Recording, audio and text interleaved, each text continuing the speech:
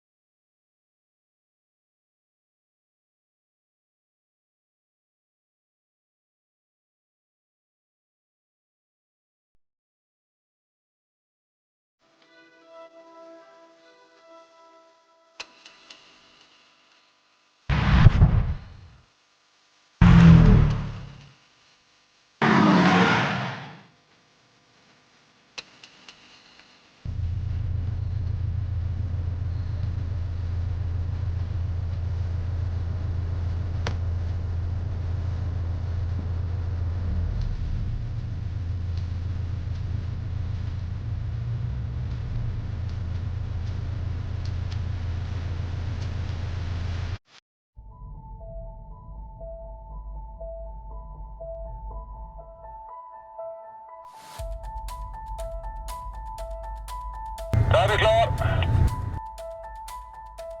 5 sekunder.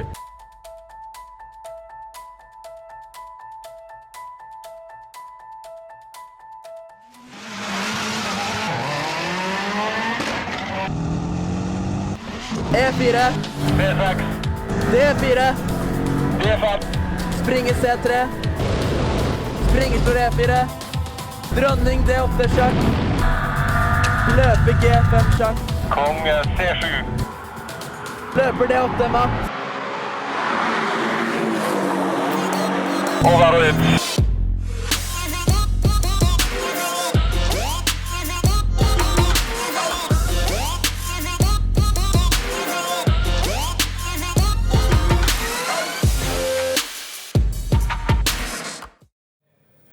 Welcome to the broadcast of the Altibox Norway Chess Super Tournament. This is the 7th time that Stavanger hosts the strongest event of the year, and we already know who is the winner.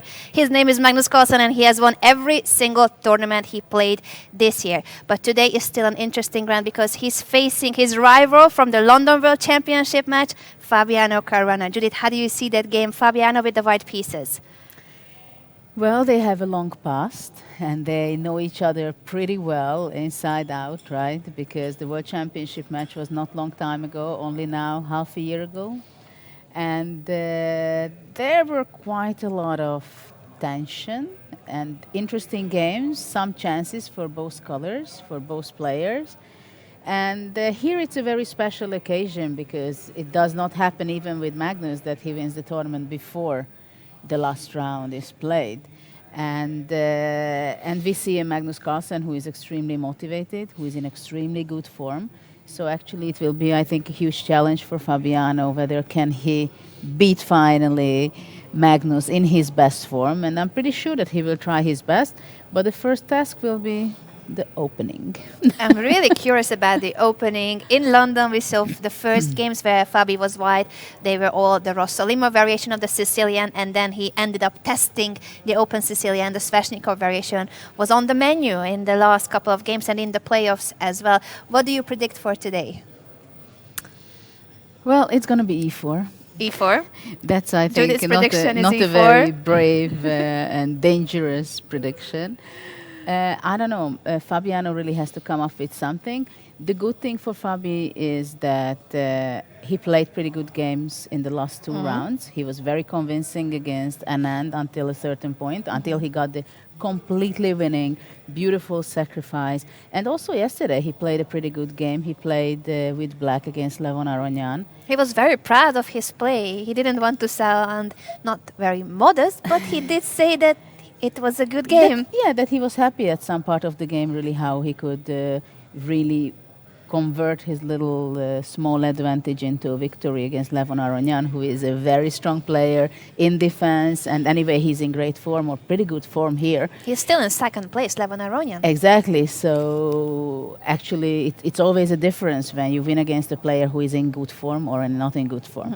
And Levon is in good form, and he played with the white pieces. He's very stable, but of course, he makes a lot of interesting ideas. He's one of the players of that. So I think with Fabiano's games in the last 2 rounds, he showed that he has like nice ideas. He can go all the way to really get the winning position. And so it's a very good moment. Maybe it's the best moment for him in the tournament to play against Magnus. And I believe it is his chance, and he will try that. Certainly it is, and if we look at the standings, it is clear who is the winner, but it's completely wide open who will be on the podium. The second and third place is up for grab. Levon Aronyan has only a half a point lead ahead of Yu Yang-gi, Wesley So, and Fabiano Caruana. And Ding Liren too is not far from this group of players with his 8 points collected. Actually, I like to highlight the fact that Ding Liren is playing really amazing chess. Yeah. I really like his game, starting from round 4, I think. I mean, every game of his, it was so interesting. His game against Magnus, he was much better with black. And his game against Mamedjarov, it was a wonderful attacking. I mean, really, there are quite a few games in this tournament where Ding was performing a real show, and I think for the chess enthusiasts, and not only for the lower players, but also for the higher competitors, I think it was real joy to watch him play with all these different, interesting, creative ideas he was doing. I fully agree, and he's also the other player, apart from Magnus Carlsen, who won 2 classical games. He would be on +2 if it was only the classical portion that counted. Here, he beat Fabiano Caruana and also Shahriar Mamedjarov in the classical game, which is a 2-point in our scoring system, but he struggled in his Armageddon matches. And yesterday too, he lost against Maxim Veshagrov because of the Armageddon. Yes, the Armageddon is, of course, a big question, and I think after this tournament still will stay a big question whether how many people are going to be the supporters of this system, what has been played and playing today in Norway chess. I think it was a very brave decision by the organizers to start working on this, that how is it possible to make chess more interesting for television and media also friendly for sure. more media friendly, and also that more action is happening. And I think from some point of view they made a fantastic job, and I think in some point of view it worked very well. Even the players who are not so successful, they are not complaining really. They are the quite players have positive been very about positive. it. But for me, actually, I have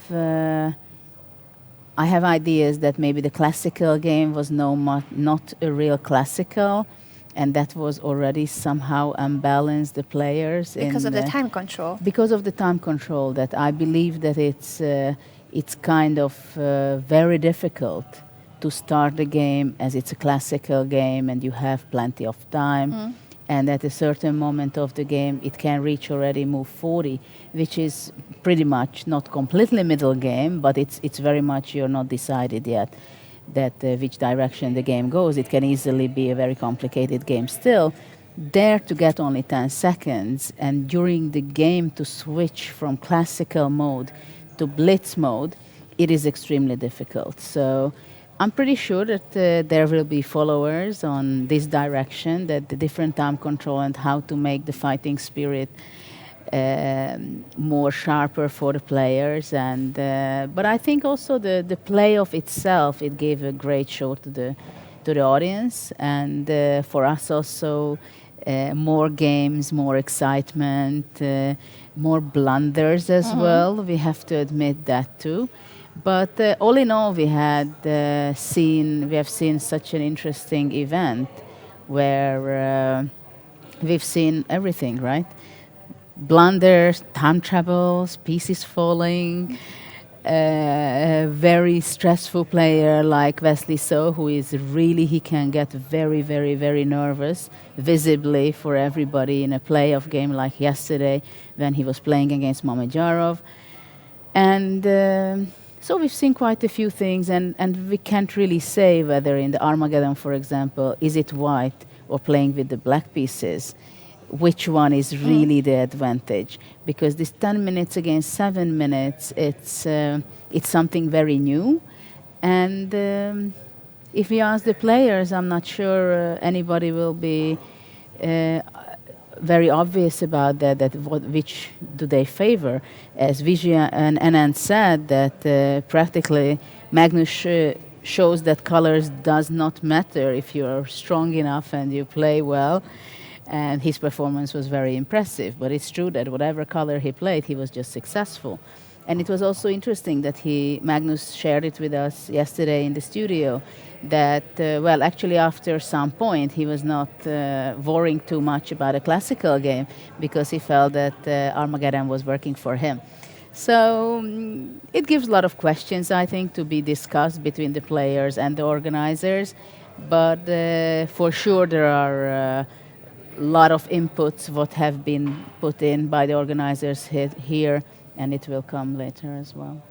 I fully agree with you that this is an open discussion here between the players, the organizers, and also our viewers. We welcome your opinions. Please make sure to use the hashtag Altibox and hashtag Norway Chess to let us know about your thoughts on this revolutionary format, the time control, the system that in case of a draw in the classical game, there's Armageddon. What shall be the scoring system for the classical and the Armageddon? Because another argument is if the classical win receives enough reward or not. Shall it be more points for the classical? So there's so many questions. It's an open debate, and the organizers are aware that this is an experimental format. They aim to do their best, but they are welcoming opinions because they know that this is something we are forming together for the benefit of chess, for the future of chess, and that it can receive more sponsorship, it can become more media friendly and more accessible for a general audience.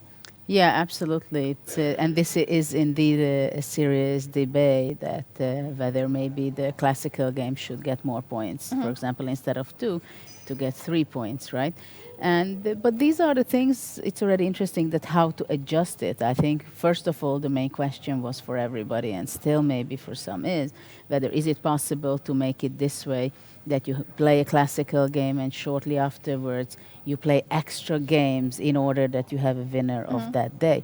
So this is also something the players has to use to the fact that you don't have draws. It's if something goes wrong, next day you have to play again with all your fighting spirit, because no matter how much you want to be solid and make a draw possibly, still there will be a winner of the day. So in each match, matchup, there will be a winner and a loser, even though for now the loser in Armageddon gets still half a point, while 1.5 point goes for the winner. Speaking of the system, once again we throw the ball back to your side. Make sure to use our social media to further discuss this topic. And now let's focus on the opening that is not an open Sicilian this time, but back to the roots, the Rossolimo, just like as in the first rounds of the London World Chess Championship match between Fabiano Caruana and Magnus Carlsen. Well, actually, I completely understand the choice of Fabiano, because in the Sveshnikov, I mean, Magnus has such a good score, as he also went in one of the day, I think, in the confessional booth, that actually he's kind of annoyed by this opening already, but it's so successful that everything works for him. So this you have to take in account, that he has such a good statistics in this opening against anybody, and in blitz and rapid and classical. But still, I think there are more chance definitely for Fabiano. And actually, Levon Aronian was playing also this system, and actually it worked very well for Levon. He got a winning position, so Magnus had a very difficult time there. So let's see what Fabi was cooking in his home preparation. Indeed, so the game that Judith was referring to was from the very beginning. We keep going back to that game when Magnus Carlsen was on the verge of losing against Levon Aronian. Aronian missed a very good chance in that game, and it was not one move. It was from the majority of the game that Levon had the advantage, a decisive advantage. And actually, it was two winning paths where it was beautiful tactics also, not just winning. It was just beautiful tactic as well. But okay, it happens that you miss those things, and I think that's why also you can see that Levon is in pretty good shape, because missing that opportunity in game 2, usually it can reflect at the end of your result in a tournament. And he's seeded right now, he's still number 2, even though he lost yesterday against Fabiano. I'm curious where they will deviate from their World Chess Championship opening battles. Caruana versus Carlsen, one more time, another Rossolimo with bishop takes c6 and d takes c6, b takes c6 is another line, but Magnus sticks to the d takes c6 capture. Yeah, I think it more suits his ideas and the way he plays chess. Like he wants to bring his pieces more into the center with his development, and well, later on usually he plays e5 and then develops with his pieces. And actually it was just played e5, if I see it correctly. e5 was just played. Magnus went back to the traditional move, that is bishop g7. Against Levon Aronian, he tried queen c7. It didn't really work out in that game, so he's back to the traditional way of handling this system. Yeah, we have castle on the board, and I think he will be playing very fast. And actually we have queen c7. It seems like this queen c7 system is getting really popular on the top level of chess. And actually we've seen a game yesterday played by Levon Aronian with a white color, with reverse color. Actually he also put his queen not on c7 but on c2 with a different setup. So you can see that somehow the queen is placed on c7 or c2 in reverse color in similar structure. So this is where the players are heading to. And, well, most likely we are going to see a game, or there is a good chance that bishop will be developed from c8 and then black can go long castle. But maybe it's only my wish that we see something like that, and then possibly on the king's side, black will be attacking. White, of course, is going to be playing his usual, typical way of reacting in this position, playing a3 and b4. But let's see if bishop e3 will be played or a3 immediately. These are the two obvious continuations for white. At least it's a deviation from the London games, where after h3, Magnus went knight f6, knight c3. That was game 1, right? Yeah, in two of their games, actually, they repeated that variation with h3, knight f6, but the one was from a different tournament. So the two actually have only played once since the World Chess Championship match. That was at the Granca Chess Classic that Magnus won. He won every single tournament he played since the World Bliss Championship. That was the first title he collected since the World Championship match. He is defending the title. And at Granca, it was a draw, Caruana with the white pieces. Sveshnikov, they went for that sharp line that they also tested in London. So now Caruana is back to the Rossolimo. It's always similar, but not exactly the same that they played earlier. Yeah, we have actually a3 on the board played. And, well, there were no surprises yet from either color, I must say. And in the meantime, there are things happening in the other games as well. So what do you think? Let's see Levon Aronian's game, which is Anand with the white pieces and Levon playing with the black. It was an Italian play, opening bishop c5, c3, knight f6, d4. This is all theory, of course, but I wonder where we had a deviation in this game so far. It is theory bishop b6, knight c3. It seems that Levon is very much in his home preparation. He just spent nearly 2 minutes until move 13. After castle, bishop e3, bishop g4. This is like putting pressure on the d4 square. later on with this pin. White played h3, bishop h5, queen c2, and black took on c3, and after b3 f6, white took on f6. I still see some games for this position. One of them, the most recent one, is from this year's Ykanze tournament, the B group between Parham Maksudlu and Maxim Chigayev. And that was Queen this f6? exact same position with queen takes f6. Okay, so this is exactly what's on the board right now between Anand and Levon Aranyan. Yeah, and another game is between Gawain Jones and Dmitry Yakovenko from the World Rapid and Bliss Championship. So what white is up to? If bishop c6, then bishop c3, bishop f3, the intermediate move, because otherwise I believe that if black is taking back with any of the option, b takes c with the pawn or the queen knight e5, and here the black bishop is standing pretty much out of the game. If it would be standing on d6, it would be quite okay. But here white would have the advantage definitely. But I think after bishop c6, bishop f3 would be the continuation. And if bishop b7, I think simply probably bishop g2. And black seems to be having a very good position. After rook g1, black will be going rook b8, but also bishop e4 is possible. So this is not an option for white to do. After queen f6, he will have to go either knight d2, I believe, or I'm not sure if knight g5 makes any sense. Both games that I have seen in the database was bishop to e2 after queen takes okay. f6. So Maksudlu and also Jones decided to defend the knight on f3, prevent bishop takes f3, doubling the pawns of white. And after bishop to e2, the most recent game went with bishop g6, queen b3, queen to d6, castle, kingside, rook a, e8, a4, a6. Well, it seems to be a very healthy position from black side, because the only problem black can have is the b6 bishop. In other hand, once white is going to play c4 probably, then black is capturing, and then the b6 bishop stands actually completely fine, and there is a lot of pressure put over the d4 pawn.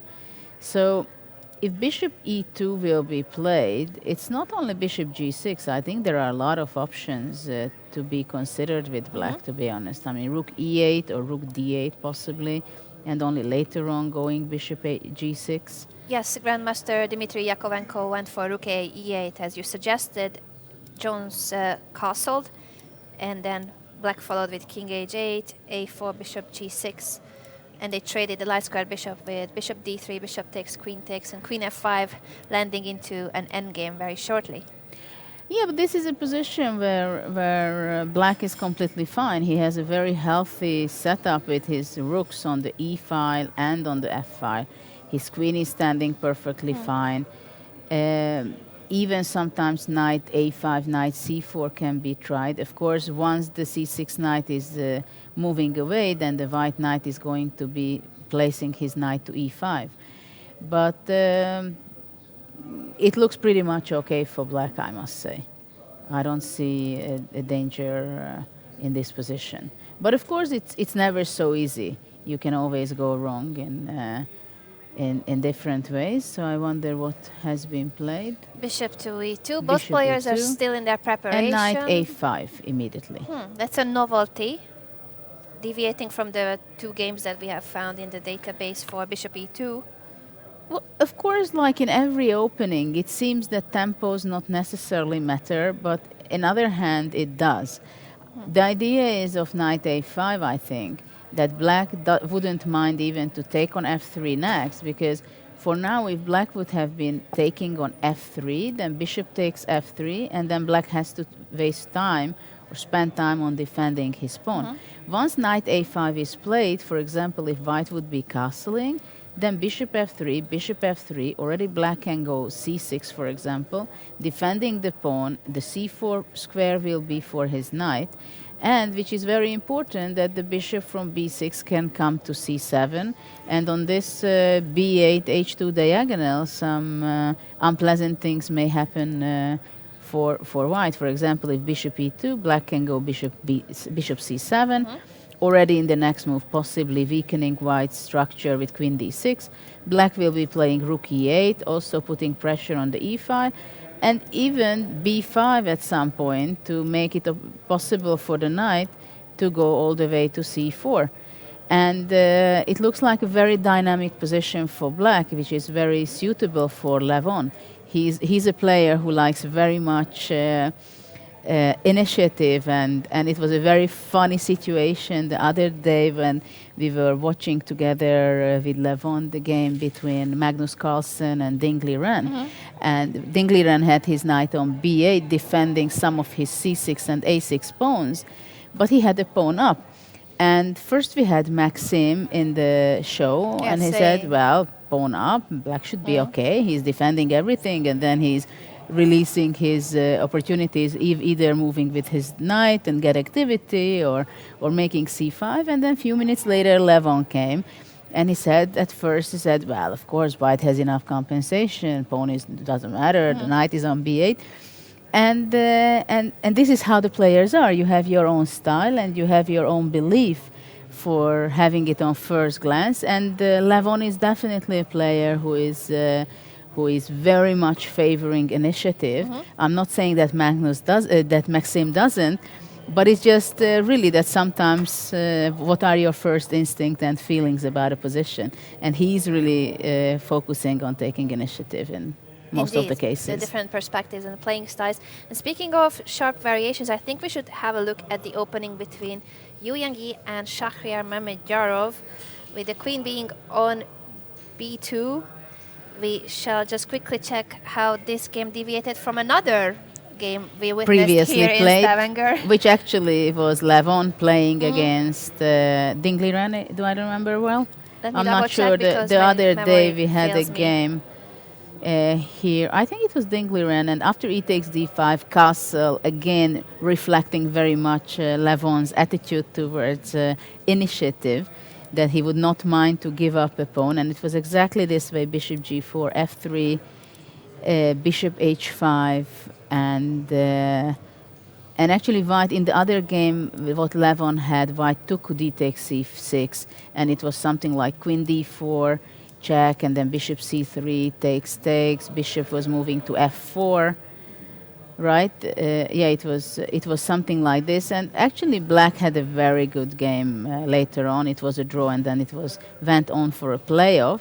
But instead of against dc6, Yu Yangyi, yes, Yu the Yangyi. other Chinese player. Okay. So they deviate from that game. Yeah, move 11 with move bishop 11. g5.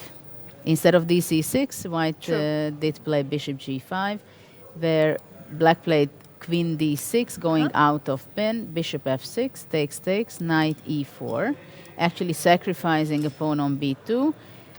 Not exactly sacrificed, because white took on c6. So the actual position, what we have on the board, white does have a pawn up, which is on c6. For the moment, it's most likely going to be captured back at some point.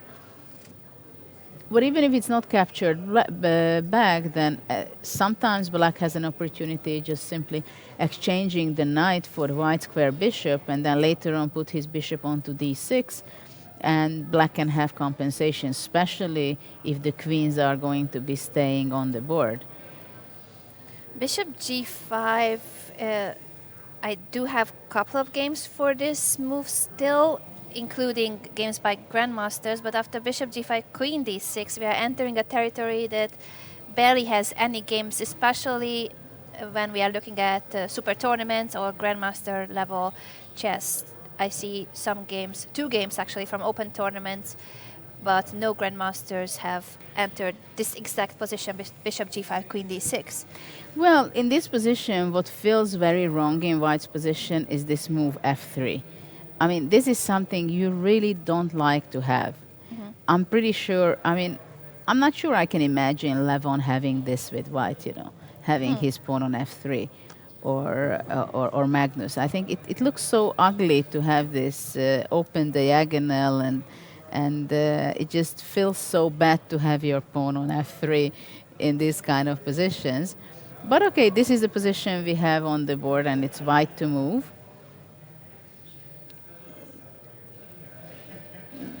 Yeah, probably white is going to be playing something like rook b1. That's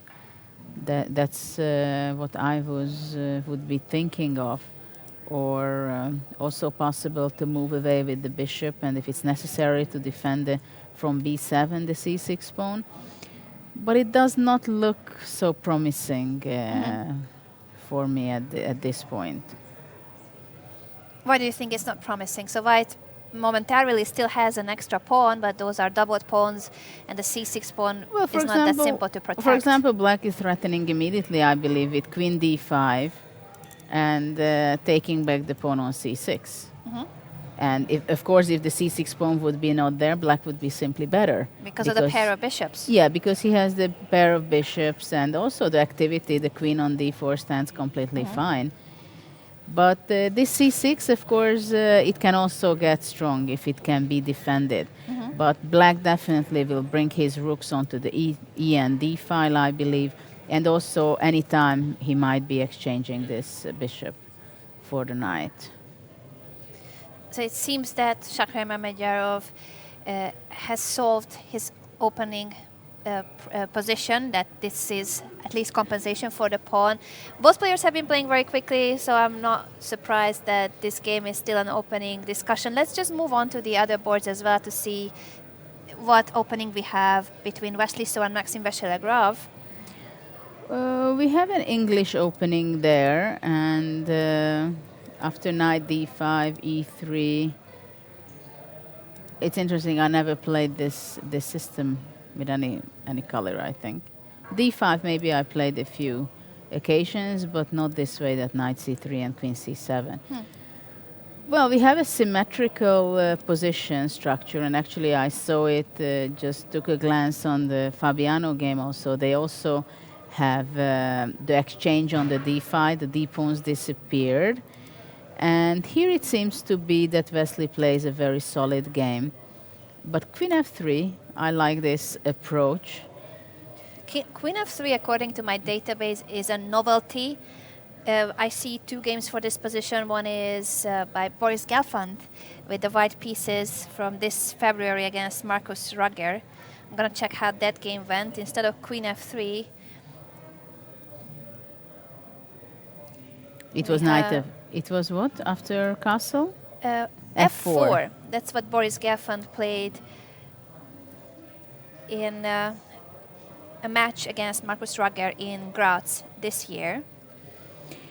Yeah, queen f3 is an interesting idea, and immediately after rook d8, it was shown by white that queen g3.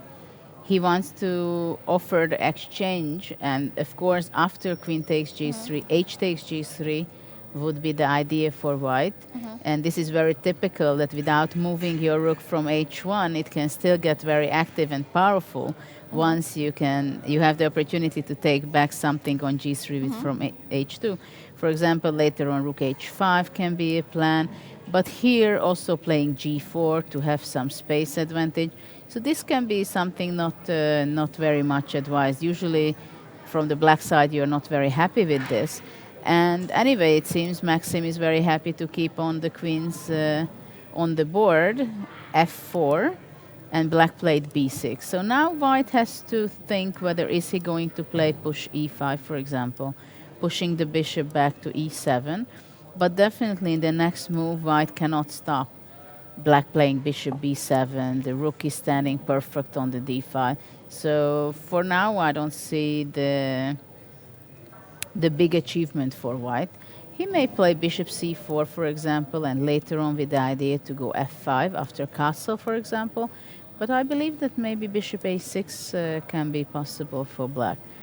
So after b6, I also wonder where white wants to castle. Most likely he will be castling something like goes bishop development, and then he's going to castle short. This is what I'm expecting, more or less, and then black will have to decide. Most likely he's going to go knight to d7. It's It's interesting that even though Queen F3 seems to be a novelty by Wesley, so it is Maxime who has been playing extremely quickly. He only spent 6 minutes to get to this position. Exactly. He does play very fast. And actually here, when you have your pawn on f4, the e4 pawn can be vulnerable. So for now, the knight is protecting the e4. This is why knight c4 is not possible. So exactly, after f4, black is playing b6 and bishop b7 in order to pinpoint the weak spot of the position right now, that because of the e4 pawn, it will be not so easy to decide for white how to continue. I'm curious how similar it can be to the Gelfand game, since f4 has been pushed but not in the same moment. Just want to go through those few moves from the moment when, after castle kingside for black, Boris Gelfand played f4 against Markus Röger, rook d8 continued, and then bishop e2, b6, castle, bishop a6, bishop takes, knight takes, queen e2. It's not that similar. The structure is the same, but the queen, queen b7 and f5. E takes f5, rook takes f5, rook d6, rook a f1, rook f8, queen f3. All the heavy pieces on the f file. Some pressure on the king I'm not side. sure black played the best way, because you're not very happy all the time with the knight on a6, unless it has the time to go knight c7 and knight e6. So actually, I think we have some moves, or no, we don't. We don't. Okay, Wesley's so still thinking. for now, it will be a big question how white wants to develop. For example, I'm wondering if bishop d3 is possible, because for the moment it's unprotected, but maybe it's not so important. Because if black, let's say, develops bishop d7, I would really consider playing it with long castle. And then later on, let's say, if black is going knight d7, push e5, and then either knight e4, or playing rook e1, and then somehow f5. But okay, that's I usually don't mind to castle long if I have the opportunity, or if I had the opportunity, moreover. We hope it's present tense. So many of the viewers are requesting you to come back to competing. And also the players said that, what is Judith doing here in the studio? She should be competing. Obviously, the knowledge, the expertise, and the amazing tactical skills, they are all there still. And we wish that Judith Polgar would come back to competing. But for now, we do enjoy your commentary, Judith. Well, it's not a puzzle competition when you are in the ring with the guys. So it's... Let's check also the opening between Ding Liren and Alexander Grischuk before we go back to the main court, Caruana versus Carlsen. Yeah, it was a Slav as far as I see. Well, Slav, actually it started, well, with the c6, it's kind of a Grunfeld, right? So knight d2, bishop g7, b3, castle, bishop b2, double fianchetto with white, bishop f5. Knight f3, a5. As we see in this tournament, it is getting, well, of course, in this opening, it is very popular to play a5 and possibly a4, but not only with the idea to play a4. Generally, it's somehow gaining space, and keep it in mind, a4, if it's not necessarily immediately happening. But also in many of the games, we've witnessed h4 moves with h5. So these pawn pushes are simply much more fashionable nowadays in elite chess, I believe. So after castle, actually, Grischuk is a very energetic player, even though he does not enough energy in this tournament, but still some part of the game he is going forward. So he went a4, b takes a4, queen a5, and white has been playing queen b3. There's still a couple of games for this position. There's one that was played over 2 decades ago between István Chom from the golden team of Hungary from the Buenos Aires Chess Olympiad, and his opponent was none other than David Bronstein. And another more recent game is between Mohamed Al-Sayed and Chanda Sandipan, 2 grandmasters, played in 2015. And what is black's reaction? Can black go knight bd7, giving up the pawn on b7? No, actually white cannot take on b7. So knight Knight BD7 BD7 was the seems to reaction be- of Sandipan Chanda.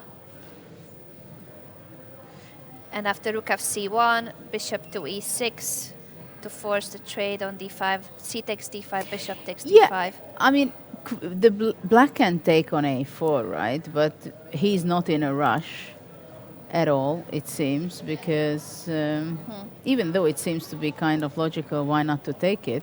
White can play knight e5 on this move. But yeah, it's not necessary that that black is taking on a4 immediately. So after bishop e6, black wants to capture on c4 first, I believe.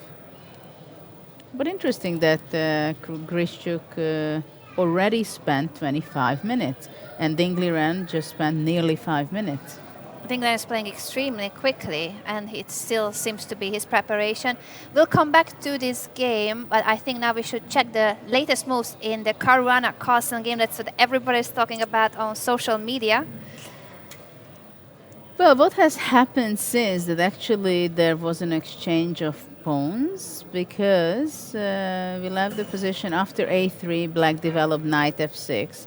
And after bishop e3, it is an opportunity for black to play c4, because if white is taking on c4, then the e4 pawn is going to be taken. So white played knight c3, c takes d3, queen d3, and black castle. Well, if black has the time to develop with his bishop and then his rook, sometimes knight h5 to f4, then black is just having quite a good position. The question is whether can white make something out of the d6 weakness in black's position. White played rook fd1, so black is, for now, he is not able to go to d8 with his rook. Black played rook e8, and Fabi played bishop c5, with the idea, of course, to play bishop d6 and already attacking the e5 pawn. In terms of the opening battle here between the world number 2 and world number 1, A3 seems to be Fabiano's almost novelty. There's one game that I can see in the database for A3, but that was played by a 2300 with the white pieces against a 2200 in 2002. I don't think that's a game that Magnus Carlsen and Fabiano in general would be aware of. So it seems that Caruana prepared A3 especially for today's game, or he may have analyzed it previously to this tournament, but he wanted to play it against Magnus. And that's why he's still playing relatively quickly, even though usually allowing c4 and the capture on d3 is what black wants to get rid of the doubled pawns. Well, now the question is whether really black will be in time or no. For example, let's say black wants to go knight h5, really to reach out to f4, but white is playing bishop d6.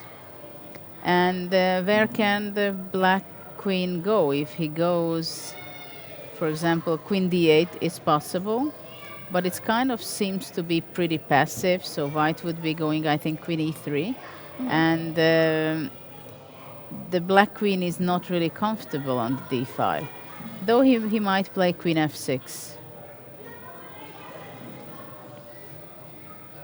So this is the big question, whether how can black develop and not to give the d6 square in a way that it would be painful.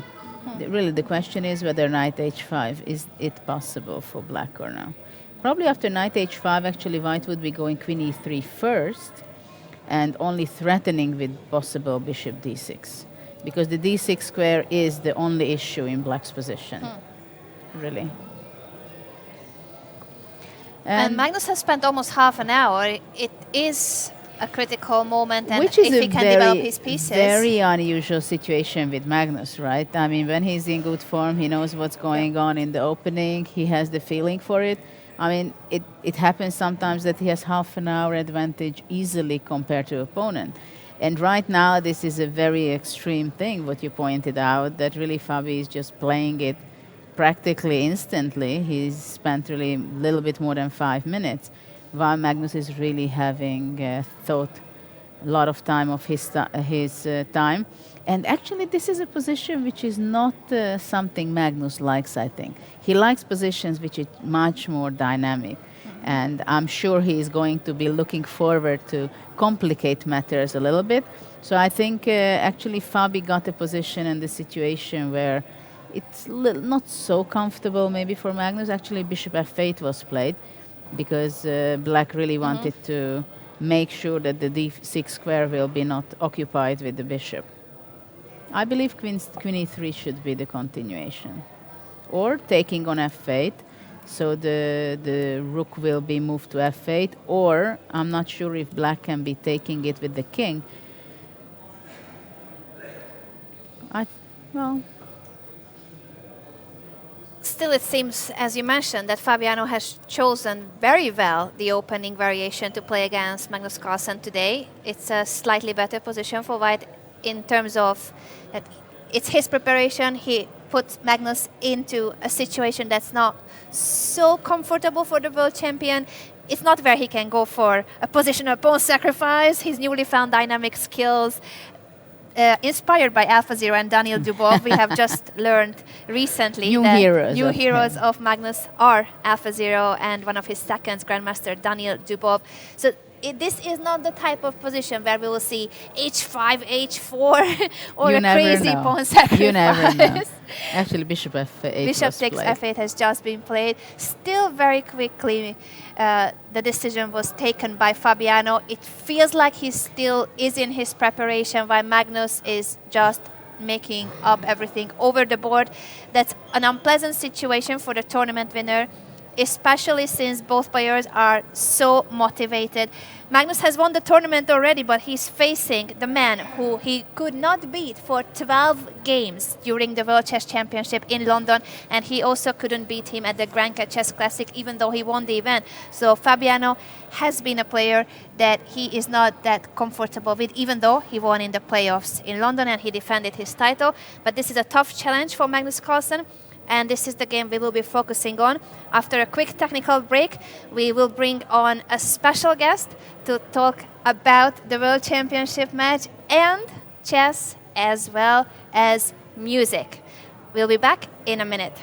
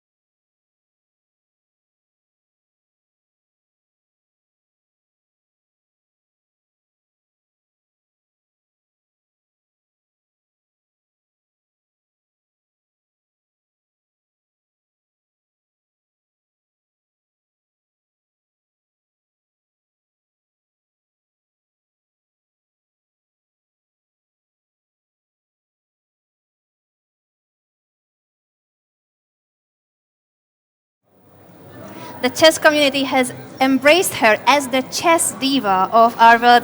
Her songs O Capablanca and Isolated Pawn have been trending in the chess community, and she is about to release her third chess song. Welcome to the studio, Huga. Thank you so much, Anna and Judith. I'm so glad to be here. It's an honor to be here again at Altivox, at Norway.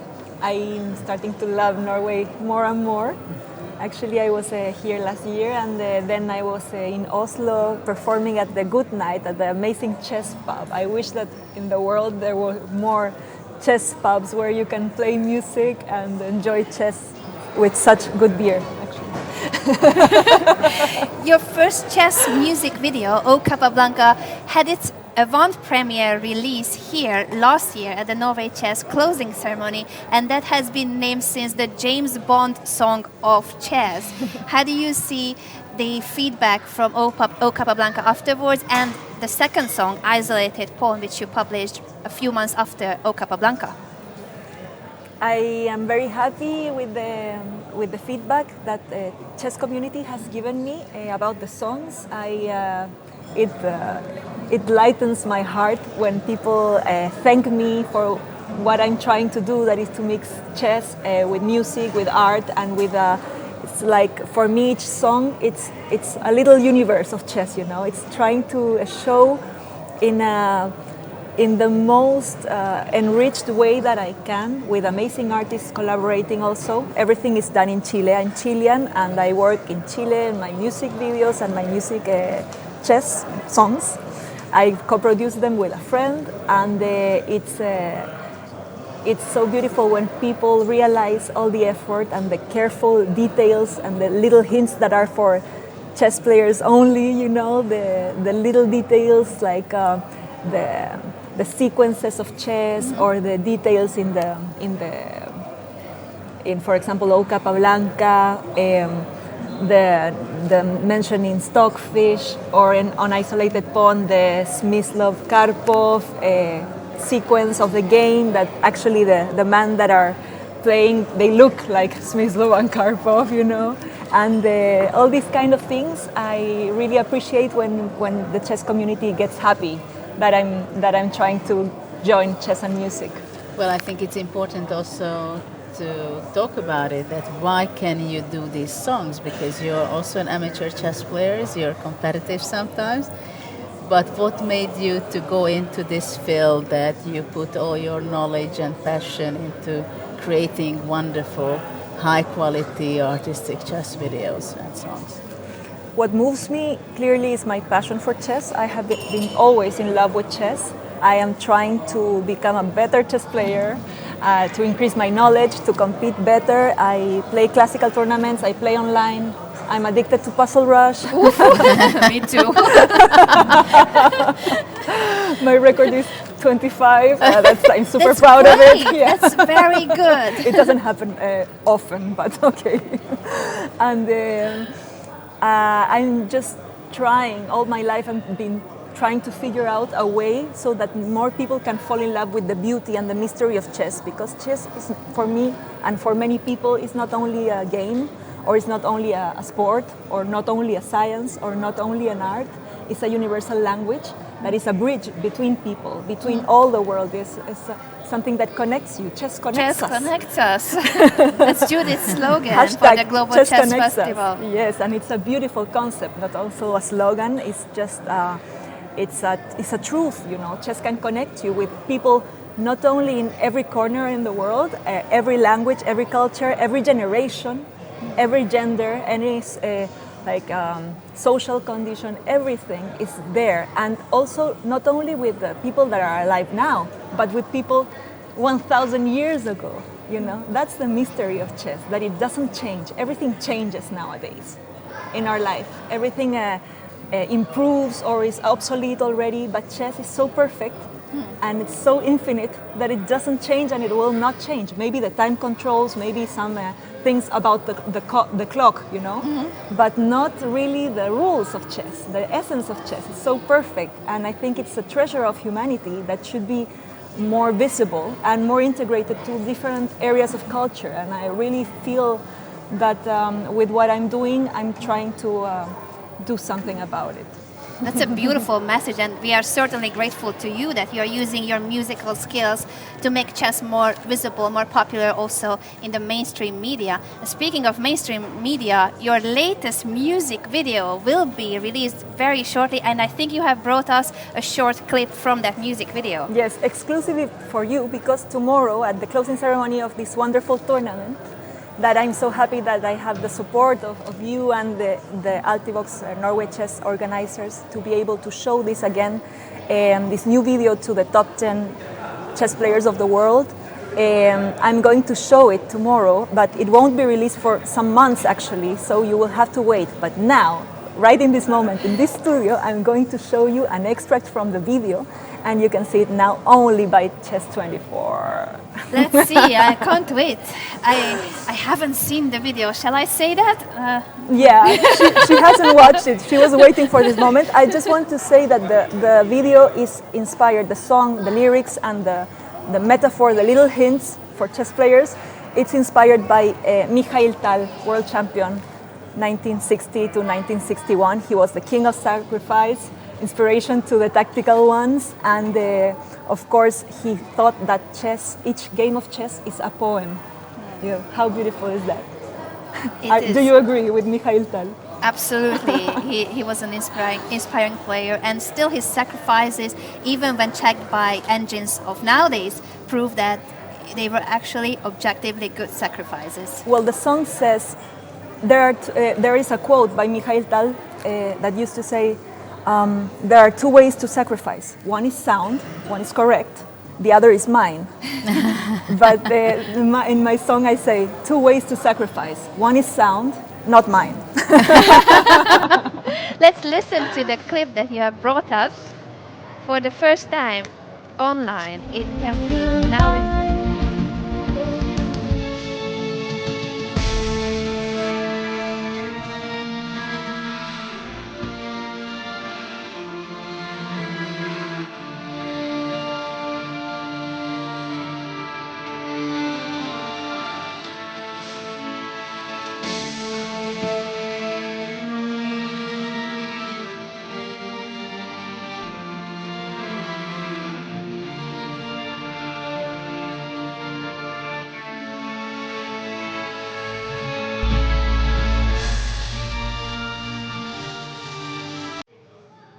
Wow.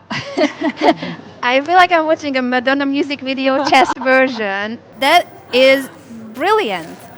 Can you tell us about some of the insights on the music video? And as you said, it's going to be released in a few months, September approximately? Yes, in September it will be released on my YouTube channel. Subscribe from now, because I will be sharing to you other chess songs that I have. In the meantime, an acoustic version of this one that's called Tactical, and also another song that is called Watch Your Back Rank. And it talks about open files and fortresses and stuff in a kind of double sense way. And this song, what I was going to tell you about this song is that I'm very proud of this production. You know, my previous videos are animated. This video is different for me to be singing it to you. And it talks about mainly, well, tactics, the tactical state that you have to believe. It says a dream or a lie, because when you have a tactical vision of a tactical, combination, you have to believe in yourself, and you have to believe in your vision that it's a reality. And it's not a lie. It's not that you're fooling yourself. But when you are in a skeptical state of yourself and you're doubting yourself all the time, you cannot become tactical. So it's an inner struggle, and the video represents an inner struggle. And also when you have to survive yourself. A dream or a lie, that could be a theme for today's game between Fabiano Caruana and Magnus Carlsen. Dream or a lie. Last year's winner facing this year's winner. How do you see the tournament? This will be our final question in terms of the revolutionary format. And who are you rooting for, if you can share that with us? I think that it's amazing that a tournament with this category and this level of organization dares to do something different. to challenge themselves and also the chess players to do something that gets them out of their comfort zone. And Armageddon is always exciting, of course. It brings more people to a chess community because it's exciting to watch. It's faster, it's more adrenaline. And who am I rooting for? Oh, Ding Liren. Ding Liren. Interesting pick. I was expecting either Fabiano or Magnus. Probably the two most popular choices, and you go for Ding Liren. Okay, but Magnus won the tournament already. Well, in that one game. You mean? No, I meant the tournament. So you just surprised me with the answer. See, Magnus already won, no? Yeah. Yeah, he won the tournament, but in the game between Caruana and Carlsen. You mean in that matter? In the tournament, you root for Ding Liren, which is great because he has played really inspiring chess in the classical portion. He didn't adjust I like that his quickly style to very the much. I Armageddon. think he's an amazing chess player. Maybe the Armageddon is not the best in this moment, but okay, I think this is a fantastic tournament. Which am I rooting for in this game? I think it would be beautiful that Magnus wins all the tournament because since Fabiano won it last year, it would be kind of awkward sensation if Fabiano wins the last round, even though that Magnus already won the tournament. In that sense, I would like Magnus to win. I'm rooting for him. That's an interesting point. And also, thanks for rooting for Ding Liren. We're going to catch up with those games after a short technical break one more time. If you want to know more about Huga's music and the release of her third chess song, Tactical, make sure to follow her social media. You can find her on Instagram, Twitter, Facebook, and YouTube under the name Huga. That's Juga. And we'll be back in a minute. Thank you so much. Thank you. Gracias.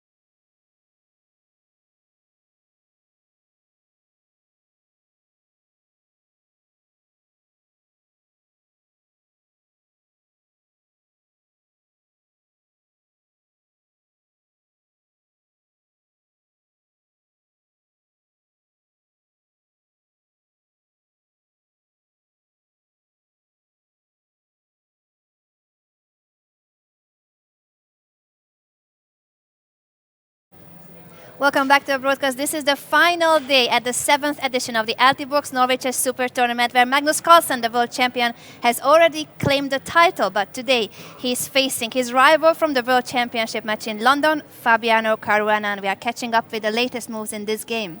Absolutely, where we've seen last time when White took on f8, and actually Black took King f8 because Rook f8 would be not a good choice, because after Queen d6 from White's side and takes capturing, Black would have to go to d7 because it's hanging the knight and the e5 pawn, and after knight d7 White would be going Rook d1, so it would be White's advantage because White is threatening to capture on d7 and Rook d8 is not possible because of the pin. So Magnus thought for just a short while and he took back with the king because he needs his rook on the e file to protect the e5 pawn. And now White continued Rook d2, where his plan is to double his rooks, still playing pretty fast. But after Bishop e6, for some reason, White is in thinking right now. So the question is whether after rook d1, can black go rook d8? What would be this actually? If let's say white would be giving his queen for 2 rooks. I think it's a good question that really who is better here, because the position is pretty closed. So white would have to come back to d2. But I have the feeling that maybe black would just go knight h5, coming to f4. So I'm not sure. Well, here actually there is a knight d5 option for white. And after takes, not only the bishop is hanging, but also the fork d6 is potentially a threat. So maybe knight h5 is not necessarily an option for black. And actually it goes the same idea for white. If black goes knight d7, also knight d5 is possible. Same tactical motive. And Fabiano indeed has played rook a d1, so the option is there for Magnus to go rook d8 and give up. White would give up his queen for 2 rooks. Well, of course, it's not a must, but for now, Magnus will have to decide whether is this something to consider seriously with the black pieces, or and then it's white's choice. But actually, I don't think it gives too much for white, to be honest, because really white is coming back, and maybe black would just go b5, a5, and optionally to play b4. It looks a pretty solid position from black side as well. But I'm very curious what will be the next move and choice for of Magnus. Because now also, I mean, black can go also king g7 or something, but then white will be playing queen d6. And after queen d6, rook d6, it's not so easy to defend the e5 pawn at this stage of the game. So, of course, the king should be on e7. Like if after rook d1, black would be going king e7, but still it looks like a little shaky while there are the queens on. Of course, queen d6 would not be enough at all, because now black would just go knight d7, protecting the e5. Later on he would be playing f6, I believe. Though after knight d7, knight g5 can be an unpleasant move. But I believe that even this is not actually anything for white. After rook d8, white if takes, then black is ready to go knight f6 or knight c5, even knight b6, exchanging the rooks, and there is not much that white can be playing for. So, but king e7 looks like being too smart. So I believe after that queen e3 would be unpleasant, threatening immediately queen c5. And if let's say b6, then queen g5, and again the e5 pawn is vulnerable. So actually, most likely rook a d8 will be considered in this position. It's already a 25-minute time advantage for the world champion challenger. It has clearly been a good choice of opening variation for today's game, and Magnus doesn't seem to be very pleased with the situation. What do you think to check the other game between the number 2 in the tournament? Yeah, between Anand, whose actually performance is not so good as he would wanted it to be, but actually his Armageddon games were quite okay. He came back, but he had some difficult games, especially against Caruana, Fabiano in round 7. So what has happened there, we were discussing that after castle, bishop f3 is possible, and after bishop c3, c6, and black would very much like to have his knight on c4, which actually happened because after rook a e1, black could play knight c4, bishop c1, because white does not want to exchange yet, definitely, and he wants to keep his pair of bishops, because that's practically the only chance and only extra what he has or he can have to gain advantage. Rook e8, of course, it's a very natural move to not to give away your e-file. And the interesting move has been played, bishop e2. And white does not want to exchange any of his rooks.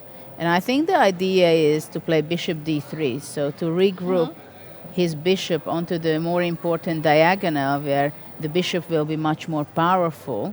And actually the c1 bishop also has a great power from its initial position on c1, but what is very important that the rook had the time to come to e1, and then the bishop went back to c1. So black played rook e6 in this position.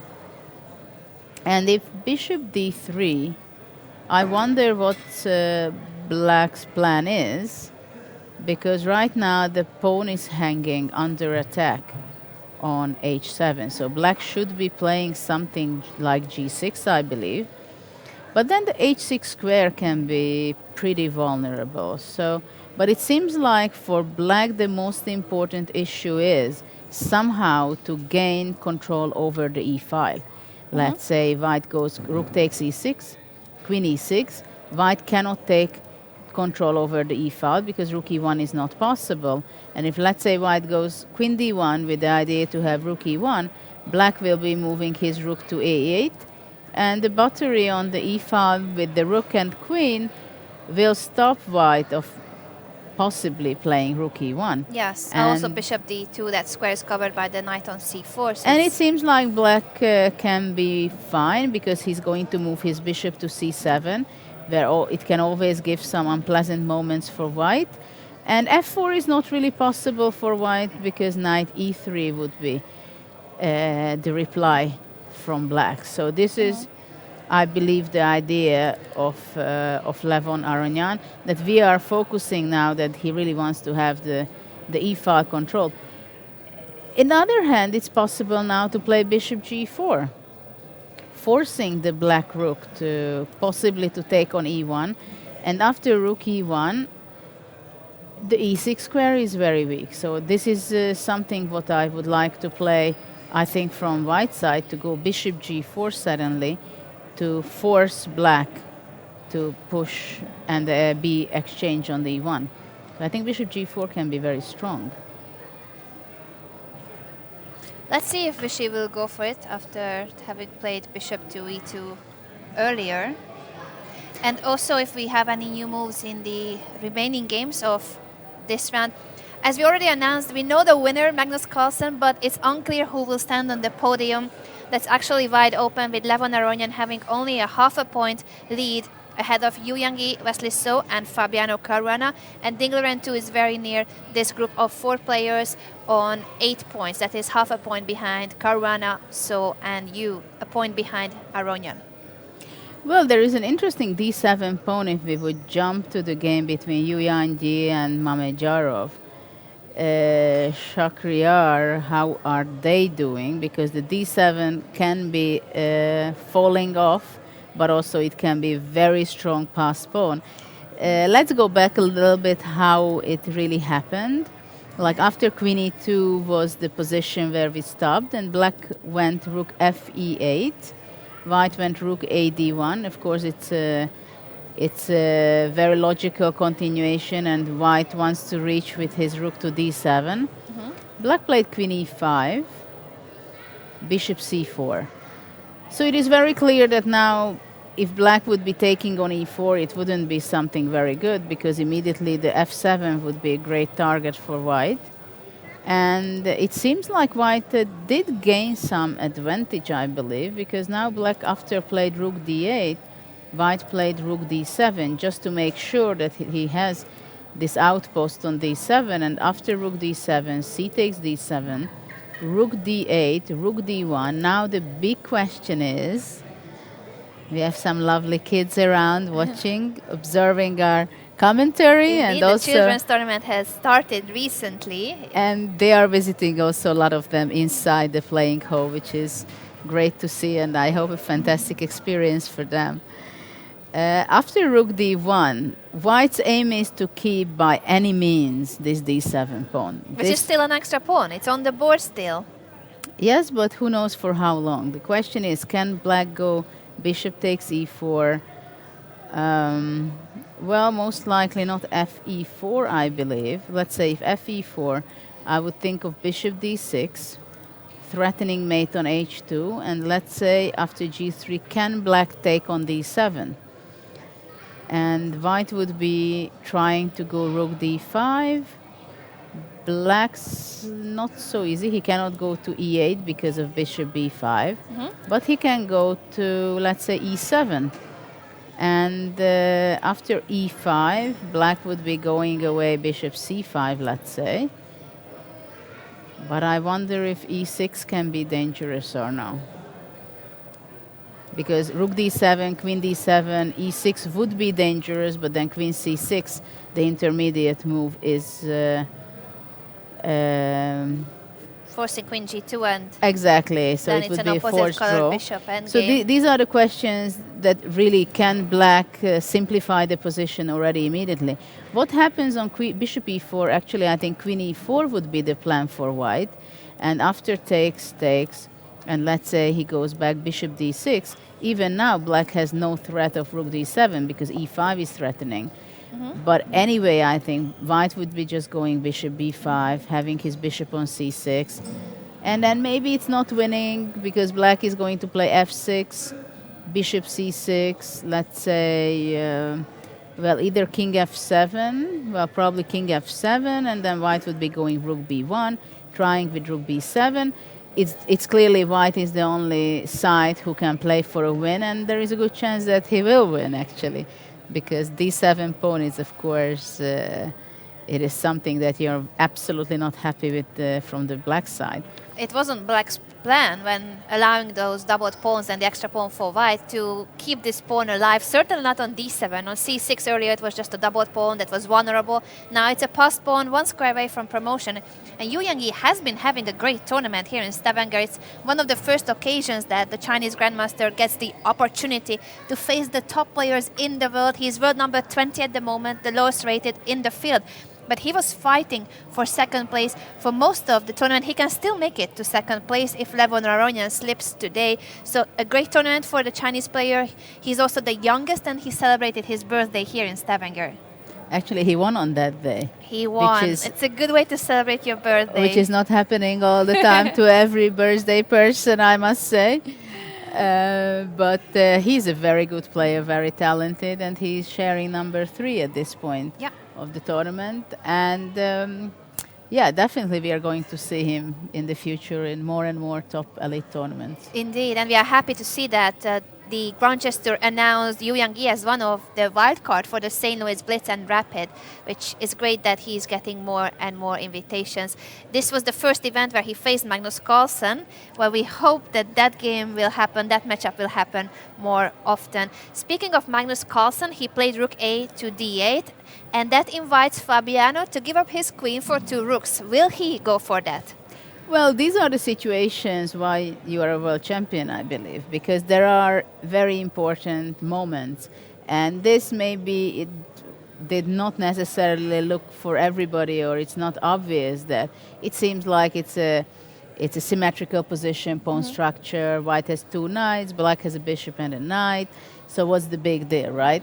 But if you're not paying attention and in critical situations like this one, you're not making the best move, you may end up just suffering for the next 60 moves, and you have no chance really to play for a win. You're just waiting whether is Fabi going to be pressing me and give me a hard time and I'm going to lose, or actually I'm playing healthy and I play something special.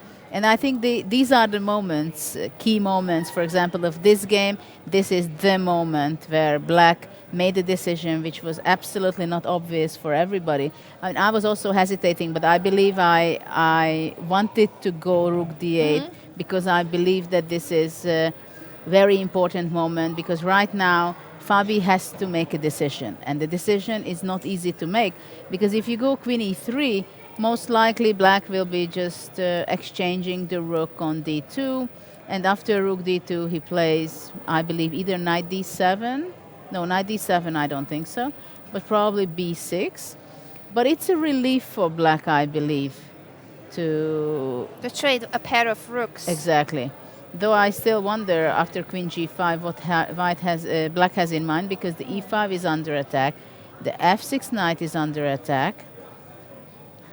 And if knight d7, then I believe white can go queen h6, king g8, and knight Judith g5. is looking for a mate. This is the moment. But I think it's probably there is nothing, because actually black will go F8. knight f8. He's planned to go f6. And if there is nothing on the king side, the h6 queen is cannot be too proud of itself being there, because it's not going to give any hard time for black.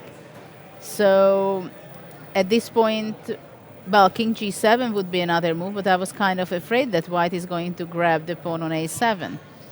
So, and of course the obvious question which has to be evaluated after rook a d8, that really what can it give to white, or can it give anything if you give up your queen for the two rooks, and after king e7 you go back. But I don't know. I think I would go queen e3. I wouldn't give up the queen for two rooks, because the two rooks are not that active here, with black controlling the d7 square, the d8, the d6, d5, d4 squares. Basically most of the squares you would aim for on the open d5. So it's great to have doubled rooks on an open file, but there's no entry square for the rooks. Yeah, so black gets a relief, and of course rook a d8 is the moment of this game, I think, until now. We shall see if Fabiano will go for the capture on d8 or simply remove his queen from the attack and allow the trade on d2. In any case, as you said, Magnus Carlsen went for a difficult decision, but that's why he is the world champion. He doesn't mind entering a complex position where it would be material imbalance on the board. Absolutely. But what do you think about checking what's going on? In Levon Aronian's game, actually, Anand is still hesitating how to react on rook e6, and black is in time advantage for the moment. Then we have Wesley So and Vasily Graf game, which we haven't seen for quite some while. And what has happened is that the e4 and e6 pawn got to be exchanged as just a few moves ago, after the white square bishops got exchanged before, which I think it's pretty good for black. And white played f5. To be honest, I'm not sure which color I would be playing with. Black took e takes f5, takes, and rook e8.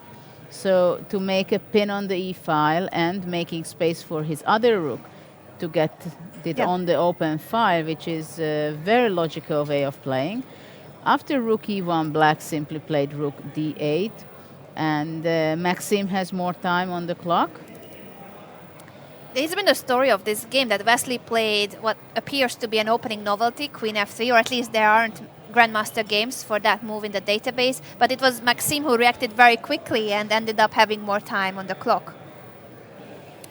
Yeah, I mean, this position, white's problem is that even if he's going to push f6 at some point, black can just simply push g6, and his bishop is defending everything. Actually, it might even show up on h6 with some unexpected surprises for white.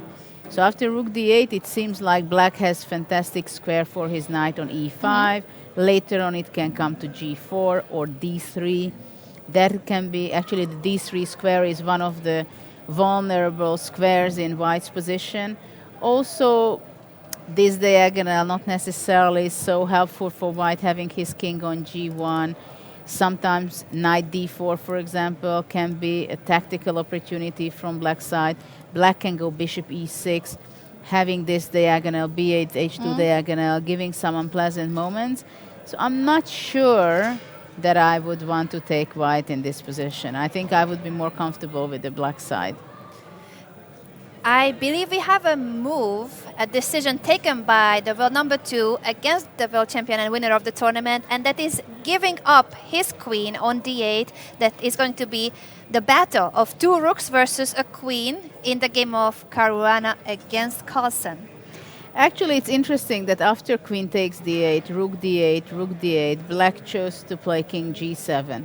And I think the reason is because of the things we were considering before, that after king e7, when the rook moves back to d3 or d2, the black knight cannot move itself to d7 nor to h5 because of the tactical problem of knight d5, takes, and this exchange would lead to a little better position probably for white, but actually I'm not even sure of this. Black plays f6, the c2 is hanging, and actually knight f4 is threatening.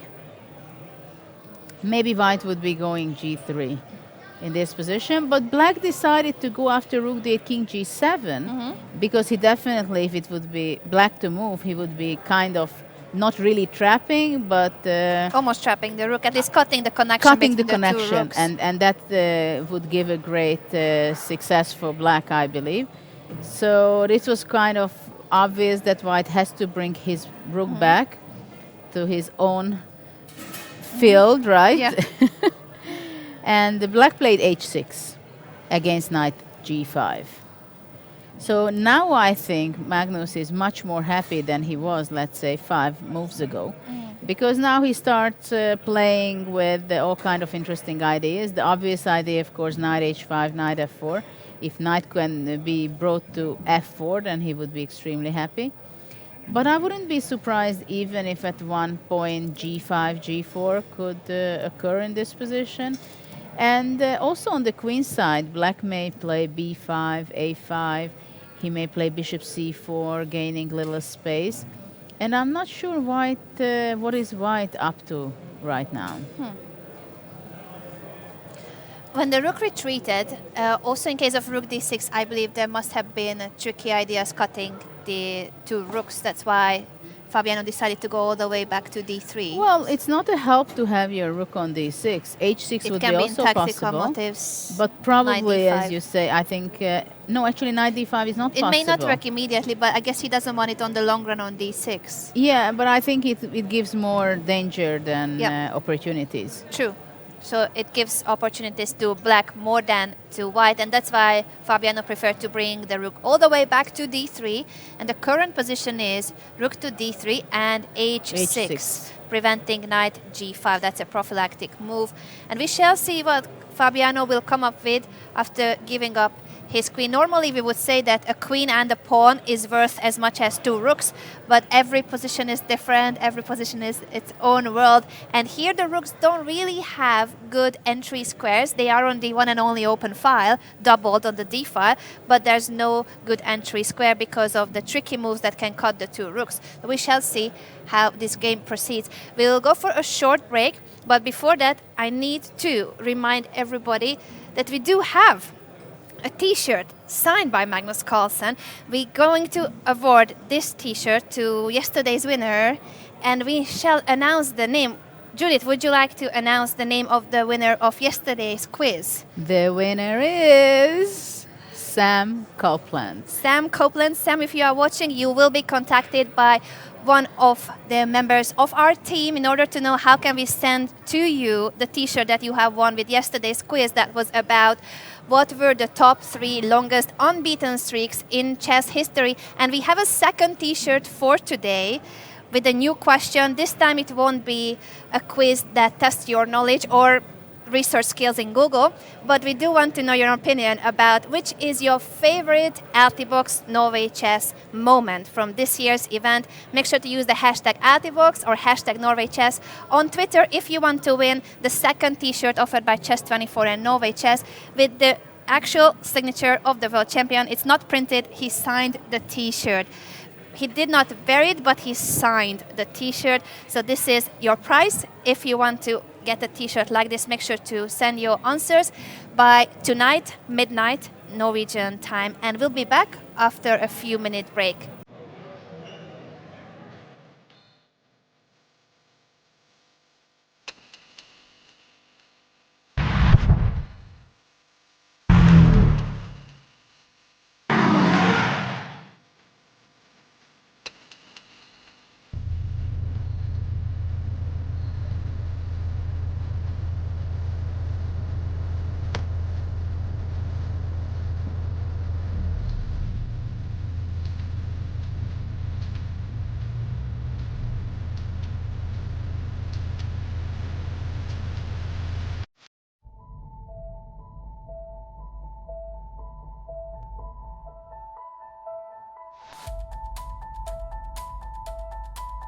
Da er vi klar.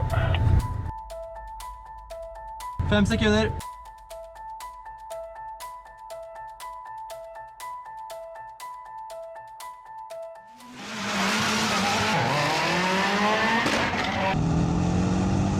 E4.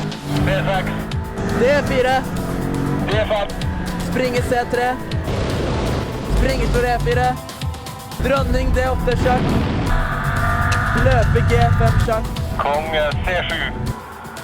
Løper D8 matt. Over og ut.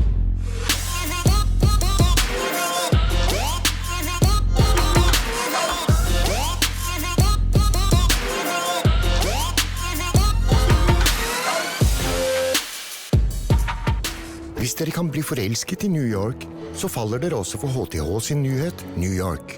Med de svarte metallrammene og det industrielle utseendet. Da er det bra at vi har ham her. Han hjelper dere. Og hvis dere ikke vil montere det selv, så har vi også ham her. Og før dere vet ordet av det, har dere et nytt kjøkken. I kult design og med smarte detaljer. Smart, ikke sant? Det er kjøkkenkjærlighet som holder.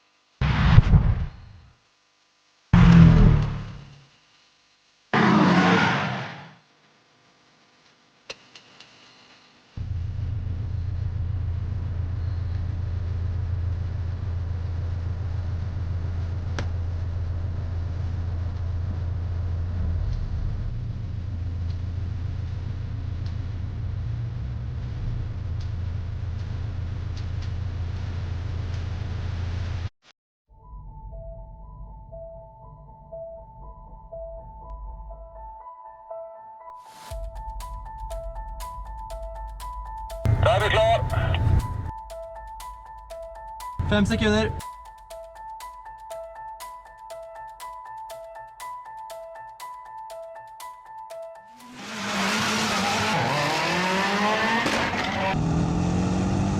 E4, D6, D4, D5, springer C3, springer slår E4, dronning D8 sjakk, løper G5 sjakk, konge C7, løper D8 matt, over og ut.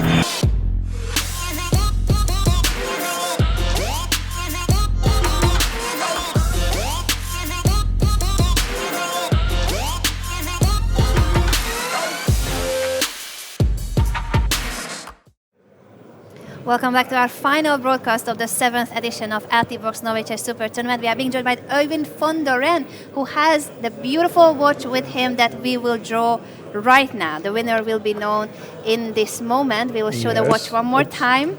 So this is the prize for the competition. We've had a lot of entries from all over the world. I'm very happy for that.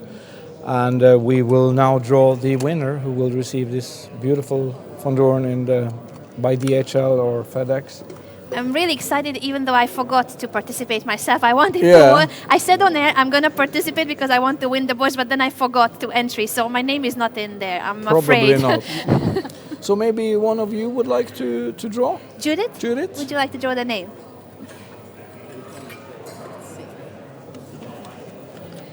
And the winner is... And the winner is Subhashish Nandi from Delhi in India. Congratulations, Subhashish Nandi. Congratulations to you for winning this beautiful watch.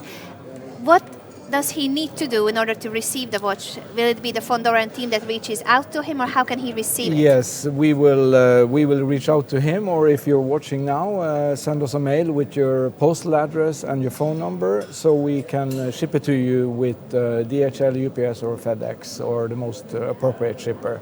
So congratulations again. And if you don't see this right now and contact us, we will contact you. That's brilliant. I hope that next year I will win the watch, because now I'm a little bit jealous. But before we let you go, can we have your opinion on today's rounds, and especially the main court that is Caruana versus Carlsen? How do you see this middle game position? Well, it's very exciting, and I'm so, thrilled and happy that Magnus won yesterday the full 2 points. This looks like a dogfight. I think both players are really, really interested in winning this, and to me, I'm not as experienced players as you guys, but it looks rather balanced, and I don't think maybe this will go to Armageddon. I think because I'm sure that none of the players really want to lose this one, so it will be extremely exciting. I think you may be right in your prediction that it could lead to an Armageddon. The two did not manage to get the better of the other during 12 games of the World Championship match, and they also drew this year at the Grand Cat Chess Classic. So they have drawn every single classical game they played in the last couple of months. In case of an Armageddon, who do you think will do well? Is it White, Fabiano, or Magnus? I really think if it goes to Armageddon, my money would go on Magnus, because he is, in my humble opinion, a better blitz player, I think. But who knows? Anything can happen, and that's what makes this so extremely interesting and exciting. So we'll see in a few hours, I guess. Thank you so much for joining us. We will reach out to Mr. Subhashish Nandi from Delhi, India, the winner of the watch. And if you haven't seen it, this year's Norway Chess features a limited edition watch in 3 different types that can be ordered on the von Doren website. One of them is the blue one. I really like that blue color. It's beautiful. It's a rated Tartakova game from 1910, a mate in 11 moves, and instead of the numbers, you can see the chess moves around the watch. It's a very special watch with the Norway Chess logo on it. Thank you so much for joining us. Thank you for having von me. Doren. Thank you. We will continue with today's games after the drawing of the winner, and see if Mr. von Doren was correct with his prediction that it may be a draw and an Armageddon. We will see. Thank you. Thank you.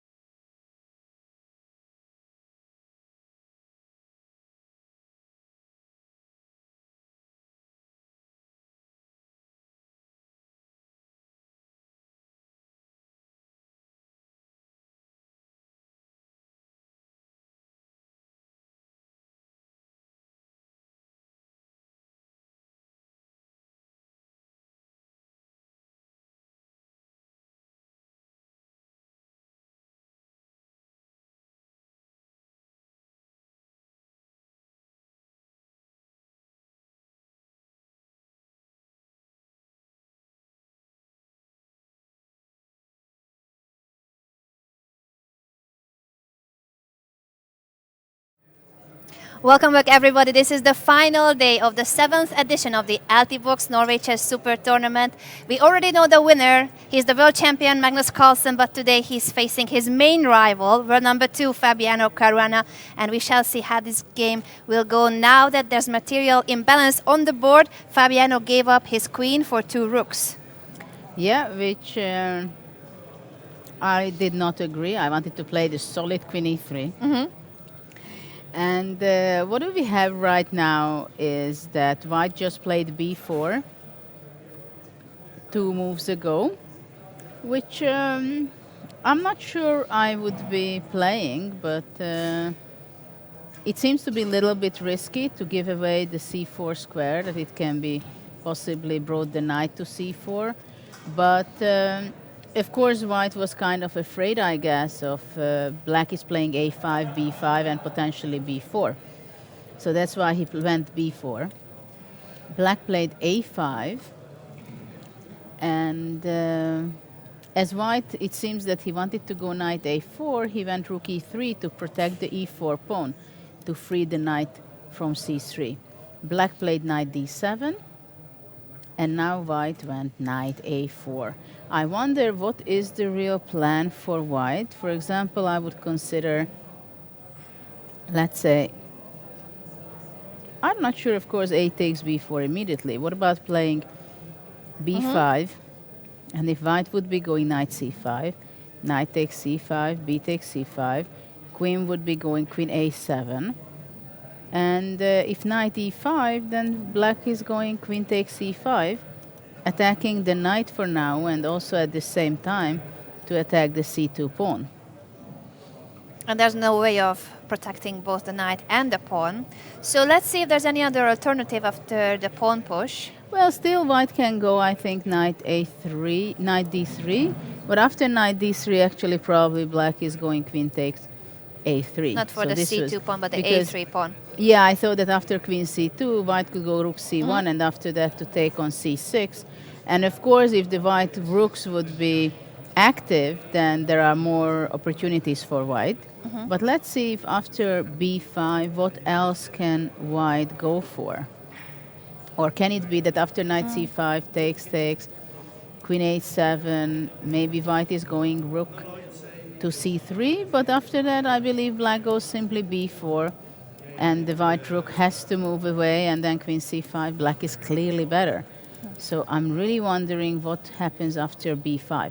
Probably white wants to go knight b2 actually, going all the way to d3, attacking or putting pressure over the e5 pawn. But I don't like this b2 knight, you know. Yeah, it's going to take a couple of tempi to activate that knight from b2.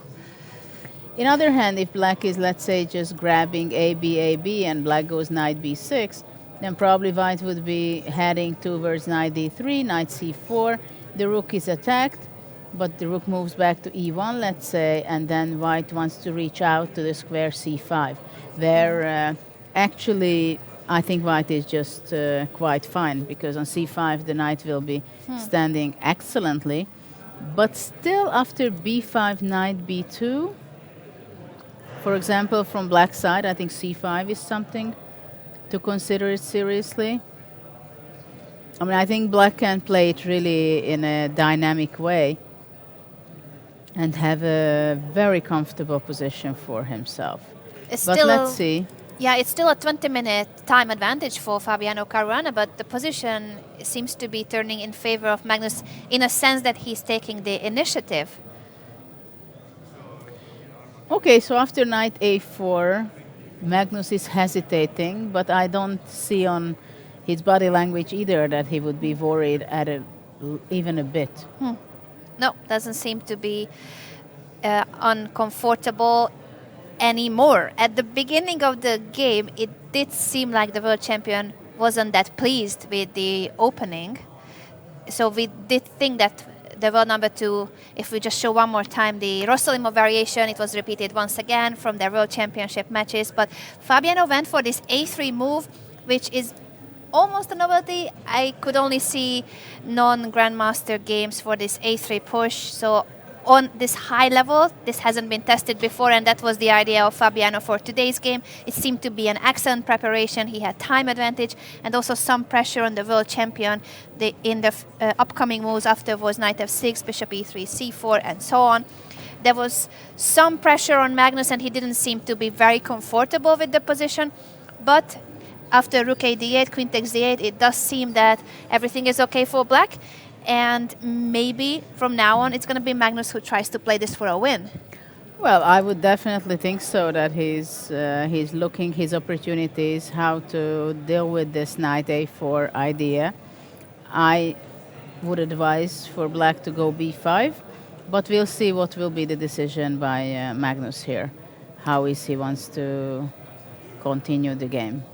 Certainly a very interesting position, but we shall also keep an eye on the other exciting position we earlier witnessed, where white has a pawn up. That's Yu Yang-yi against Shahriar Mamedyarov.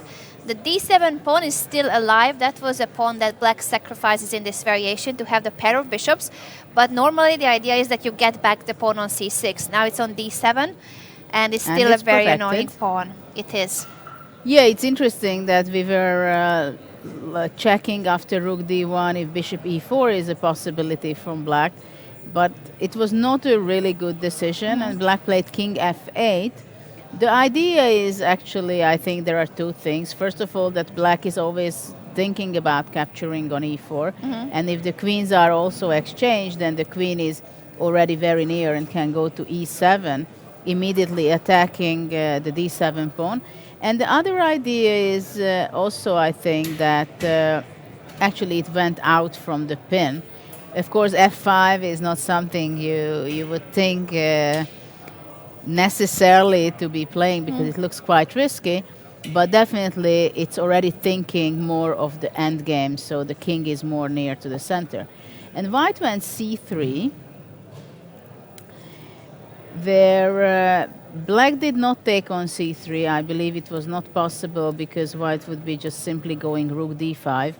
The queen has to move, and then knight would take the bishop on c3. So after rook d5, black would lose material. So after c3, black went bishop a3. I have a pretty bad feeling for black here, because it is very, very scary, I believe. But let's see if black will have one more move to be able to capture on e4 and simplify the position the way that he may enter into a draw. Rook d5 is something to consider immediately from white side. Also a question, what about queen f2? Trying to target the a7 pawn.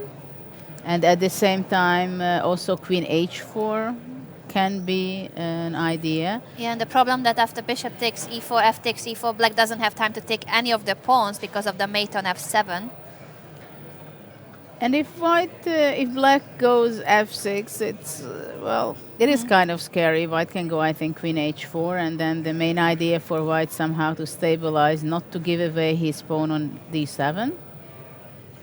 That's very important, though here maybe black can capture the pawn. And also now black is threatening with rook d7, for example, after e5. Probably rook d7 is possible because of the back rank type of tricks. So after bishop a3. So if queen f2, you were saying the capture and f6, but and if white continues differently, not queen h4.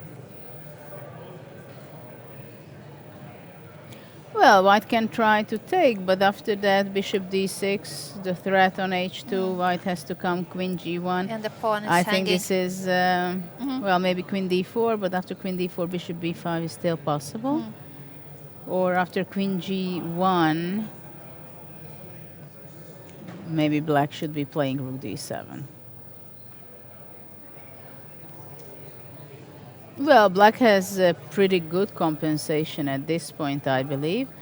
But let's see what white is up to after bishop a3, because it's not so easy for him to continue, and really how to save his pawn on d7.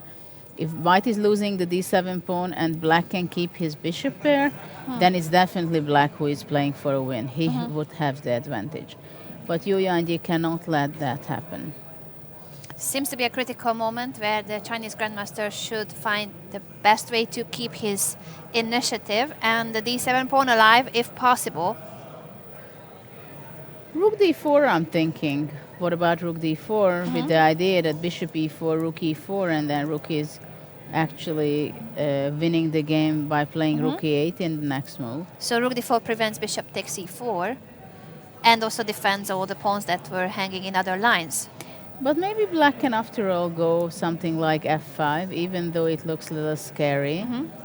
And after knight g5, what about taking on e2, takes, and then king e7, attacking the d7 pawn.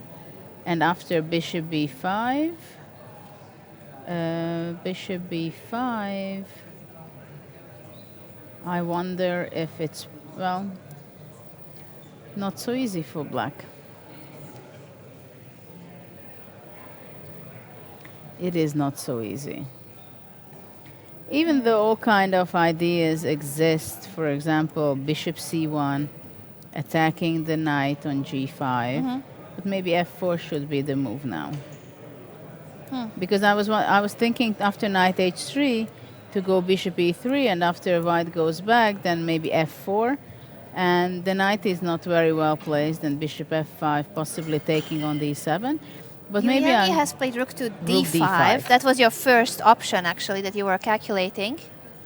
Well, the question is what will happen after queen goes back to e7. Only after that, probably white wants to go queen d3 or queen d2.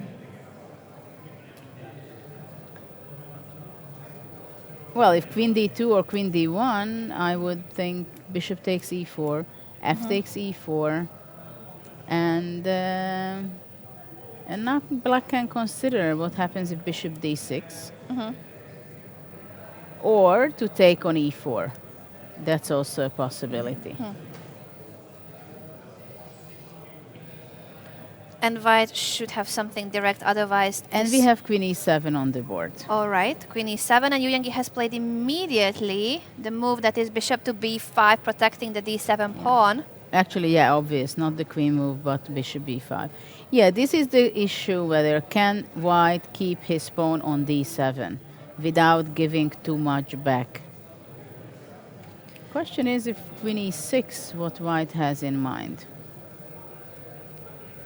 Well, maybe after queen a6, the idea is that if white is going anywhere with his rook, then c6 would be strong, I believe, and then the rook d7 is a threat.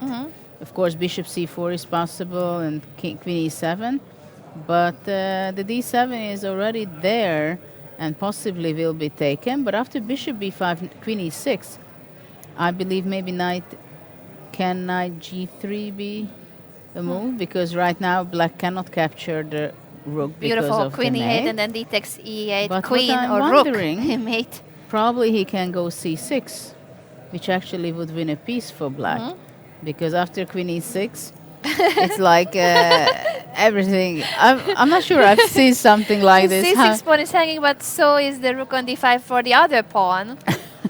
It's a funny tactical motive. So white cannot go knight g3. It means that what will white do after queen e6? Probably white will be going queen d2 or queen d1, but then c6. So white has to go back with his rook, something like rook d1, and after c6, bishop move to c4. So just for this moment, the d7 is not takeable, and queen e7. And I see something that if white goes queen d2 to protect the pawn, black would not take definitely on e4, but he wants to go bishop f5 with the idea of taking the pawn by keeping his pair of bishops. We shall see if queen e6 will be played by Shahryar Mamedov after bishop b5. It seems to be the critical variation for black to try to grab the pawn on d7. But there's so many other games going on that we should also now switch to the remaining boards that we haven't looked at recently. Well, we can go back to the game Anand Aranyan, where there were some simplifications. The rooks got off from the board. It was something somewhere here where we left the position actually after g6. White did not exchange on e6, but played rook e2 with the idea of playing rook e1 to double the rook and forcing black to take exchange on the e-file. So now it was the idea that white keeps the e-file. Yeah. Black played knight d6 with the idea of playing rook e8, right? Rook e1, rook e8, white moved his queen, takes, and the immediate c5. This break, I think, is very important for black to break up the center and make active his bishop. White took d takes c5, bishop c5, bishop d2. Black just played b6, queen e2. I'm not sure b6, was b6 the best? I'm wondering. Well, I think black just wanted to defend his bishop on c5 just in case. Because, for example, after knight c4, I would think that probably queen e8 would be. And in some way or another, it's good if the bishop is protected. So black played b6, queen e2. Now knight c4 is not possible already. King f7, coming towards the center and controlling some of the squares. Most of the time it is already useful, and in the endgame, kings can be very important. For now, of course, it's an endgame with queens. Bishop e1, protecting the f2, but white is struggling a little bit with activity because bishop on e1 is not a fantastic active piece, right? Oh, certainly not. Compared to the c5 bishop, it is very passive. So I'm curious if black is playing queen f4. Actually, it is played. And this happens so often that you make a move and giving an opportunity by making your last move. And queen f4 seems to be unpleasant because the king is really defending the important e6 and e7 squares. And king f7 was just played in the previous move. So queen f4 can be very powerful because g3 is not possible because of the pin. Another tactical motive. So after queen f4, maybe white will be going back to d2 actually, because the bishop I really don't like. The black queen can also try to go to c1 if white allows, but moreover, black's next move definitely is knight e4. So now white has to be careful a lot, I believe, because after knight e4, if black would be on move, I think black could be maybe already better. So you're predicting bishop to d2 to chase the queen away. I wouldn't be surprised if bishop d2 would happen. And then will we see a move repetition, or will Aronian try to play something different? Well, after bishop d2, of course, black can try to play 4 more, but I think that would be also exaggeration, especially because white has this queen f3 check. And after all, also bishop g5, then it could be very strong. So I believe after bishop d2, black should be playing, keeping an eye on the e5 square for sure. Okay, so after queen f4, we'll see how Vichy would like to continue the game. It's not often that we see the former world champion being somewhat low on time in comparison to his opponent. At least it's over 15-minute time advantage. Yeah, but actually this is maybe the first game what we see where it's move 30 and actually they still have the two of them 2 hours, right? 1 hour and 10 minutes. I mean, white is really having much more time than I don't think Vichy had, or yeah. Certainly, both players have been playing very quickly, but move 30, you don't have 50 even minutes. Faster. Aronian has been playing even faster than Vichy, which we haven't seen in previous games. Let's also check the rest of the games. Dingley ran against Alexander Grishuk, where Dingley ran has just played knight to h4. Yes, we haven't seen this game for quite some time. You might have heard some clapping. It was because Huga, our guest previously, was performing at TV2, who has live coverage from the event Altibox Norway Chess. Indeed, performing O Capablanca, the acoustic version of O Capablanca on Norwegian television. That's quite something. But she has been basically on every channel during the World Championship too. BBC, Sky News, and all the major British news outlets reached out to her when they heard about, oh, there's a singer that composes chess songs, and it was really a big deal in London. One thing was that Magnus Carlsen defended his title, and the other is that there's a singer who dedicates an entire album to compositions about chess, inspired by chess. Yeah, if you like chess songs and interesting videos, I think you definitely should check that out. But now we'll see how Ding is doing against Alexander Grischuk. Well, in this position, let's see who has the upper hand. Knight h4 clearly targets the bishop on f5. And it's such a position, you can wonder that the a-pass pawn, is it weak or can it be powerful and very sharp and dangerous? If it would be on a5, then we would definitely say it is very powerful and dangerous. But while the pawn is on h2, I must say that it is in big dangers. And well, actually, on white, a2, yeah. Okay, white has a pawn up, and black is actually sacrificed the pawn. But now the question is, what happens if, let's say, black does go rook a8, and immediately he wants to grab that pawn back? He played rook a8, and Ding Liren has captured the bishop on f5. Now there is a dilemma for black, which pawn to take. Generally, at first, I would take with the pawn from g6, because if e takes f5, the d5 pawn is vulnerable from this bishop on g2. And actually, gf5 was played. But in any case, in either way, the main idea for black to have the d5 and f5 pawn to support the possibility of knight e4 for black. So this is something I think white should not allow. And I believe, well, he may play f3, which blocks the bishop on g2.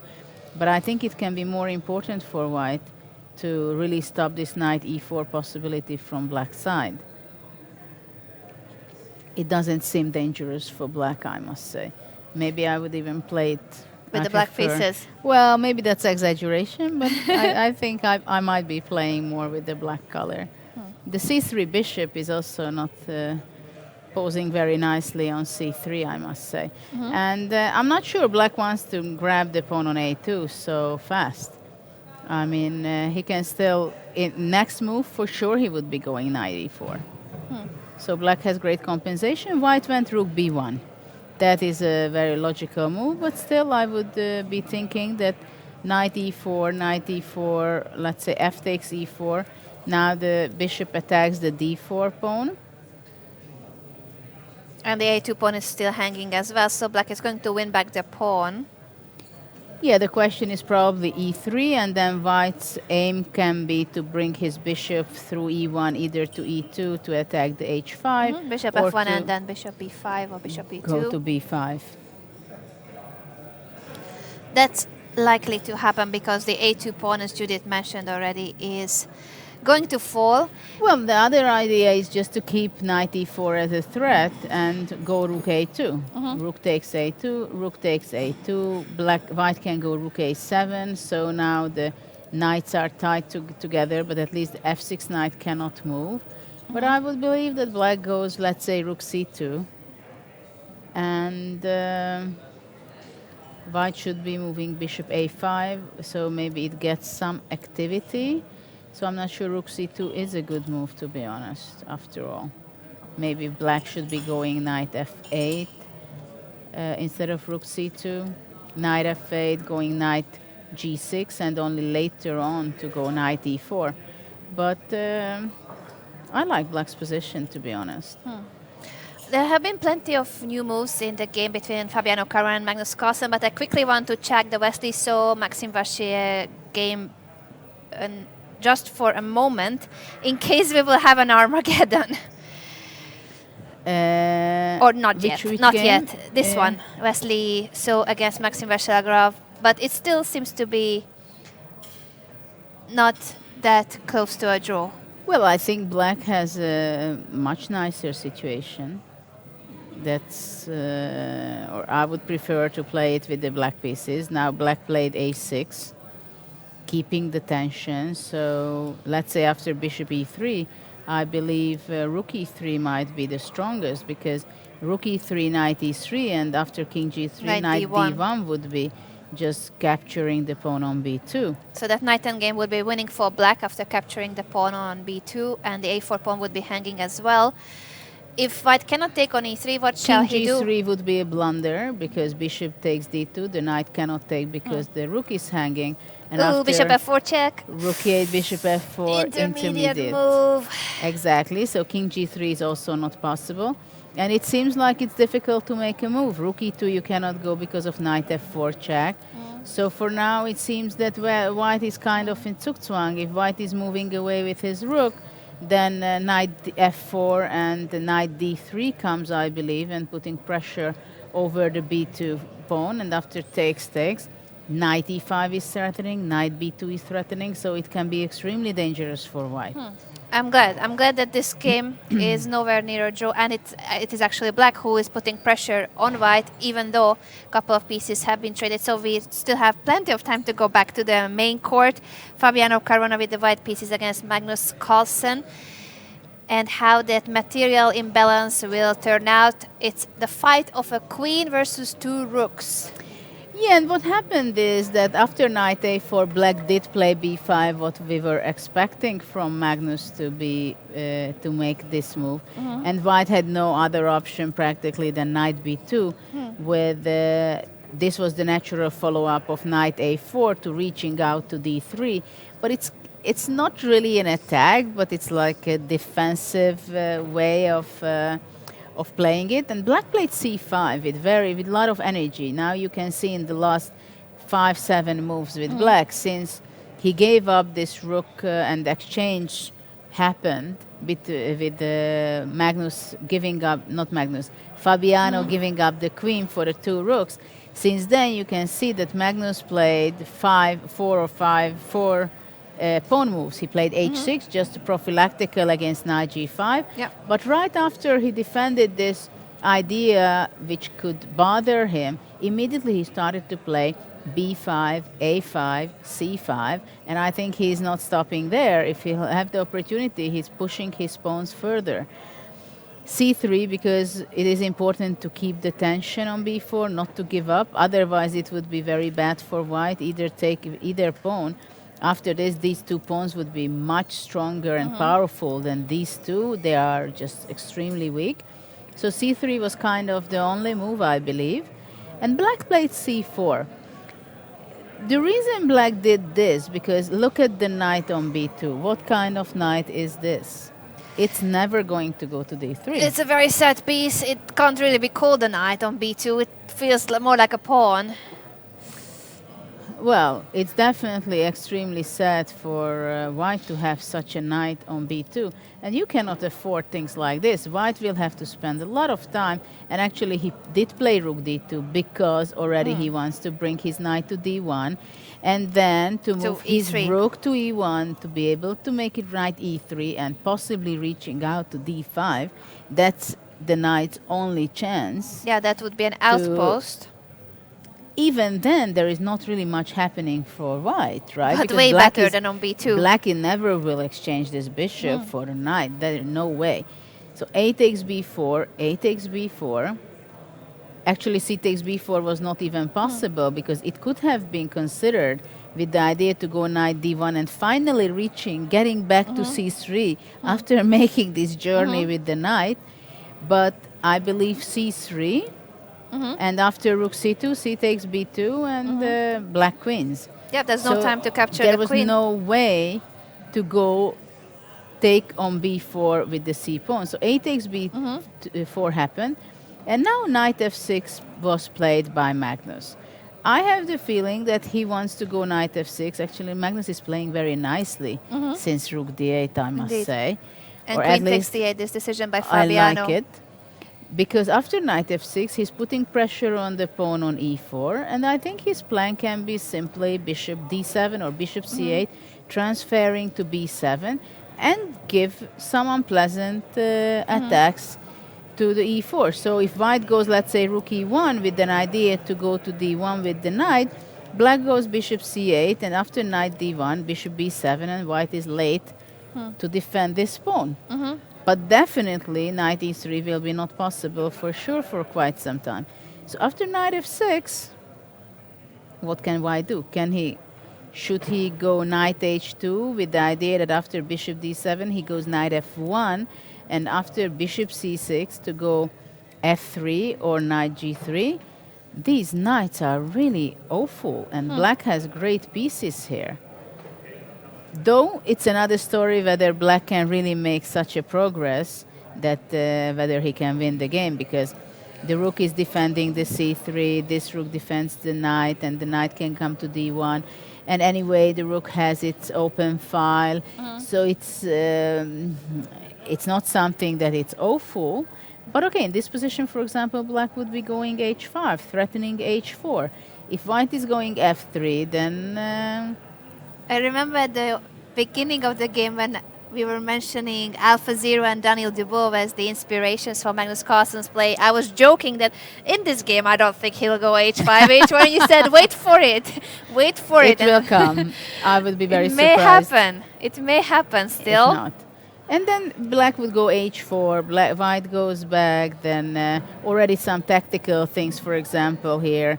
If knight e2, for example, I think that could be blunder. But anyway, black can go knight h5, he can go knight h4. Later on, he can bring his king all the way to e6, play f5, and Magnus is great in this. He loves these type of positions. He's going to enjoy this game, and he won the tournament already, and having such a position to... Yep. Whether is he going to win or maybe it's only a draw. And then it's an Armageddon where he has draws. So in either case, it's a win-win for Magnus Carlsen, it seems, the situation. Still, of course, his opponent is not an easy one. The world number 2, Fabiano Caruana, he's fully motivated as well. And even though Fabiano started poorly here in Stavanger, in the last rounds, in the last couple of classical games, he was already very convincing. A missed chance to win against Vishy Anand in the classical game because he panicked when he was under time pressure, but then he won in the Armageddon, and yesterday he beat Levon Aronian, which gave the title to Magnus already with a round to spare.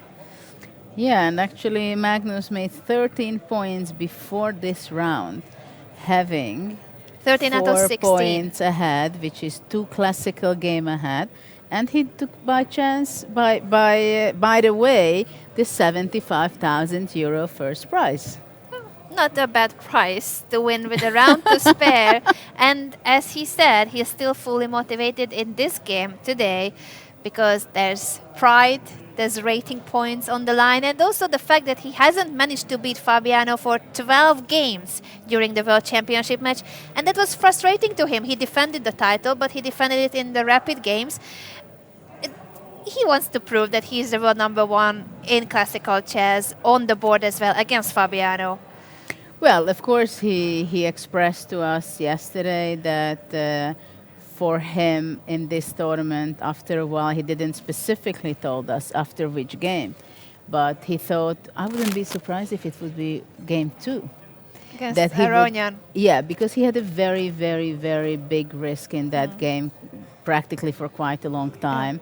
With concrete moments when he could be probably resignation would be the best move. Though then he beat Grishuk in the classical game, but Grishuk has been struggling during the event, so that was a weak spot. But Magnus told us that after at some point of the tournament, he decided and he thought that classical games are not so important for him as he was winning the Armageddon. He was winning the Armageddon and he had all the self-confidence there.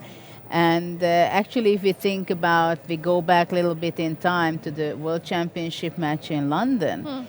You remember we were witnessing, commentating live when he decided in move 31, the first opportunity. In the last game. To make a draw, because his mindset was that simply he wants to make a draw and he wants to go for the playoff. Even though he had an advantage in that position, he could have played for a win. Yeah, I believe that in this tournament, I did not feel at all that in the classical game he was very much focusing on equalizing, making the draw. I don't think so. Not at all, but I think he was kind of relaxed that even if the classical game becomes a draw, he still has a very, very good chance in the Armageddon. No matter whether he's playing with the white pieces and he's having the must-win situation, or he's playing with the black pieces where even a draw is enough to collect the point and a half for the day. So, but here I'm pretty sure that he's enjoying himself quite a bit. White played knight d1 right now. So white has to be focusing on consolidating his position. I wonder now bishop d7 or bishop c8. Which move is it going to be played by black? Or if Magnus has something else in mind, for example, go for knight h5, knight f4 immediately.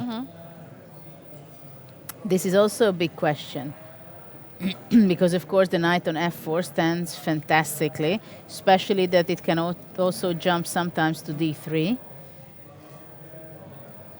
But we'll see how much black wants to keep an eye on the e4 pawn for the moment. So I would definitely consider very much bishop d7, but in some form to really regroup the bishop first, and only after that to go knight h5. In the meantime, let's take a quick tour around the other 4 games that are still being played. This is the last round of the Adibox Norway Chess Super Tournament. And even though we know the winner's name, Magnus Carlsen is the winner of the 2019 edition. He won only once earlier in 2016. And this is the second time in the history of Norway chess that the winner is being repeated. Sergei Karyakin won the first and the second edition, and now Magnus is catching up with that record.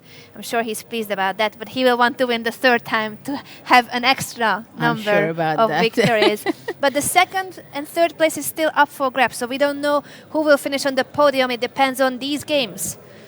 Well, what Anand has been done in the last few moves, when we were talking about it after queen f4, he did not repeat moves with bishop d2, but he went with king f1, and this is not the first game we see this, that the white king is going out to f1. Actually, it's the other game we have later on. We're just going to jump to that from here, Yu Yanji against Mamedyarov, where it was the same idea, but black is going out from this diagonal.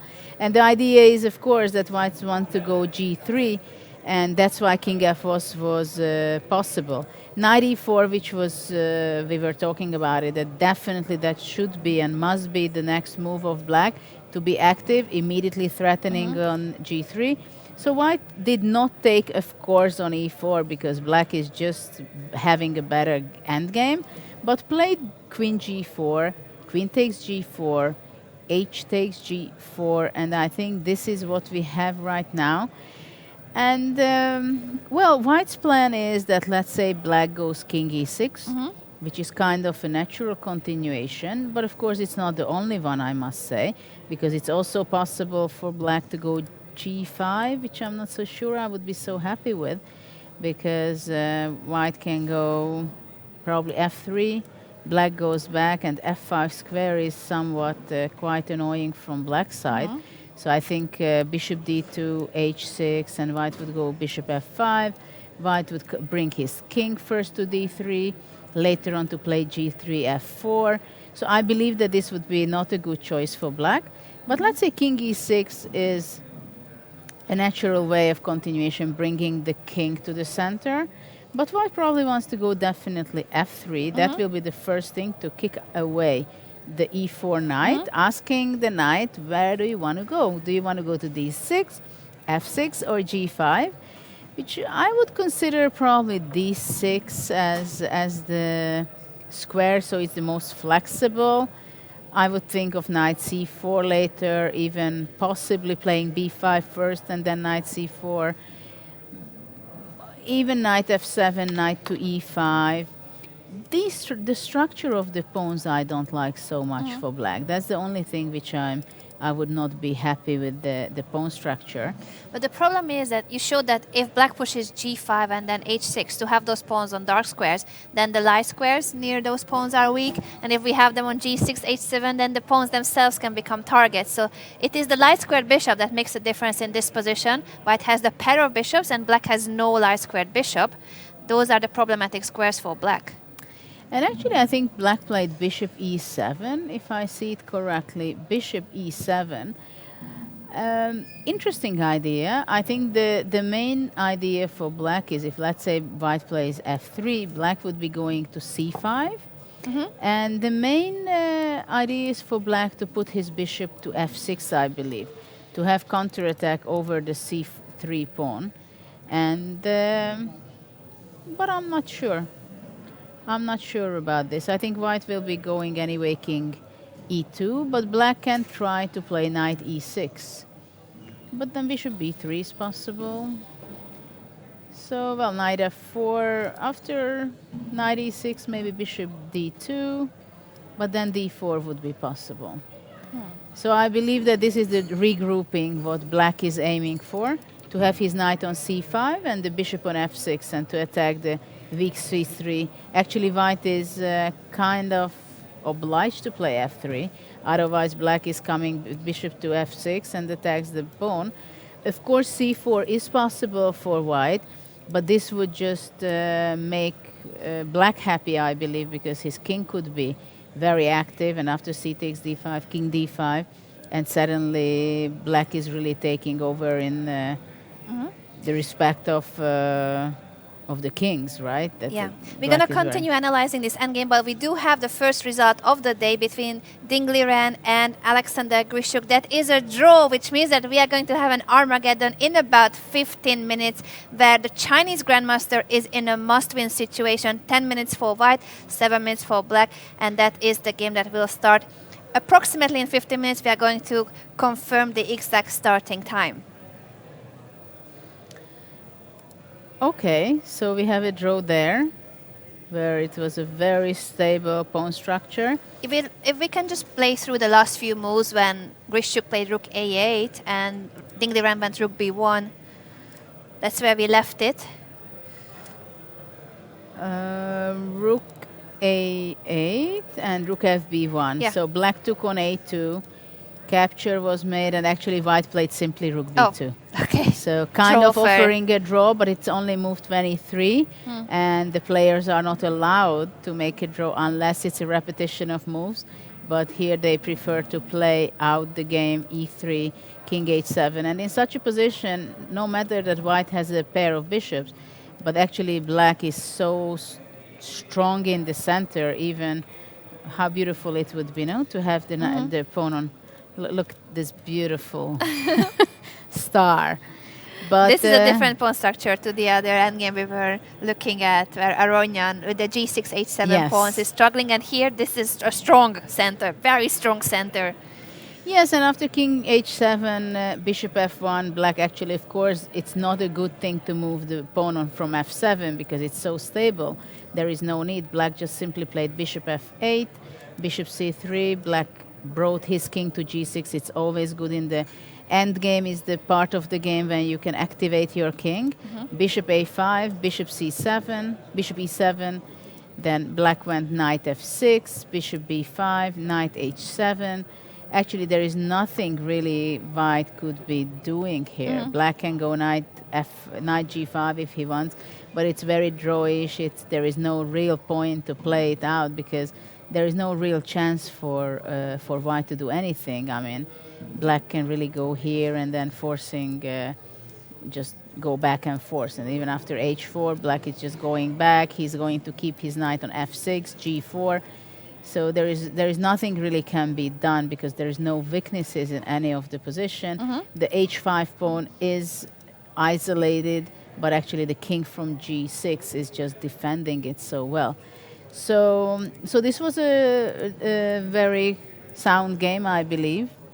Alexander played it very energetically, even though this is not his tournament. That's very clear that in this tournament he does not have the energy and the things you need to perform well. Yeah, he is the tail ender of the group. And Ding Liren, he has been doing very well in the classical portion. He won 2 important games against Fabiano Caruana and Shahriar Mamedouer. But in Armageddon, he hasn't been excelling. And now he will have the white pieces starting at 7:40 local time, that is in 15 minutes.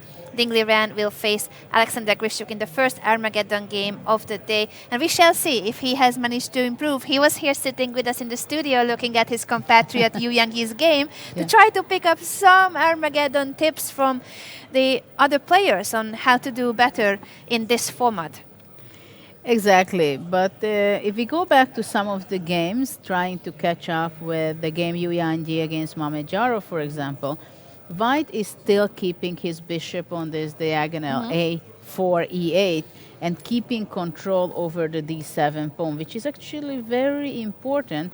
And after this is after Rook D5, Queen E7, Bishop B5 was played, and I was wondering why not Queen E6. Queen E6 was my question. And why it did not happen. Bishop Queen D6 was E6, played, so we will not know what would have happened in case of Queen E6. Okay, so Bishop D6 was played, which is also, of course, the D6 square is the place for the bishop, because it already gives some ideas for White where it can be dangerous for him. C4. The idea, I believe, that it's C5. Black played A6, the intermediate move. But also the question is what happens if, let's say, White just goes back, Knight C3, let's say Queen E2, Knight takes E2, and it seems like White is winning the game because actually Black will not be able to stop C5. Well, he cannot, can't really stop C5. So The D7 pawn, the extra pawn that Black was supposed to take back later, when it's still on the board, it's very much on the board. How will Black do something about this very advanced passed pawn? well, I don't know if, well, it looks very bad for Black, I must say. It looks like almost lost now. Yu Yangyi, of course, has had an excellent tournament, and he still may finish second in the field, depending on the game of Levon Aronian. He's half a point behind Aronian. And Shahriar Mamedjarov, he has had his ups and downs. Well, more downs, unfortunately. Yeah. Mamedjarov won the Bill Chess Festival Actually, he lost his year. last two games. It's and that's in a classical. That's and it's not an downtrend. Armageddon. True, classical losing in classical is Yesterday even more it painful. was yesterday it was in Armageddon, but the day before he lost, it was against Ding, in a very That's bad more way. painful. True. I mean, Yeah. that was a very bad way. Also, when he lost to Magnus, he survived in the classical game, but then he missed his chance to make a draw by placing the king on b3, so he could have escaped from the checks and the mate. A couple of missed opportunities for the Azeri Grandmaster, and he did win in Biel last year in July ahead of Magnus Carlsen, a point and a half ahead of the field, if I remember correctly, where he beat Magnus. That's one of the last games that Magnus lost. He's on a 67-game unbeaten streak. And since that tournament, Shahriar has been struggling, more struggling than having a good time at the chessboard. He's a very creative and original player, but here in Stavanger, he hasn't really found his form. No, but now he played Bishop E4, which I believe probably is the best chance because he's looking for a different color bishop safety. And Judith, we have another result that's between Vishenand and Levon Aronian, which means that we will have a second Armageddon game starting in about 15 minutes. One more time, the exact starting time we will shortly know from the arbiters.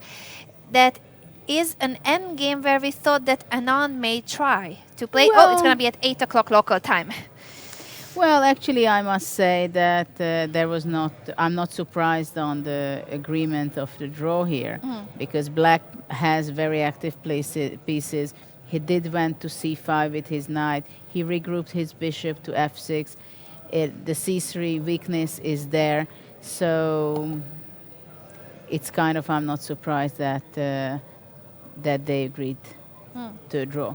And now it will be very interesting if they are going to be repeating the same line, same opening, or, well, actually now they have, they are the lucky ones because it's not 15 minutes break, but half an hour They break have half for an the hour players. now because we have the first Armageddon starting at 7:40. So in order not to have the two Armageddons at the same time, the game of Anand against Aronian will begin in half an hour. Yes, we are at the Stavanger concert hall, which means that the players don't have time to go back to their hotel rooms, but we are pretty sure that they have brought their laptops, especially Vichy, who emphasized how much he likes to look through some of the variations just to calm himself down. He clicks on the button and makes sure that he checks a few variations in his notebook. I think it's more of a psychological preparation what's going on, even if you're pressing the button or you're just It prepares talking. himself mentally for the game. And Yeah, but of course, the best thing is probably to go for a walk. It's beautiful atmosphere. It's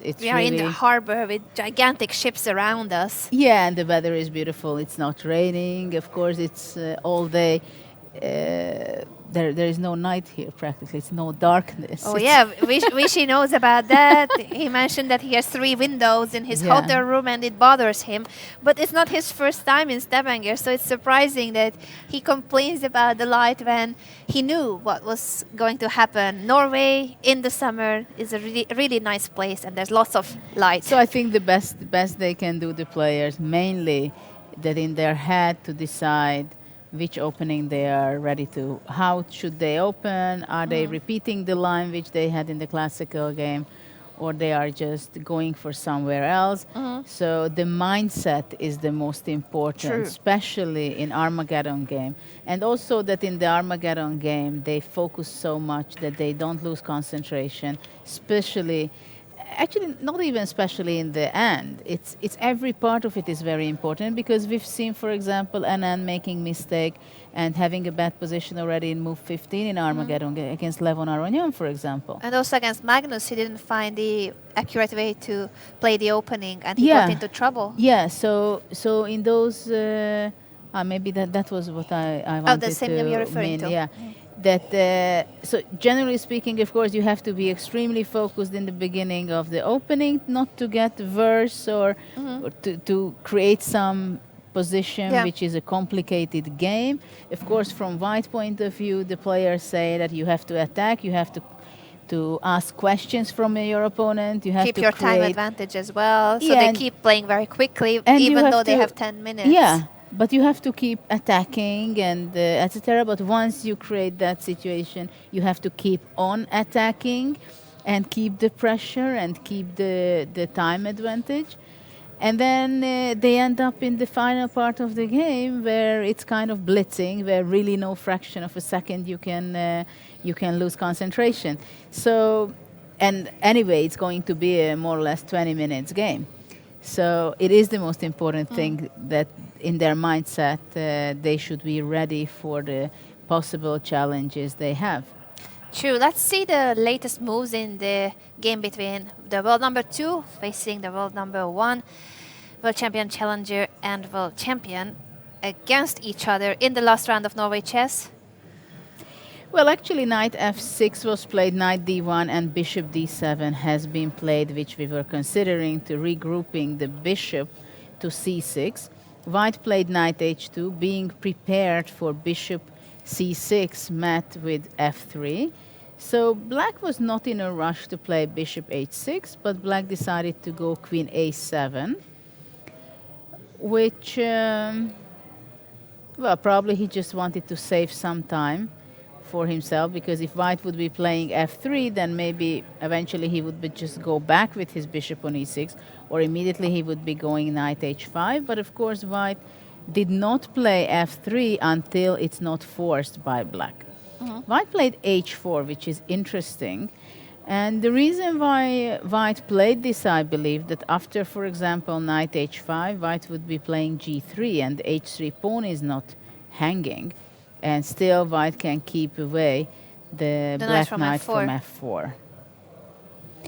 But black played here bishop c6, forcing white to go f3. And now he went back bishop d7, regrouping it back to e6. So now it's a very strategical play what Magnus is doing.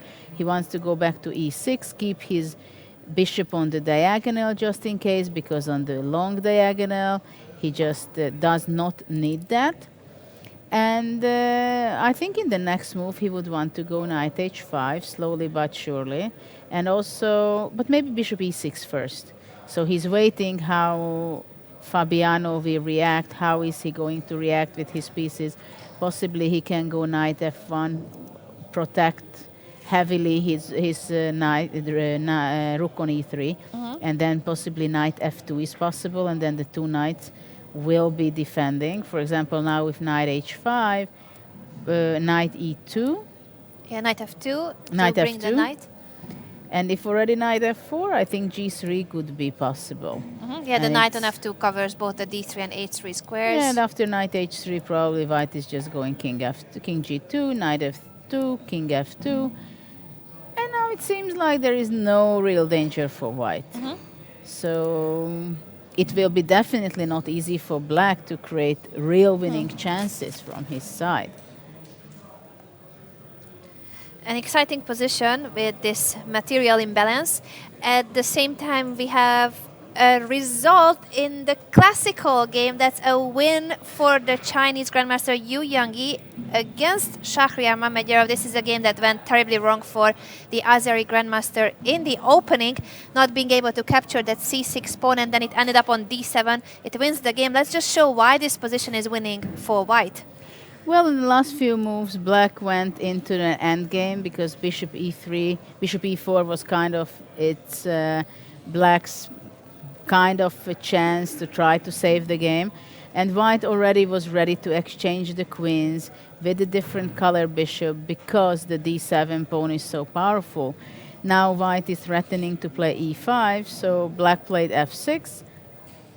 Rook a5, now the pawn cannot be protected, as after rook a8 anyway rook a6 is possible to take because d8 queen is coming, so it's not possible to take the rook. And after rook a5, rook b8 happened, and white just played a simple and solid g3. So if black would be giving check on b1, he would just sneak out with his king to g2. And in the next move, he would be taking on a6. And with two pawns up, two extra pawn, actually black has to keep his rook on the back rank anyway. White would be just taking on a6 with the rook. And I believe we will be joined by And- Grandmaster Yu Yangyi to explain his game, his victory over Shahryar Mamedyanov. Congratulations. Congratulations. We'll give you a microphone. Yeah. And I think we slide a little bit over to the left, and we all fit in the screen. What a finish in your first ever really strong super tournament. You have played some of the top-level Grandmaster tournaments, but this is the strongest ever competition you have participated in. Yeah. It's a very strong event. And you may finish second in this field, right behind Magnus Carlsen. Yeah, today is very happy because I win. Today I want is draw Armageddon, play Armageddon. Yeah, challenge yourself. Yes. And you won in the classical instead. Can you show us the game, and where do you think it went wrong for Shahryar? Yeah, I play Iranian DC takes. Yeah. Yes. Huh? Yes. Yeah. Yes. Bishop c5 import. Yeah, just my analyze. Yeah. Yeah, I know. Yeah.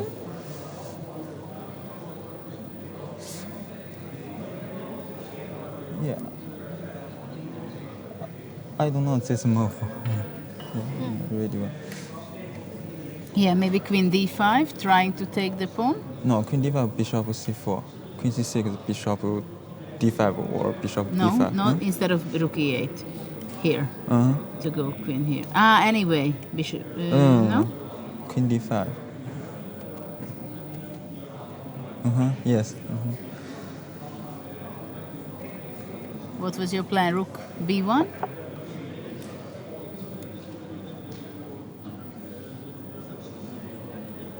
B. But maybe rook b8, no?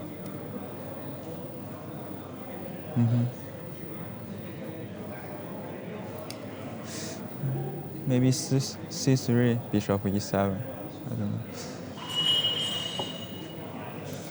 And at the same time, we have the Dingliran Alexander Grishuk Armageddon game starting. If you don't mind commentating one more time on the game of your compatriot, and then we come back to your game. Okay. It's okay? It's okay. Okay.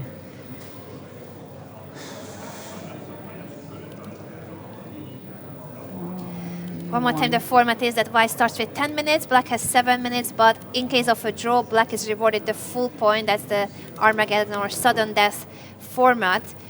That is, Dingliran is in a must-win situation. I think knight 3 new move, I don't know. Yeah, maybe it was prepared specially for an Yeah. Armageddon game. Yeah, It surprised Alexander. usually bishop b2. Yeah, that's right. Yeah, that here after in this position bishop b2 is more logical. Of course, knight on a3 is always questionable. Bishop f5. Bishop b2. Yeah, I think. Bishop b2 has been played. And C the takes capture on d4. d4. Knight takes d4, obviously. And knight e4 by Or Grishuk. bishop e4. Oh, bishop, sorry, e4. I Yeah. missed to see the camera.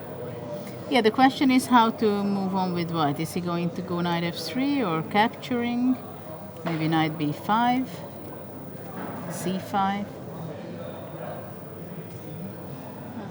Black's position seems to be very stable. Yeah, next move, knight c6, black. f3 is played, And e4 after bishop Bishop c6. e4. White has to win the game. Can't black play queen b6? Attack the bishop and have the idea e5? Probably queen b3 should be the move after that, I believe. The players are surrounded by the rest of the players who in the playing hall. Knight e4, I don't know. Knight e4 is possible. Maybe there are some tactics. Takes with the idea of just rook a3 or bishop d4. Yeah. And takes. So let's see, what are we having? Queen b6 on the board. So maybe something, action is really happening. Rook f2 actually probably the only move. So after e5, white can be moving away with his knight. But after rook f2, maybe rook d8 will be the move. So another pin and all kind of tactical ideas. Dingliran played queen to b3, b3. instead of rook f2. I have the feeling that knight e4 was not seen from white side. Oh. knight And e4. actually knight e4, we have all these Whoa. tactical things happening.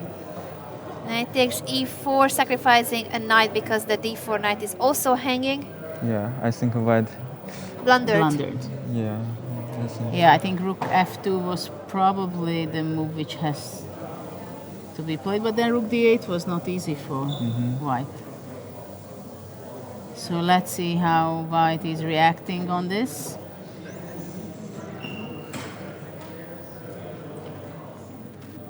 It's definitely difficult situation for white, and he does not have too many options. Right? Yeah. Good, but rook d1, that's what happened. Rook a d1, Knight c5. knight c5, but black has a huge advantage if he's not winning in a few moves. Yes. Yeah, I And, think he's. I think is clearly Dingliran is disappointed. shaking his head, very disappointed, very much annoyed what he has been doing in the last few moves. Actually, it is a very sad situation when Yeah, blundering a pawn away like this, when yes. he must have prepared knight a3. He played that in the opening as a surprise line, but he ended up checking himself. well, it's sad because even if you lose or draw in the Armageddon, you don't want to have something like this that already moved 14. He has 7 minutes and struggling and suffering and he can't think that he has any chance, any practical chance No, of the way he winning took this on game. b6, that gesture was already the gesture that a player that knows that this is Yeah, very difficult. a situation he cannot Well, save. I see the expression of Ding, which almost he had when he blundered against Magnus. The Yeah. bishop He f7, blundered rook his rook. g6, and blundered his rook. Because there is a very slim chance that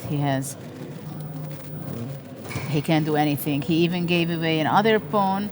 So right now, black has 2 pawns up, extremely stable position, and very difficult to think of something. Of course, it is a very sad moment for Dingliran to lose this way in the Armageddon, and well, bishop b5, e5, rook a8, what to play, that's the big dilemma for black. Rook 8, I think. Rook a8 is the Yeah. most appealing, and that's what was happening. What happened, white played rook d2 to cover the second rank, but H5, I well, don't know. e5 is very good and energetic move. Knight e5. No, I think H5. Sorry? H5, I think. Yeah, I don't know. e5 or No, h5? Yeah. h5? Uh-huh. You want to be so H5? solid? Nah. Okay. Grishuk Things are takes going on to be b5, faster c here. takes b5. I believe rook a3. Or what has happened? Knight f6. That's a strange move, knight And f6. the knight goes back to e2. Defending against knight d5, e6. He wants to have his knight on Yeah, d5. e6 by Grishuk. It's 6.5 minutes for Ding Liren, 4.5 minutes for Alexander Grishuk, but he's a pawn up, although his extra pawn is over. Now it's Well, he's 2 pawns up. two It's pawns. only that one. One doesn't count that much, but 2 extra pawns. Yeah. Now knight d5.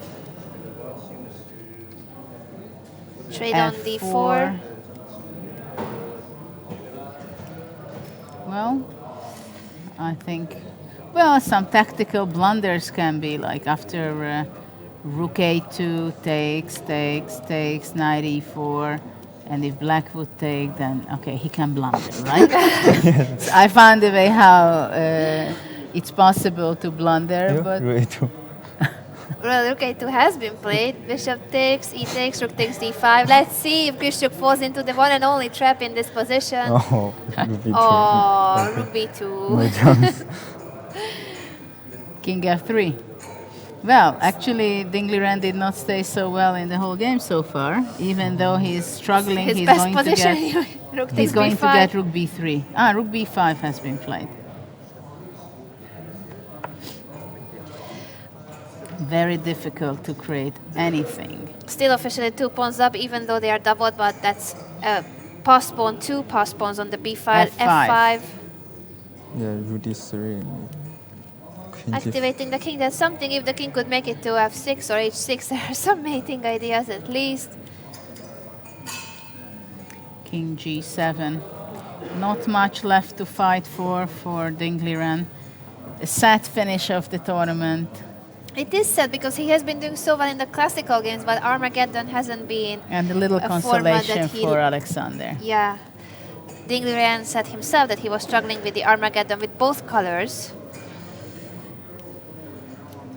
Rook d6. Black is really going to the safety way. King f6. Rook f7. Well, it's some good try. He goes king h5 for sure. Knight E6. Knight e6, trading the knight into a rook endgame. But black doesn't even have to win it, even in case of a draw. Grishuk gets the full point. Rook d2. No, takes. Black will go king g7, I believe. And Indeed, he has goes just he won goes for the g7. safety. Rook g6, rook h6, taking on h2, obviously, and well, there is not much And left. rook on g6, they g6. shake hands They because shake hands. whether it's a draw or a win for black, it means the same. It's the full point for Grishuk for the Armageddon. 1.5 points for Alexander Grishuk and half a point for Ding Liren. A set finish for your compatriot. He did very well in classical, but not in the Armageddon. But now we should focus on your win in the classical game against Mamedyarov. Okay, so where we stopped, it was this position after queen e2. where Yes, so black you were played discussing queen d5, that it was possibly the Yeah. move. We have 10 minutes before the next Armageddon. That's going to be between Vishy Anand and Levon Aronian. Well, it seemed that. Do you think you're better here? Yeah. That, Yeah, I think, so. It's a yeah. huge advantage because you, Yeah. or not huge. What is the assessment you think? How good is it for white? Yes, I think at this position, white is better. Yeah. But much better or little better? I think a little better. Little Little better? better. Yeah. So after rook d8, Rook D8, I think Rook D7. take. Yeah, here I don't think c3 because I think bishop d6. Knight d6, take, queen e5, take. I And don't know. bishop f5 is a threat, yeah? Yeah, bishop f5, Yeah. bishop f5. I don't know this ending game. Yeah, it seems like black is winning the pawn. Yeah, bishop a3 seemed to be very slow. Because rook d6, King e7, King rook e7. a6. rook b8, I think. c4, rook b7. Yeah. Yeah, I think bishop d6 is important. I don't know, take, do take. Because first g4, bishop Yes. c2. And bishop a4. Yeah. Ah, okay, maybe don't know. this was missed. But what about bishop c2, rook d5? Rook d5. Yes. Bishop, And rook a5, rook a7, rook a5, bishop c6. take, bishop. Yeah, I don't know. Yeah. But maybe you can take rook e5 actually instead of rook a5. g4, bishop c2, Yeah. rook d5, and rook Rook e5. Yeah, rook d7. Okay, you have a pawn now. Not so simple, but still, right? Yeah. So this G4. could have been a better Yeah. try. Because Yeah. first the bishop b5. Yes, bishop f5 already. Yeah. Because the king e7, g4. Yeah, I think. Yes. f6, c4. I don't know. Yeah, I think. And after I have one question. The queen e6 yes. move, isn't it? In this position, what happens if queen e6? This was. Yeah, I think queen c4. Yeah. I don't know. Queen c4, f5. f5, queen c7, bishop e7, rook e5, queen a2. I don't know h4 because h4. It happens almost in every game here. yeah, I think here. It's trending. I don't take. Everybody has to play h4 or queen h5. e7. But what is this? Takes. Take queen c5, queen g5. Yeah. And king f6, queen g5, Yeah. king e6, you take Take. queen d8. Yeah. Okay. Oh no, queen e8, take queen b1. Hoops. Hoops. Okay. Yeah.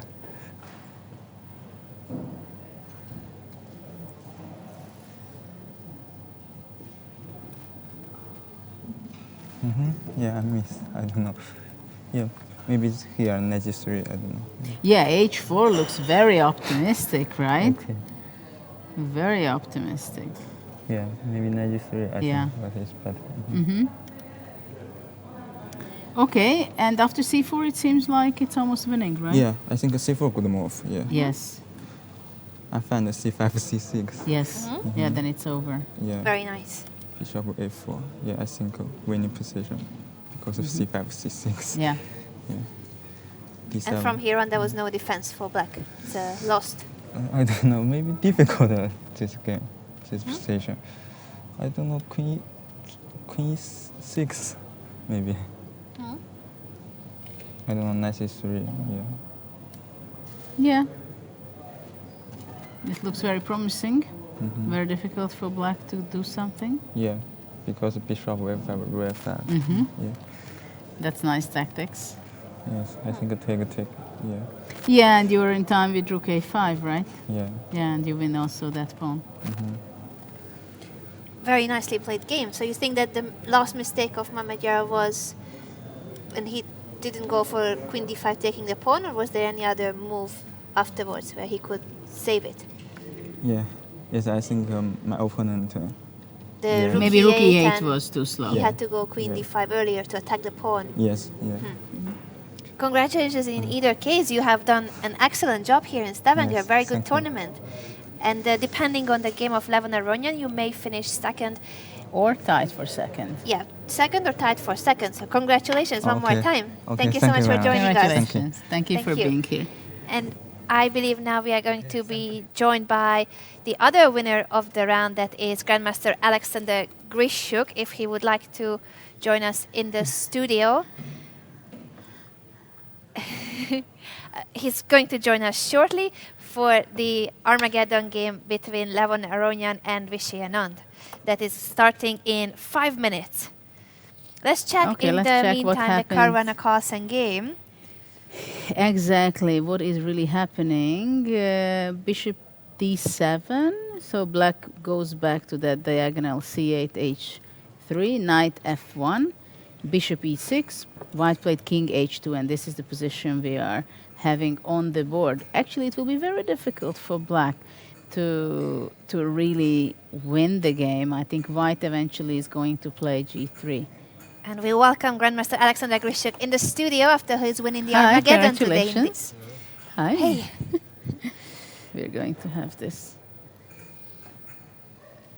Yeah. Congratulations, Sasha, finishing on a high note, even if it wasn't your best tournament. No, You- first you of all, won today. congratulations with the end of the tournament. Yes, indeed. You finished the tournament, you played all your games, and you won today in the Armageddon.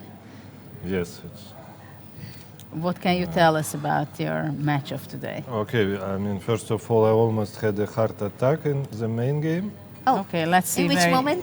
when he left his queen and I thought, okay, what is he doing? Because I thought I'm better, and then he we played missed this CD5. part when We c didn't takes see c5. And, We didn't see it. No, but just to show you in which kind of shape I am, for like 1 minute, I was considering rook take b3, a b3, queen b5, and I had a ghost rook on b8. Oh, That you're looking So were for 1 searching. minute, I was thinking that I'm completely winning. that So it was probably like, c6 or something, the idea. yeah, but it's like I have rook. It's like I had queen for a rook, but I still have 2 rooks in my mind. I mean, that's Oh. kind of a shape I am. I Wow. mean, that's how you play bishop h6, yeah, with. I see you mean, remember still to that one. No, of course. So okay, but I think despite this, the game was quite correct one. Yeah, it didn't seem that you had any problem. You had great compensation in this Yeah, game. no, but I just even win by force back this pawn, so Yes. it's not even a compensation. And then in the Armageddon game? But he blundered on like just immediately the game. Yeah, right after the opening. Yeah, and just. Yeah, this was I think after queen quick. b6, he can still play rook f2. Rook yeah? f2 and rook it's d8, still- I guess. Yeah, but maybe e5 can be played. Okay, I mean, I should be completely fine, but I mean, there is Yeah. still a game, and after Yeah. queen b3, knight e4, it's essentially over. So, yeah. Well, okay, there is not much, I guess you can say about this game, but it's definitely a nice finish for the tournament, at least to score at the end, right? Yeah, but I think I even not the last, surprisingly. I think I I think it's shared shared, with yes, with Mamediyarov, Shahriar. and I think since I beat him, maybe I'm even not last. Yeah, we'll need to There- check the time. There are nice goals in life, right? No, I mean, I was content with the last place after 2 rounds. So, if let's say they say to me you are last, but the tournament is finished, I would take it without thinking. So, no, I guess really this knockout is really exhausting. I mean, It because really I knocked didn't. him out.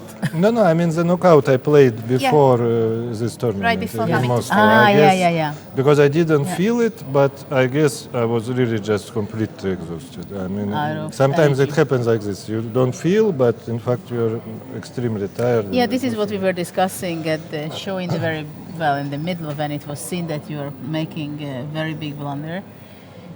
That in a knockout tournament, you always, when you win, you get extra energy. You win Yeah. again, again, you get extra energy, and again and again and again. But once you have a little spare time to just think about how life is, then all your energy is gone. Yeah, I guess. You realize that. In either case, even if it wasn't your best tournament, we would love to have your expert commentary on the next Armageddon game of the round if you would like to stay. That's between Vishy Anand and Levon Aronyan. They will start right now, and Vishy Anand is in a must-win situation. And what's at stake? Well, second place practically, because Yu Yanji has 10.5 points and Levon has 9. So if he wins, they tie for second place. And he beat him in Armageddon, so I guess he will be second. Yeah. I mean, I'm not sure what are the tie-break system here, but I don't know, but there are a lot of money at stake. it's not shared. I don't know, but if Levon still has to win his game, right? Okay, so let's maybe switch to their game. Yeah, Yeah. looks like some Italian because bishops are on c4 and c5. Yeah, just like their classical game, but a different line.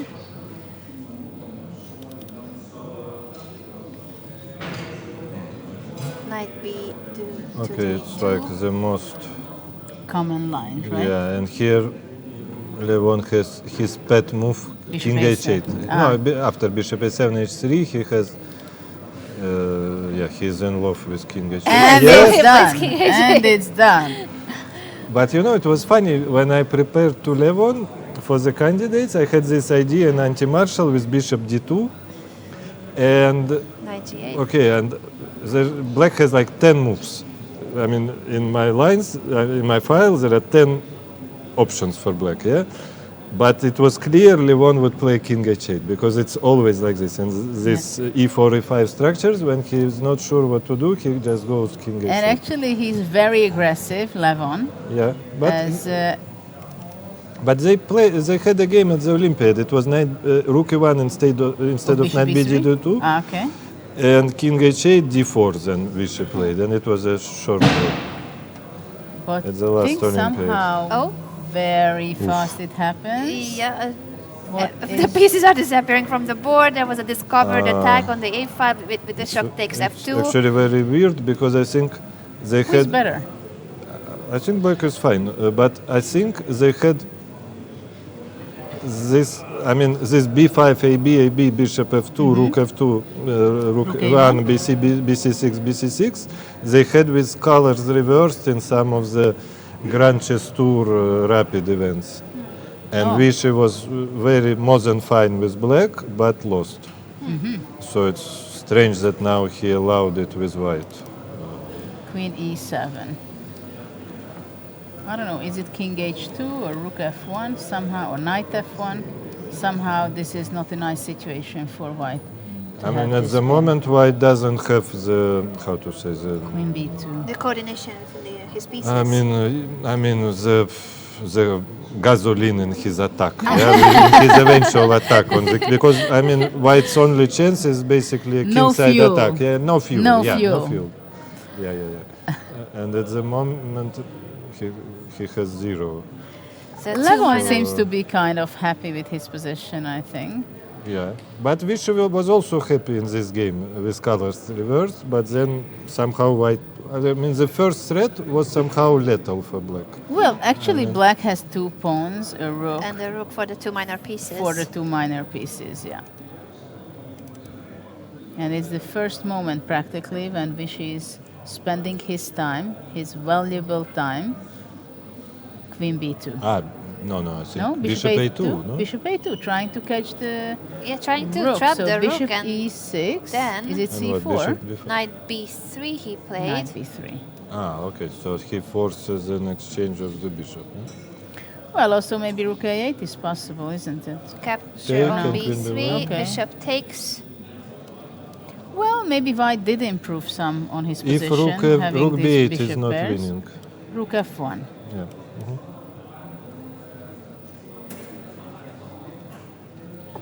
And rook, what has been played? Or Levon is just stretching? He's stretching, he's got, Preparing for the difficult move. he's got What 5 the- minutes Maybe and he can Vishy go. 8 minutes. What about knight f6, sacrificing a pawn, and e4? Or this is exaggerating? But first of all, I completely don't have to take. I can play rook f1 That's true. anyway.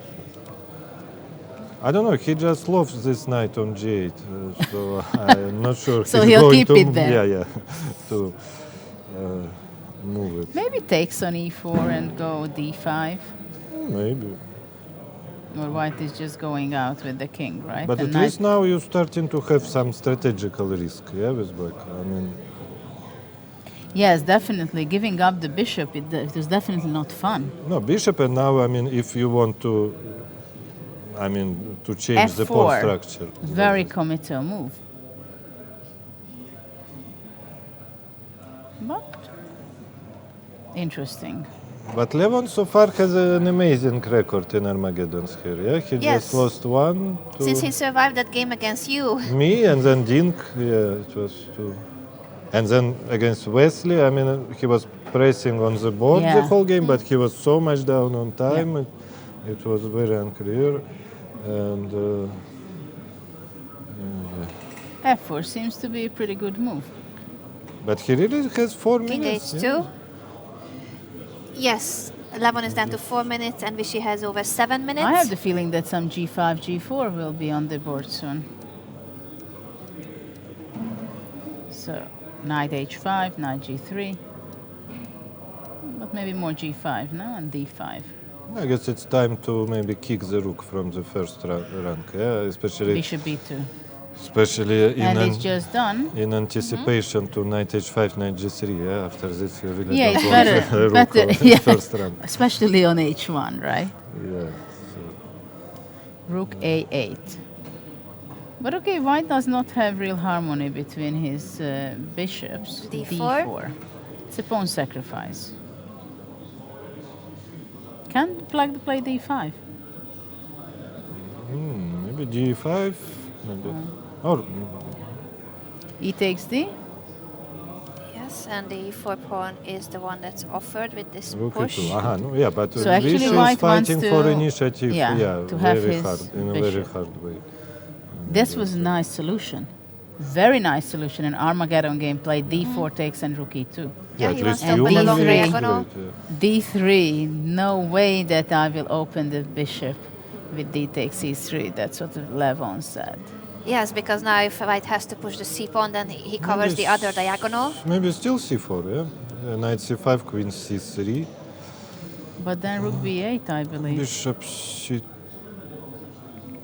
or D1, or even D1. So to have Queen G7 in case of Rook A2. Yeah, and C4 is played, it's on the board. Very beautiful idea by Anand. Yeah.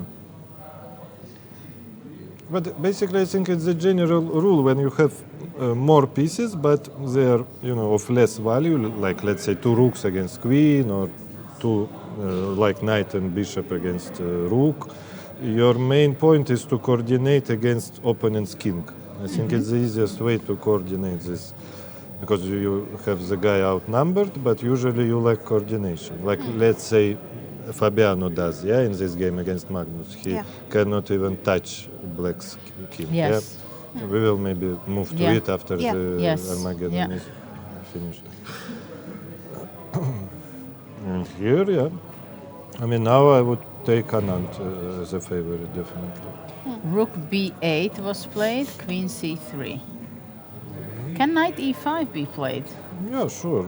But But actually queen F6. I guess he will just play Queen C1. Queen somewhere, no? He can go Or maybe somewhere else C2. also. C2, yeah. C2, works. C1. This bishop, of course, is not the best. He went He king goes to C1. C1. You see, I have a feeling against this. Yes, because I think he wants to bring his bishop. It's pretty vulnerable on B3. Yeah, and after 95, what, he's going to... Probably just come. Oops. Bishop C2 will not be the move. Because with queen on C2, you could maybe take with the bishop and play C5. I'm not sure if it's Knight that E5 great, but is not played yet. Because black can choose between knight E5 or queen G6 and sometimes to go check, which is only a check so far. Queen G6 or knight to E5. But Levon is very, Knight how to in say, E6. very relaxed with his time management in Armageddon. Provoking some kind of knight D4, which was probably... He has just less than 2 minutes for 33 moves. Yeah, he was Even spending bishop quite... A2. I think bishop A2 is nice, threatening with C5. Yeah. And if rook 8, bishop b1, and now my Oh, bishops bishop are on very C- safe. Yeah? Yeah. So that's what I would do. But let's see. And bishop A4. Okay. Interesting that he If went. a Isn't rook- knight c5? Rook b. Knight c5 indeed. Bishop c6. I guess knight comes to d3. No, rook b6. He wants to trap this bishop, but But I'm not sure he will. c6 is a threat. And after e5, it is still trapped. yeah, I don't like this sequence by Vishy because now it's very concrete and it's easier for black to get to move 60. Because if it would, if he managed to keep the game more or less slow, I mean, it's almost an automatic win by time. Just you give this position to Nakamura and he wins 10 out of 10. I mean, it's just no chance whatsoever. Well, difficult moment for white.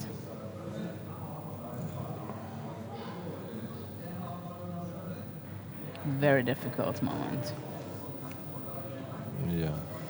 But still plenty of time for Vishy. 4 minutes, and Levon is down to 1 minute and 43 seconds. But it seems like Yeah, I mean, now he makes his moves just a tempo. Bishop e6? sorry. No. No, that's how I'm here. Well, there is nothing like it's going to be bishop c5 and leaving the bishop on d5, right? And have 2 pawns. And so he takes on takes, c5. and then the 2 pawns will be pushed. Maybe e5. Oh no, then rook b1 Ooh, and queen g3. mate. So queen e1 was played. cd, cd. And so it happens on the board. It's an exchange up for Levon Aronian, and he has draw odds. Yeah, but basically that's how good Vishy is. I mean, he pretty much blunders a piece. And it's still just anyone's game, Yeah. I mean, it's... just And a piece e5, for and two- look at these 2 yeah, pawns. Yeah, Just still a piece chances. for 2 useless pawns, and still it's... Rook to b3, e6. and the pawns are marching. Connected pass pawns, rook to d3 to stop white from pushing d6. Yeah, and the point is, of course, 95 queen g3 check. So And no, king and g1. not just, I don't know. Okay. And that's a bizarre Yeah, it's very situation, nice, 97. Ooh. King g8, yeah, very nice. The knight is a tricky piece. Okay, so let's see if he... But I'm If not it sure really it's works. good. And he's going for it. 95, queen g3 check. Who has tricked who? But if I take on g5 immediately? Also, queen g3, knight g6. And it's always a check. Because king h7, but knight king f8 check. King g8? So we are discussing Yeah. rook d5, Rook and takes it's d5. played. So if takes, even and though she has it's a realized check, it. king g8 and check, and the knight is also hanging. Back rank mate. Vishy realized it right before capturing the queen, and one of the players decided to have the best seat in the playing hall and not let us watch the game. That's What happened?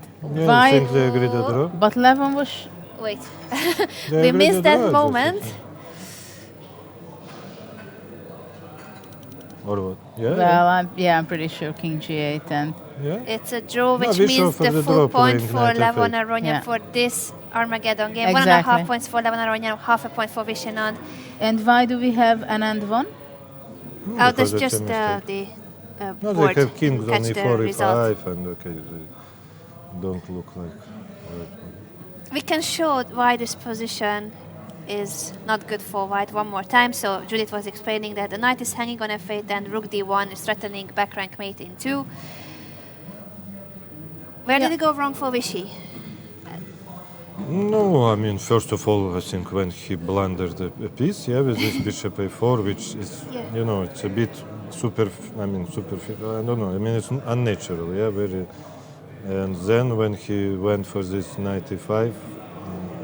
Well, I No, don't but know I mean, what you he can had- do, right? No, Well, but I probably rook think- e5 I was think- the only move, but... No, and with this time, I mean, Yeah. he's not an underdog at all, I think. But I think before bishop a4, with the time they had, I mean, in this it's position. like Bishop 9, A2 white was, should win 9 out of 10. and then bishop on Armageddon. B1 is very safe. Let's say 95.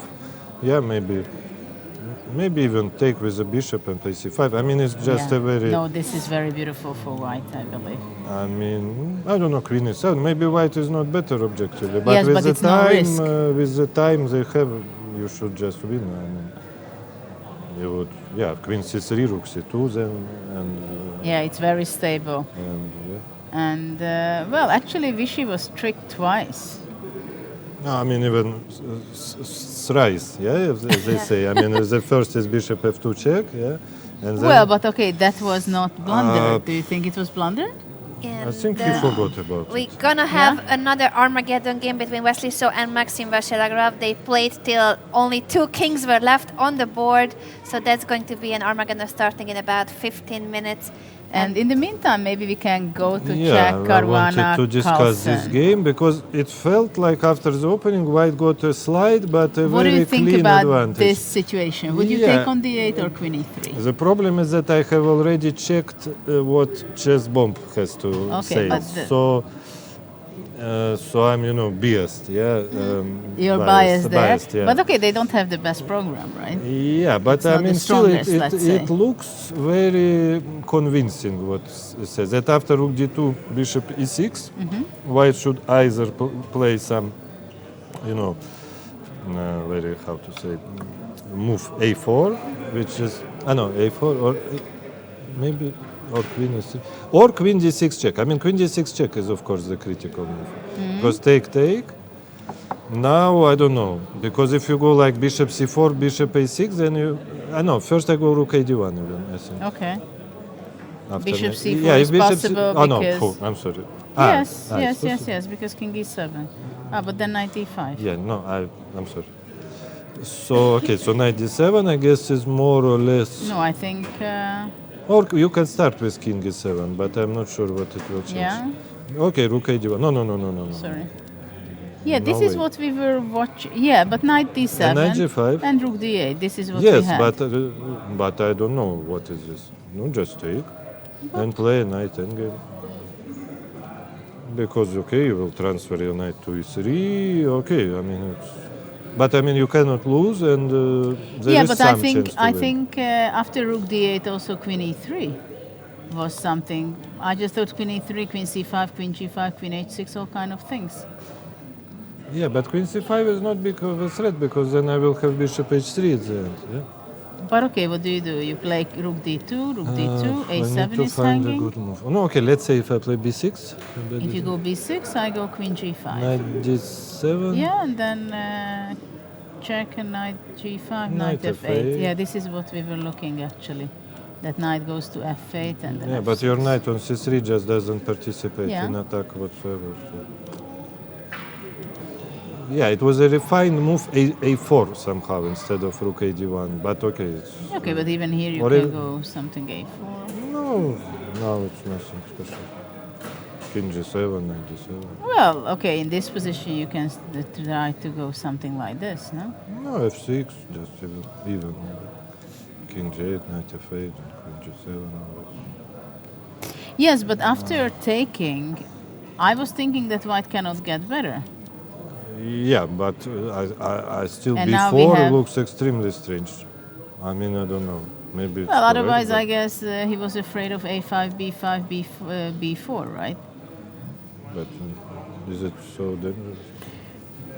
You have to do something. No, with but white. just maybe rook e3 and then bring Yeah. the knight to this. I mean, why hurry with this? No, b4 was kind of Very strange. but maybe And- okay, he had.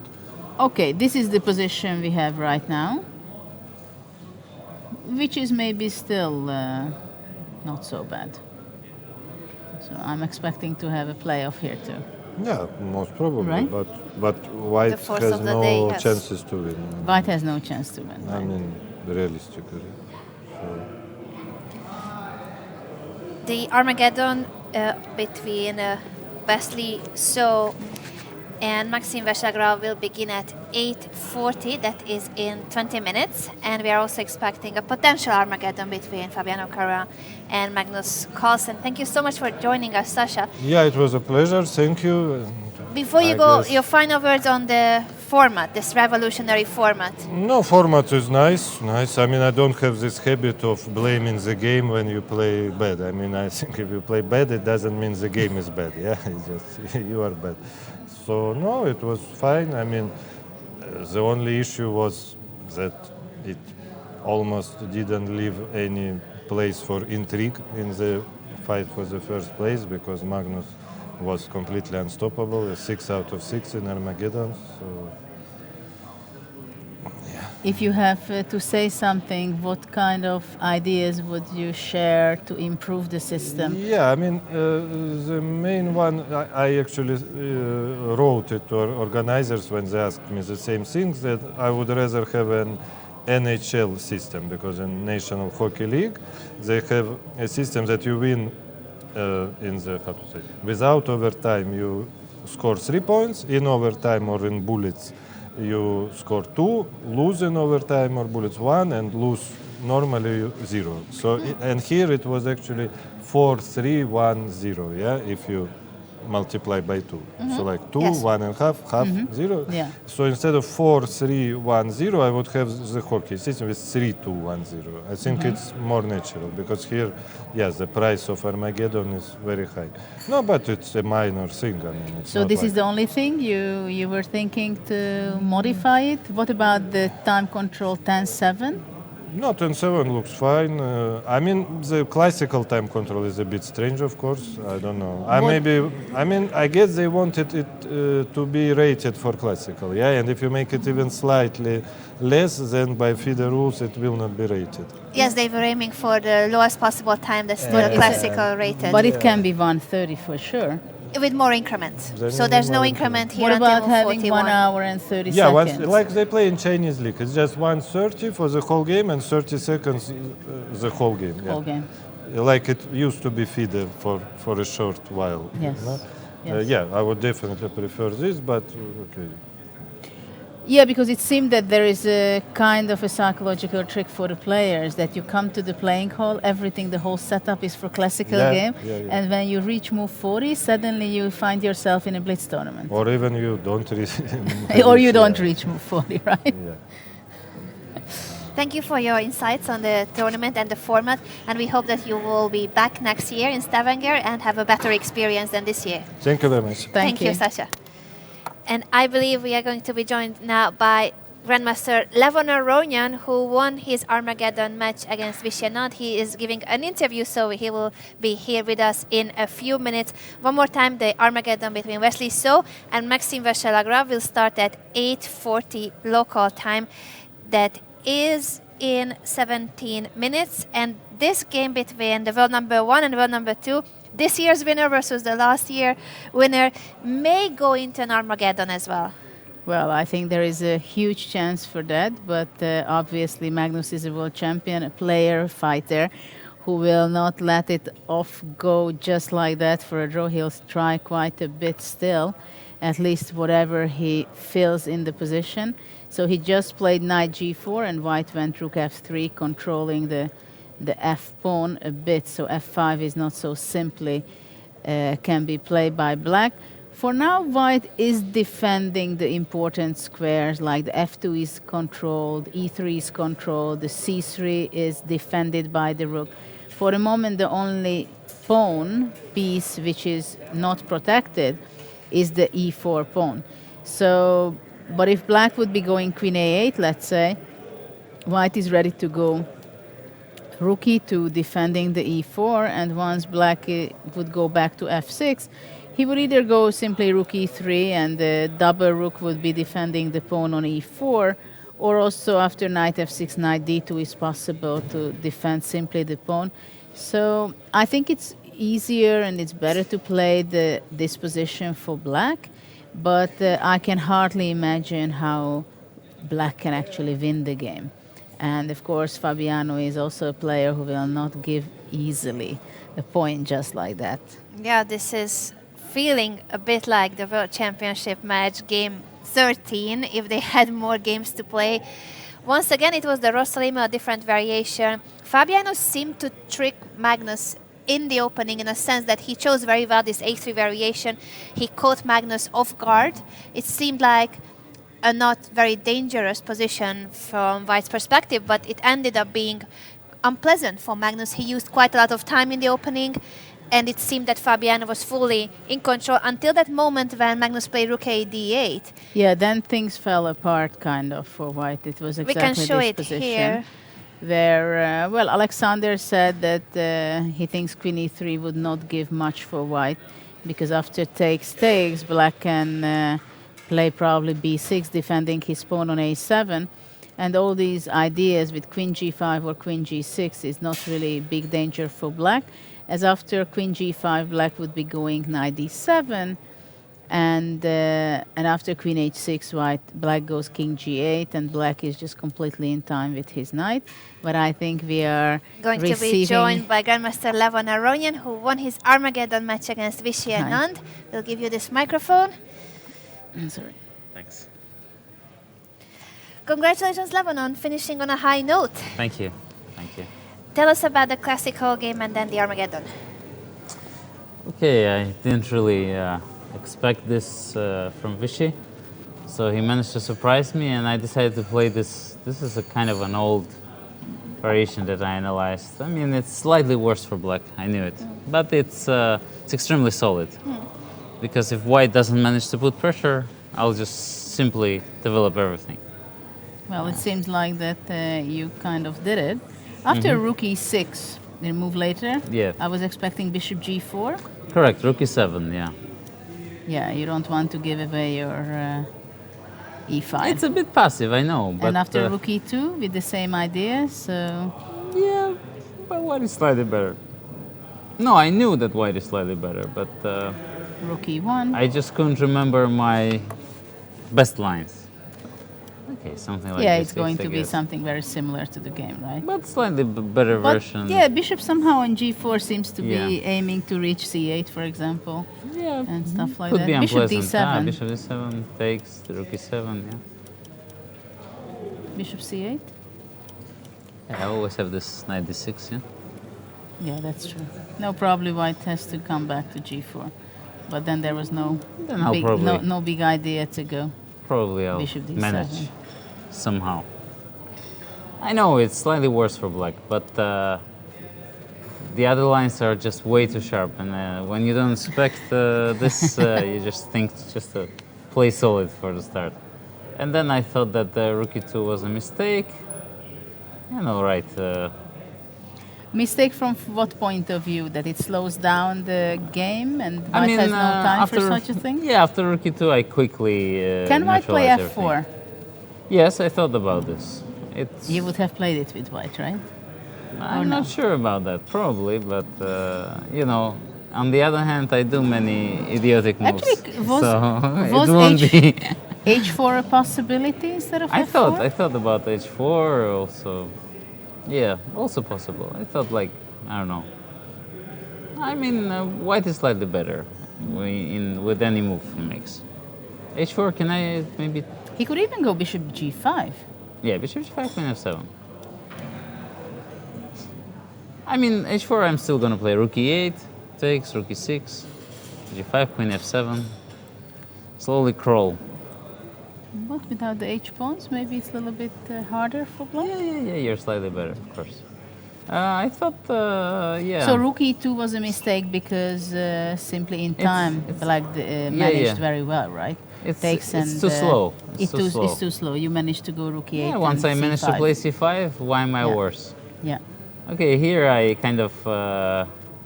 I thought he will go back bishop d2. Yeah, I kind of welcomed him to play bishop d2, and then I thought, okay, knight e4, queen g4 cannot be anything serious, which is not. I mean, in here I can play practically any move. Anything, right? h6. Because with this double g pawns, they look great, but... well, after h6, I think f3 and bishop d2. Are you planning to go g5? Of course. Bishop on f5. Yeah, but I thought g3, what I did king was... on d3. What I did made more sense, because here f4 just h6, and now the bishop will never come out. Yeah, the bishop is very passive on e1. Now I'll just play g5, bring my king to e7, and we look at each other and we appreciate each other's position. And that led to an Armageddon. Tell us more about Yeah. that. And The Armageddon was more fun. and your preparation, you had some time between the classic hall game and the Armageddon. What is your way of preparing for an Armageddon? My way of preparing is checking my last game. If What there's went any wrong? hole in it or somewhere where he can try to Yeah, trick you. I started remembering my other line, so, which is in there, in store for my future opponents. Future Armageddon games, right? Yes. So, all right, this King H8 is something I think is well known, Connected but to you? yes, I invented it. I think in this particular positions. Rishik was here with us in the studio and he said that you were gonna play your pet line, King H8. Uh-huh. And then you touched the king. Yeah, see, it's beautiful. I mean, you see, I have so many great memories playing King H8 and G8. I won my first Linares. You enriched your memories. I with won this one. Linares by beating. Sorry to interrupt you. I won Linares by beating Peter Lecko, and in one position playing King H8 Knight G8, which, you know, it's your first major win. It's always a good memory. So therefore, I'm always trying to play King H8 Knight G8. Well, this is. Doesn't always work, but at least But you take I your feel good. chances. Yes. Yeah. In the process of doing that. So yeah, before knight g8, bishop b3, f5, b5. I don't know if this was clever of me. Was maybe. it blundered by Vichy? Forgot about bishop No, f2? no. It's practically easier for white to play. Actually, I mean, maybe I should have played something like knight a5 instead. You're not sure whether this bishop f2 is really. And then, you know, knight Something to f6, repeat. and then then I'll hold this knight with bishop b6 in case he attacks it with bishop. You know, Well, that's another game, right? it's another game, yeah.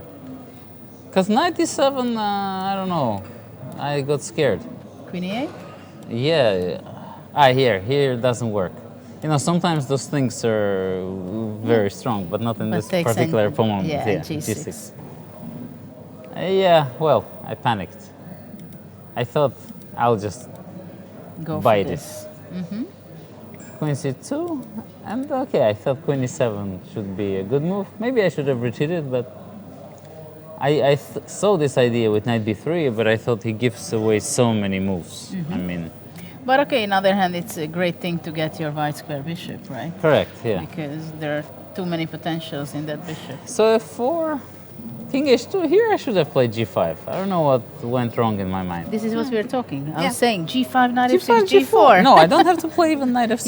Yeah. I can just play g4. Because my whole point is knight f6 and g5. Yes, and but then after I'm- knight f6, you cannot not necessarily play g5. And then I was like, d4, I should play g5, and then I noticed takes c4. And, And g4? no, wait, what did I notice?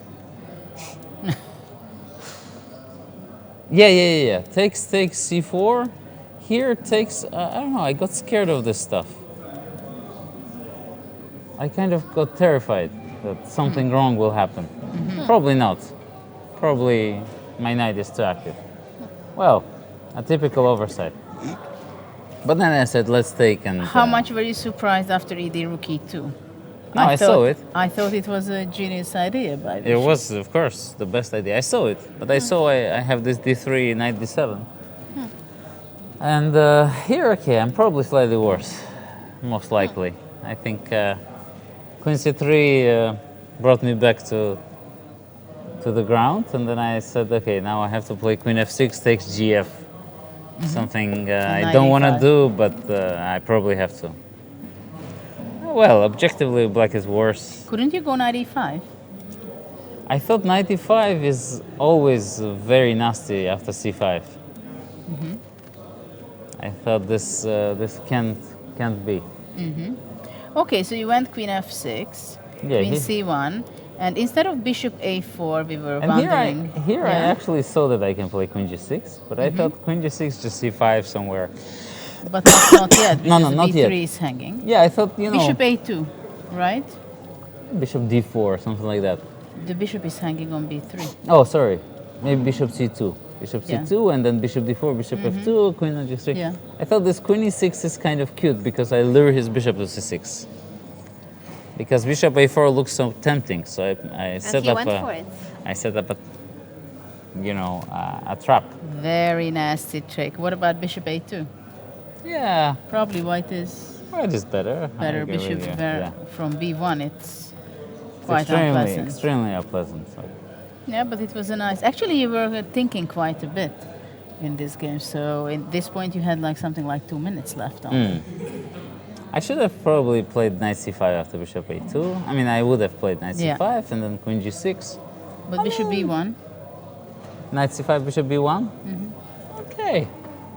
Rook b4. I'm still in the game. Yeah, I'm sure you will. I grabbed some- No, not rook b4, queen c3. Oh, sorry. Double attack. Sorry. But probably you would go something. Yeah. No, it's unpleasant. I agree with you. Maybe I should Okay, already this was a play- nice, yeah. nice trick. And here, well, this And all still, it happened. didn't turn out so obviously. Yeah, queen d1, and Yeah. here I started thinking too long. Okay, cd, h6. h6 is of course stupid. King g8. I mean, it's a note to self for future. Well, When you your can- opponent has passed pawns, You bring your king you don't closer want to to them. say that when you played h6, you were inviting Vichy for this trick, right? No, I actually didn't see this trick, and I was terrified when it happened. So yeah, it's for future that King G8 is to be preferred in such situations. over h6. Yeah. So E5, Rook B3, E6, Rook D3. Well, I kind of I saw this Knight E5 and I saw this Rook D5. I didn't believe it at first, but then I was like, okay, it's my only chance to trick him. So you saw everything when you played rook d3, or you didn't? I saw it. You saw Yeah, I it. saw it. I didn't see it everything, but I believe that King G8, and it works. But And it seemed that he thought that after knight e5, queen g3, moving the king, when he was about to take on g3, that's when he realized that there's this back rank problem. yeah. Actually, after rook e5, it's not so simple, right? Oh well, I wouldn't want to get this position ever again. Well, probably now I will improve with King G8. And okay, it's not easy for white to progress Yes, that's true. because I have this Queen G3, extremely annoying C4 and Rook E8. I mean, one thing I was scared of Rook D2, which I told Vichy, but Rook E3 is there. So yeah, and well, this was of course brilliant. Yeah. Yeah. What can I say? Well, Sometimes I can be congratulations. brilliant. Congratulations. We still would like to know your opinion on the current position between Fabiano and Magnus. This looks extremely unpleasant for white, and has been looking extremely unpleasant for a while. But I spoke with Nielsen, and he said it's equal. And Nielsen knows his endgames, so I had the feeling that it's very unpleasant with white, but I think Magnus will not be able to win that. the unpleasant It's thing very is, you know, stubborn he'll defense bring his with knight white. to g5. That's the You main. have your rook on d2, or knight on d2, rook on e3, f3. Before we let you go, we will also ask you, what do you think about the system? How much do you think it was fitting for this tournament? And you finished second. Congratulations on the second I place. thought Exactly. I shared, no? You shared. Shared, so the prize is shared, but I believe that you have a better tiebreak, so that you are Okay. officially second. Congratulations. Thank you. Well, what is there not to like when you're second? Good answer. All right, I would prefer to play better, which I didn't manage. I thought I had chances to win the tournament had I played better, but I guess everybody can say that.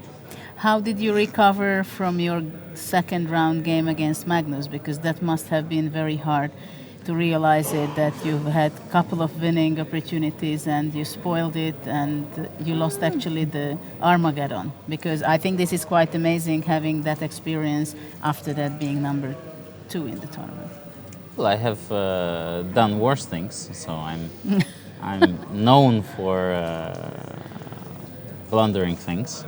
So it's not something new, you know. I'm not surprised when I blunder things. So how do you relax after such a thing? How do you cheer yourself up? Generally, the remembering that you know, I have this routine. I tell myself that I'm an idiot. I accept it, and then I just live with it. You know? Knowing that you're an idiot is kind of Relieving. relieving. You know, you relax and you just have to play chess. Okay, the last question about the time control, that you had plus, minus, you had the good experience, bad experience. What do you think about the classical game? Do you think it is a real classical game, or it can be polished, or in which direction you would think that it could be improved, that it fits to the audience, the public, the media, but also you as a player still feel that it's a classical game? Well, I realized actually yesterday was my first time trouble. I realized that this is not a classical game, because time trouble, you're dead. So I would recommend maybe like 15 seconds after move 40, 15 minutes after move 40. That would at least give people an opportunity to recover after time trouble. Yeah, because it's too harsh. And what about if you have a less time, basic time, and you have more seconds per move and no additional time after move 40? If, let's say, there is no this 40 move rule, like we grow up and we still have, but let's say you have an hour, hour and a half, That's fine. and That's only fine. the bonus That seconds. could be fine. That could be fine. I was actually thinking about that. You know, instead of like Armageddon, you could have 2 games. A mini match. 1:30, then 2 draws is 2 draws. And then only the Armageddon, so you can play 4 games a day. no Armageddon. I mean, Okay. if you had 2 draws, if Yes. people have 2 draws generally, well, I guess that's fine. You But know? you play with both colors. Game with white and another with black. Yeah. 1:30, and then the winner of the mini match gets 2 points, or And if it's 1 1-1? point, and the loser gets 0 points. And if it's 1-1? Then it's a draw. Yeah. So you still want to keep the draw? I don't in- mind the in draw, chess. but I just think, you know, it's not really fair towards a guy like Ding, who scored +2 and is not going to be in top 3. I mean, that's just crazy, in my opinion, in my humble opinion. But That's also the humble opinion of Vishy Anand and other players. So yes, Yes. we humble guys believe And it. and we talk about the point system, that it's 2, 1.5, half, 0. Would that change if, let's say, it would be 3 for a win? 3 for a win, I don't know. I mean, it all has to be fine-tuned. But definitely, we all welcome a change. We all welcome a new experience. I mean, after all, this is our favorite thing to do. Why not to do it in a different way? I mean, it's...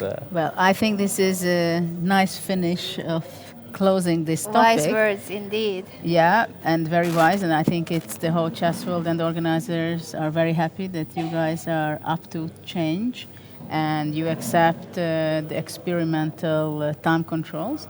But before we let you go, do you want to stay and comment with us okay, this guys, game? I guess. Have we I tricked guess you I have to do into it. staying with us for the Wesley? So Maxim Veselagrov Armageddon game where Wesley is in a must-win situation but starts 3 extra minutes with the white pieces. So, King's Indian. And, With a solid E3. yeah, this is the anti-Grunfeld. I think it's one of those things invented by Grishuk. There are many, But this okay, is- we go to the straight to the position. I like it with black. Am I wrong?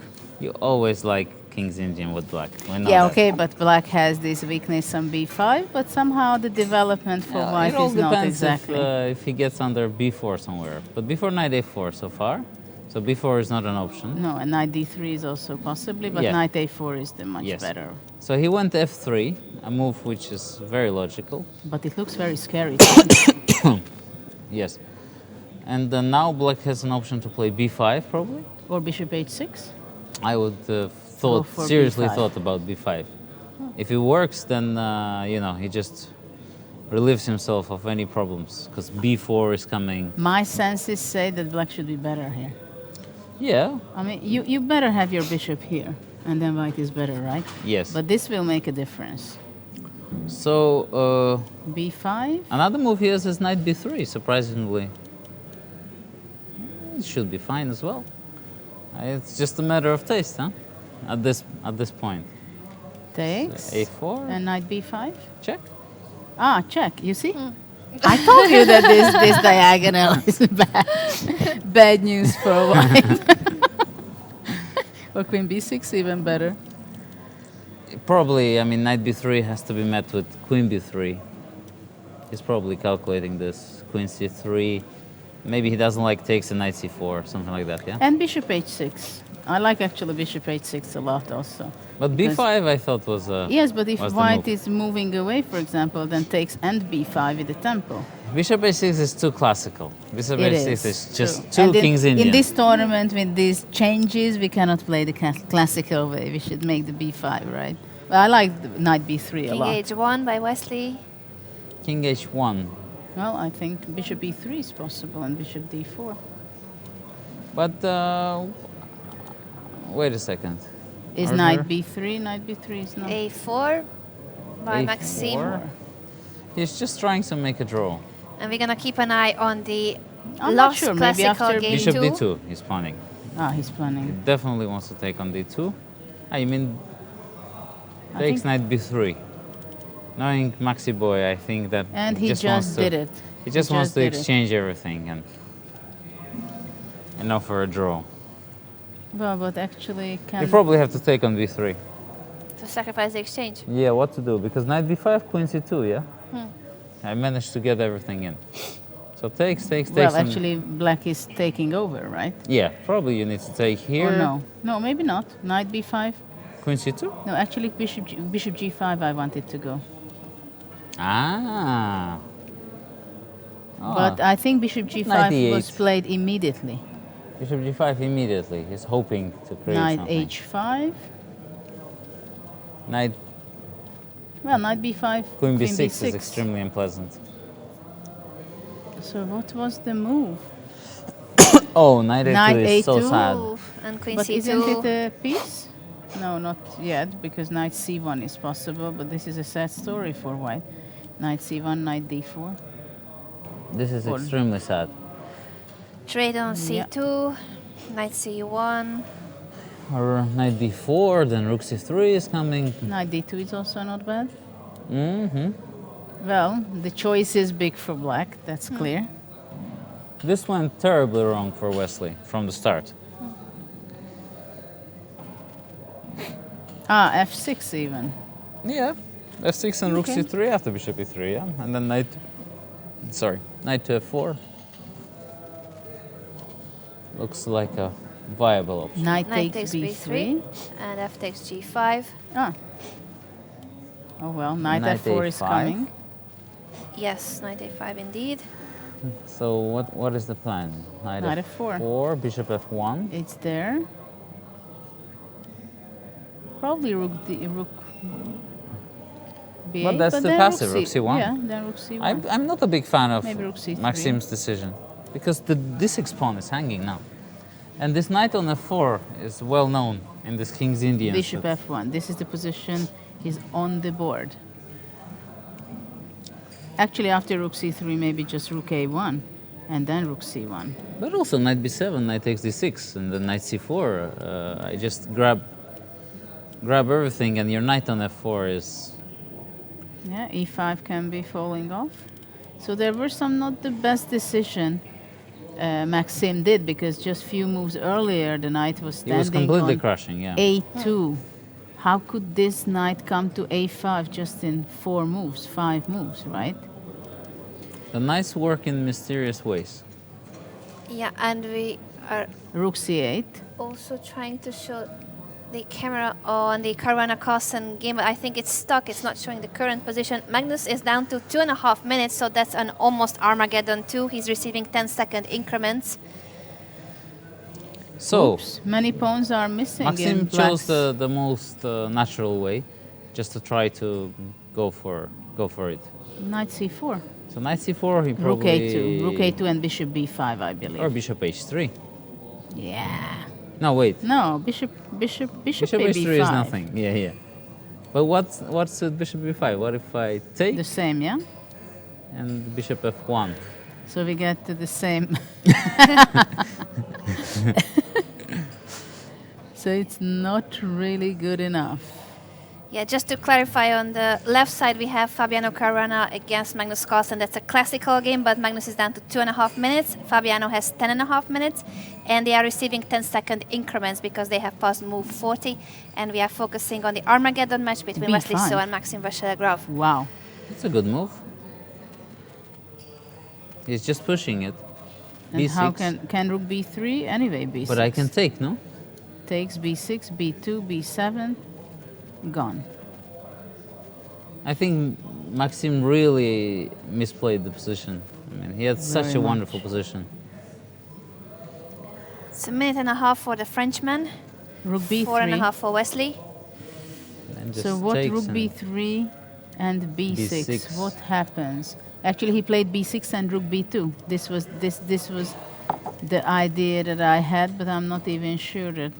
Well, after b7, bishop b5 is the Oh, threat. yeah, this is...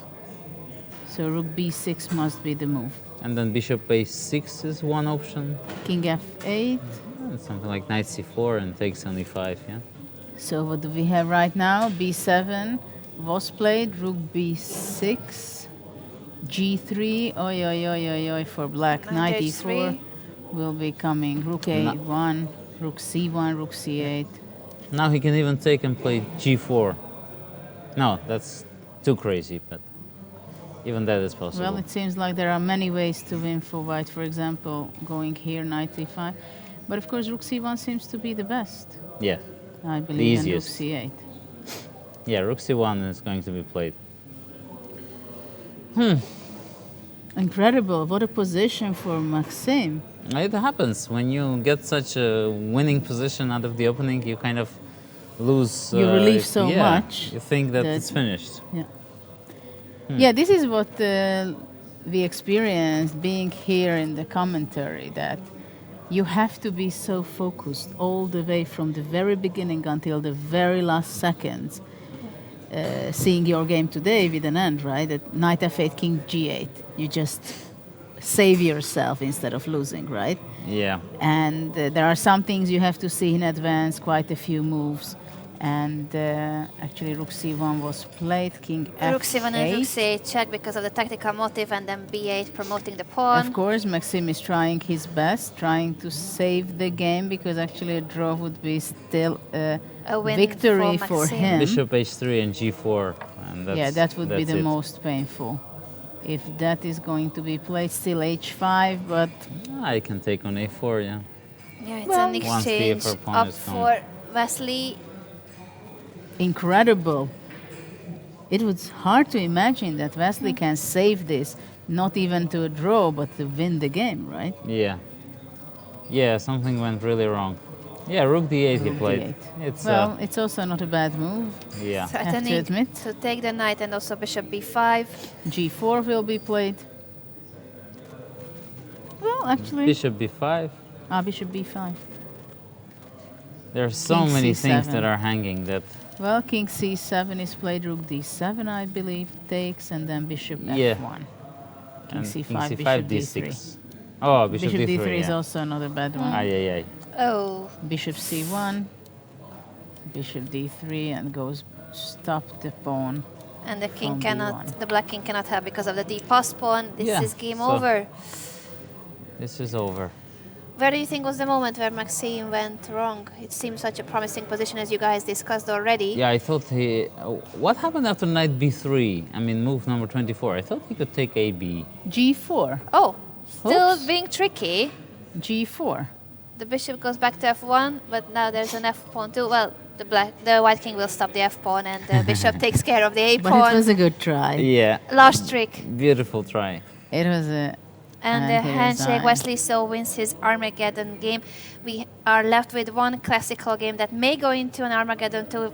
Your last check of this position between Carmen and Carlsen. Wow. What do you Magnus think, is Levon? running out with his king. He might be in danger. Yeah, I never like a king like that. Well, especially when you have 2 minutes. The royalty has to be kept safe. Exactly. Wise words again. So probably king g4. So Queen queen d3. d3, king f2, I guess, is the plan. But then king g5, rook g7, no. It's all under control. Rook f2, I believe was... No, rook e1 was played. Yeah. Why? King f1. Oh, what a tricky move. Ah, beautiful. What a tricky move. And what a win, Oh, right? rook Pick e1 up is the beautiful. queen.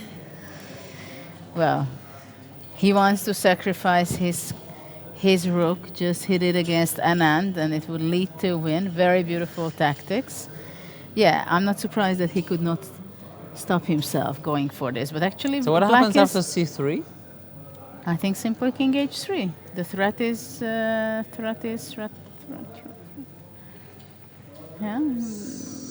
c2. Wow, but this is extremely exciting. This is c2, fun. yeah, c2. No, I wanted to get somehow. But then queen d1 is coming. I control everything. The woman controls everything, see? So rook e1, what has happened? c3. Yeah, this is getting very exciting. No, I think probably and king h3, c2. This no. This no. We have c3 on the board. So what happens after knight f5? Queen d2. Queen d2. And now there are no mates? No mates at all, huh? King f1 King is f1. forced. c2. Rook takes. 5. Ah, but now rook h8. King g4 you play, or maybe you should go king. Nice try. What a mate! What a checkmate! Look at this. Pawn mate with g4 with 2 queens on the I mean, board. it's not for fun black. to have 1 minute and 18 seconds and trying Yes. to avoid these kind of things. It isn't fun. Wow. So c3, knight f5. Check king d1. And now what happens? Do I have king g4 here? Forcing you to play rook h6, I guess. King f3, rook No, e3. then rook e3 now. And now c2. Now I have a threat to take on e1. Maybe king g4 is a good move. But rook Rook g6 and perpetual, yeah? King h3 and... But what a mate this one. Look at this. Again, there's so many mating nets, and Magnus has no time. Only 1 minute and 18 seconds for the world champion. Of course, it's a matter of perspective from which side you're looking at it. King h5 here. Yeah, king h5 and yes. And then take on e1. But maybe and it's a perpetual. It's still a draw, huh? Because No, you're it's a protecting stalemate. everything. It's a stalemate. That's Wow. beautiful. Well, it seems like because it's a stalemate, right? Or perpetual check. Yeah. What a position to play with only a few minutes left. 5 minutes for Fabiano, 1.5 minutes for Magnus. What is your prediction, Levon? It's going to be a draw. Armageddon. Thank you so much for joining us, and congratulations on your guys. second place. Thank you. And Enjoy the rest of the we will tournament. now be joined by Grandmaster Wesley So, who won his Armageddon match against Maxime Vacher-Lagrave. Wesley, welcome to the Hi, studio. We'll give welcome you a and microphone. congratulations. Also, this is a draw? Is it a draw? Your don't know. thoughts on this position? No, I thought black looks winning at first sight after c3. Really? Well, the king is in quite a big danger, it seems. But, Only one rook, huh? well, we were how do checking you- knight f5, and we see knight f3. Oh, we see knight f3? Well, Wait. probably after king g6, he just wants to go here, right? Still keep in mind knight h4, but for the moment. And Yeah. Magnus goes down. He blundered, I think. He What was, are you talking about? Sorry? Well, I he don't think blundered. Surprised? I don't think he was expecting knight f3. He was busy calculating all these knight f5. Of course, Look, knight he's f5, kind, yeah. He's kind of puzzled. confused. He's under a minute. And he does not like the situation that he was not aware of this move. King G6, Rook C7, and actually there is no danger for white. It's only black who can be in danger, Why isn't it? C2? Problem is hard to deal with this. He plays queen to c2 Queen. What? after knight f3. Well, King H3, I guess. 45 seconds left for the world champion. There is King H3, Queen F2, check, King G6, Knight H4, King G5, Knight G2, King F3, Rook E3, take. Sorry.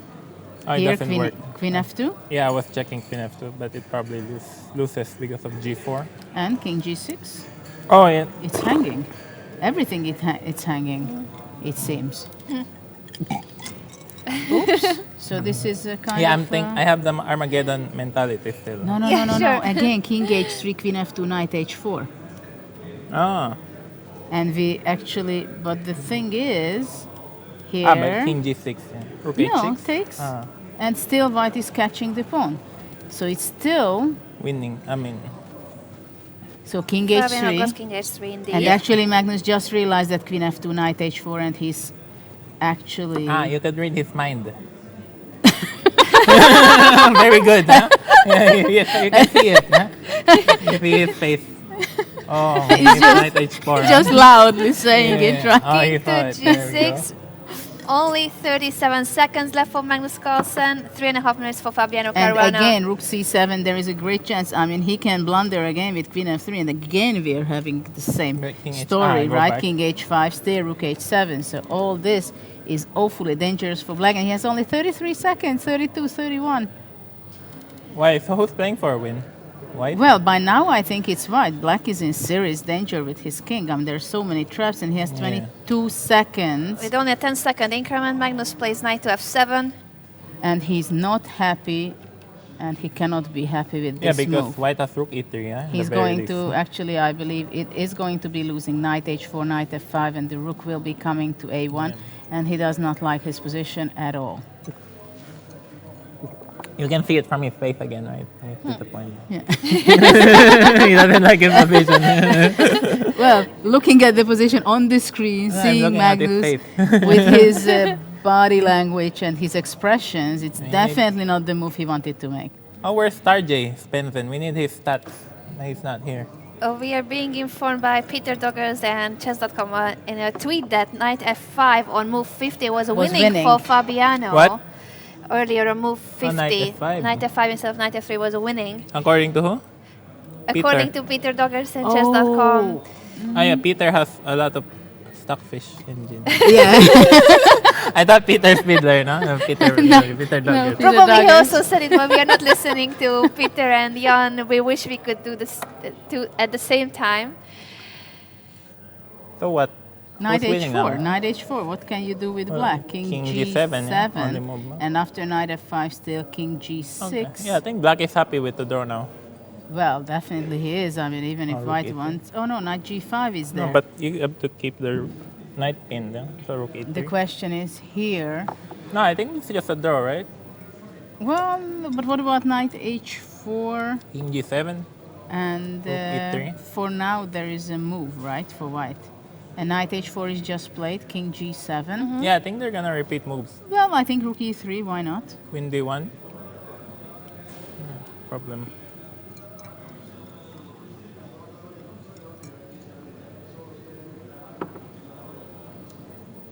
But actually, maybe he shouldn't have gone Well, knight h4. Black has 34 seconds for the rest of the game, but 10 seconds But Fabiano per is move. getting close under minute. Yeah, also only a What minute and a half are for we going to Fabiano. witness in this game? Draw. Huh? What is to come? Anyone can blunder, knight f5, check, I king think there will be a g6. repetition of moves, just gaining a little time. Yeah, well, at least, you know, if Fabiano wins, he would overtake me. So, yes, draw is fine. So you're rooting for Magnus. Oh, no, wait. If they draw, then they're going to do Armageddon. Yeah. Yes. So that means more chess. What about King G4? What? Oh. I have knight h6 also. Too. Or also? They are repeating moves, they're knight repeating h4 check, moves. king g7, knight And f5, it's a and this draw. will mean the fourth Armageddon Yeah. of the day. It is a draw. That Yeah, gives us what a some game. time. So what's he thinking now? Knight F5, Yeah, knight yeah? F5. Let's see them analyze. Let's see, knight f5. Here, here. What? Queen e1. Where is the mate? No, but why? No, I think king f3. King f3 and rook g7 mate. Look at how beautiful. Ah. King f3 and check. Wow. Look, what a mate. I see, that's why. But why if I play queen d3? Because knight e3 or rook knight. No, queen d3 instead of queen takes rook. If queen d3, I think king f2 simply and rook e2. Ah. And you just grab the knight. That's it. It seems like none of the players are happy.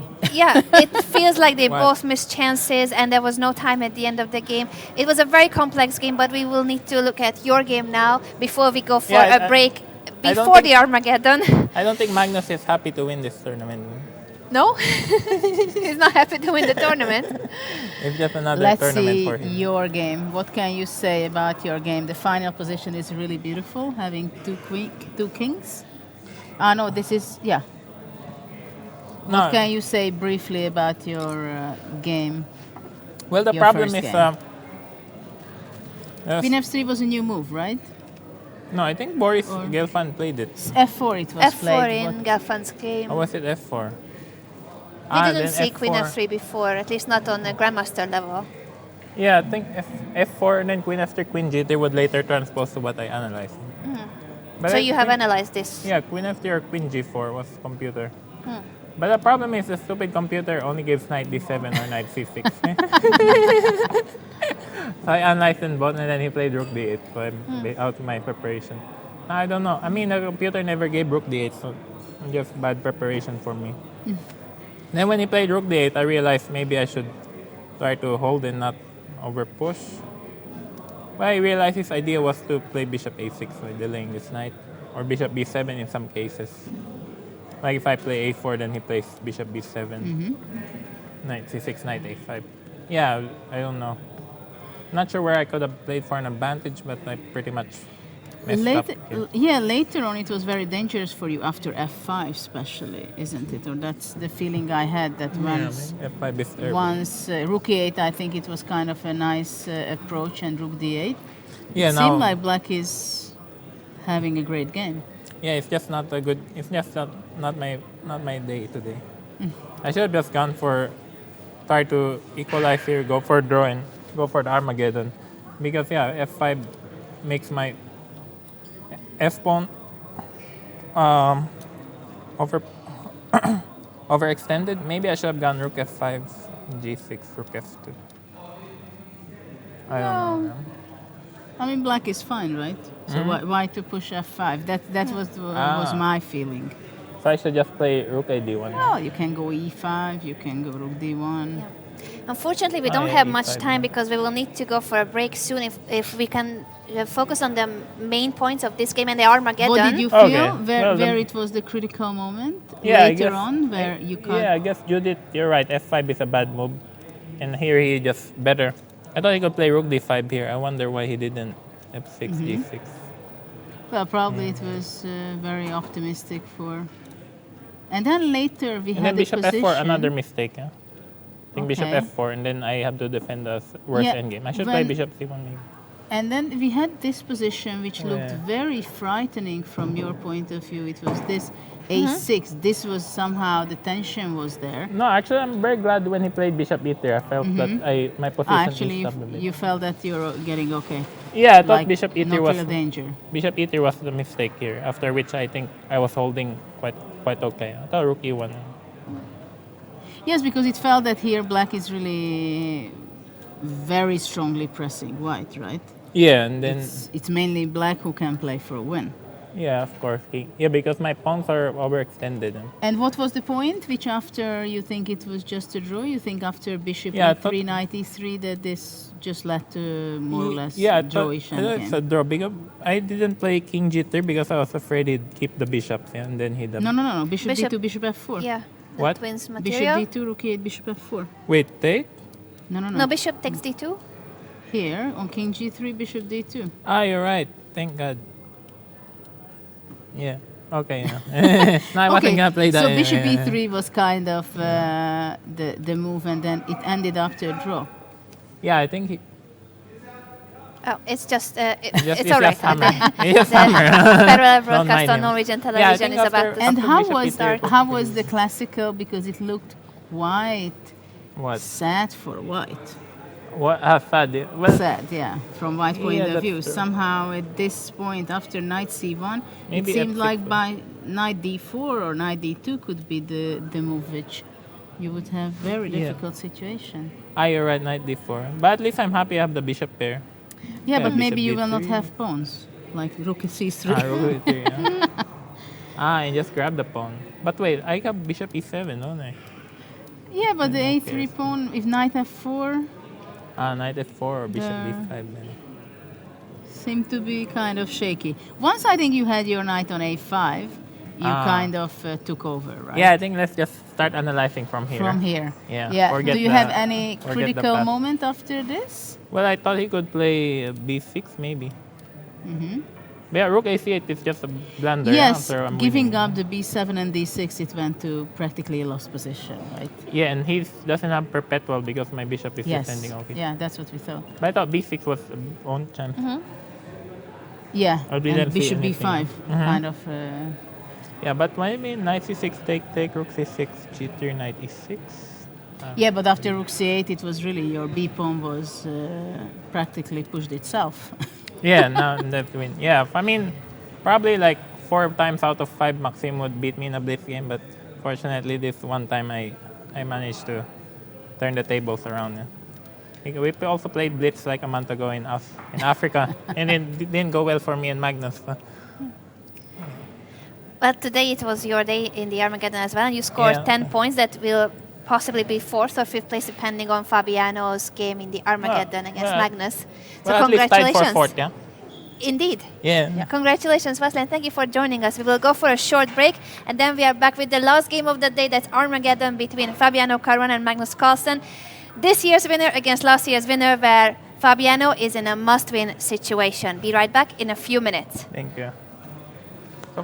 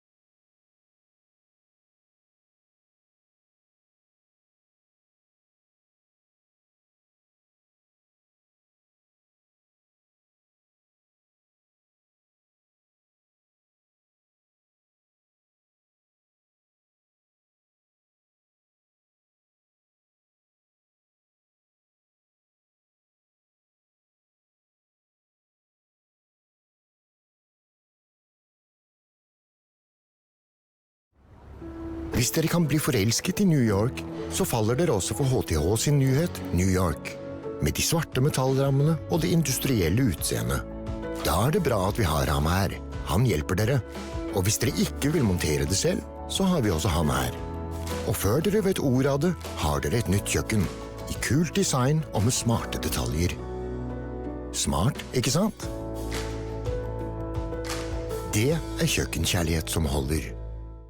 Altibox Norway Chess is the strongest chess tournament in history. Annually, the 10 best players in the world gather in Stavanger to participate in Altibox Norway Chess. Chess is one of the most participated sports in the world, with 10 million live streams counted in the previous World Championship. But how can chess be taken to new heights?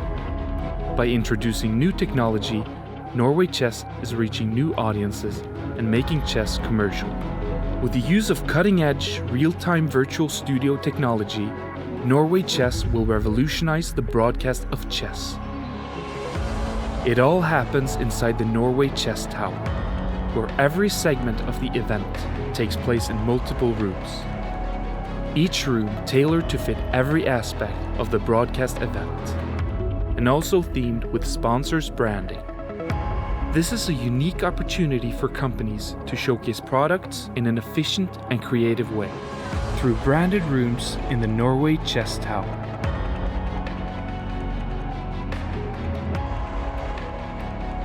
This journey will open new international doors and opportunities to reach a wider audience. By being a part of this revolution with Norway Chess, you will be associated with innovation and technology. Aired live on multiple platforms worldwide, making sure your brand is part of this journey.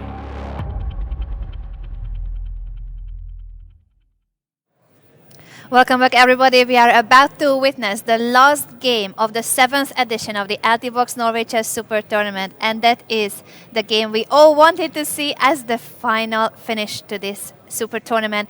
With the black pieces, the world champion and winner of the tournament, Magnus Carlsen, and white is Fabiano Caruana, that is the world number 2, is in a must-win situation. Well, and he just missed a win, but he had a very difficult position, very difficult situation, which he put himself into in the middle game. And I'm pretty sure it was very hard for him to get over on that, because right after the game, I'm pretty sure he knows about that he missed knight f5 with a beautiful mating attack. And it is very hard to get over. You could see that Magnus was down on time. He had only like 20-something seconds at the end, right? So it's absolutely something he's not really familiar with, right? To have experience that he can get mated and only a few seconds on the clock. But we have just now the game started and bishop b5. The Rossolimo one more time. Knight f6. This is kind of... not going for the g6 line that Magnus played in every single game in London and here too. Let's see how they play. So far they play very fast this game. Knight b5, knight b5, knight d5, knight g5. So what a position we are having right now. This is still a theoretical position. I'm trying to catch up and real quickly look at the database too. Knight e4. Very interesting game what we are having. f5, very strange. I would be kind of surprised if we would have too many games on this one, this position. But I'm not sure that the players really had enough time to recover the emotional feelings what they just had to live through in the last 4 hours. Previously, all the ups and downs and the opportunities they missed. And Fabiano starts thinking. There are still a few games for f5, but it's definitely not the most common, especially on a grandmaster level. One game that I see from 1986 was played by Mikhail Tal with the white pieces against Eduard Mnatsakanyan. And actually this rook bc3, you see that Magnus is quite surprised on this decision by Fabiano. Knight c3, knight c3. It is quite a lot that what we can read of the faces of the players, I believe. that it's kind of, they are of course very tired by now. Magnus Carlsen won the tournament already, but still I'm pretty sure that this game is so important for him, even though he won the tournament. He definitely wants to be the winner, not only the tournament, but today as well. That's true. He said yesterday that even though the title was already his, this game meant a lot. Both players are fully motivated after their World Championship clash in London.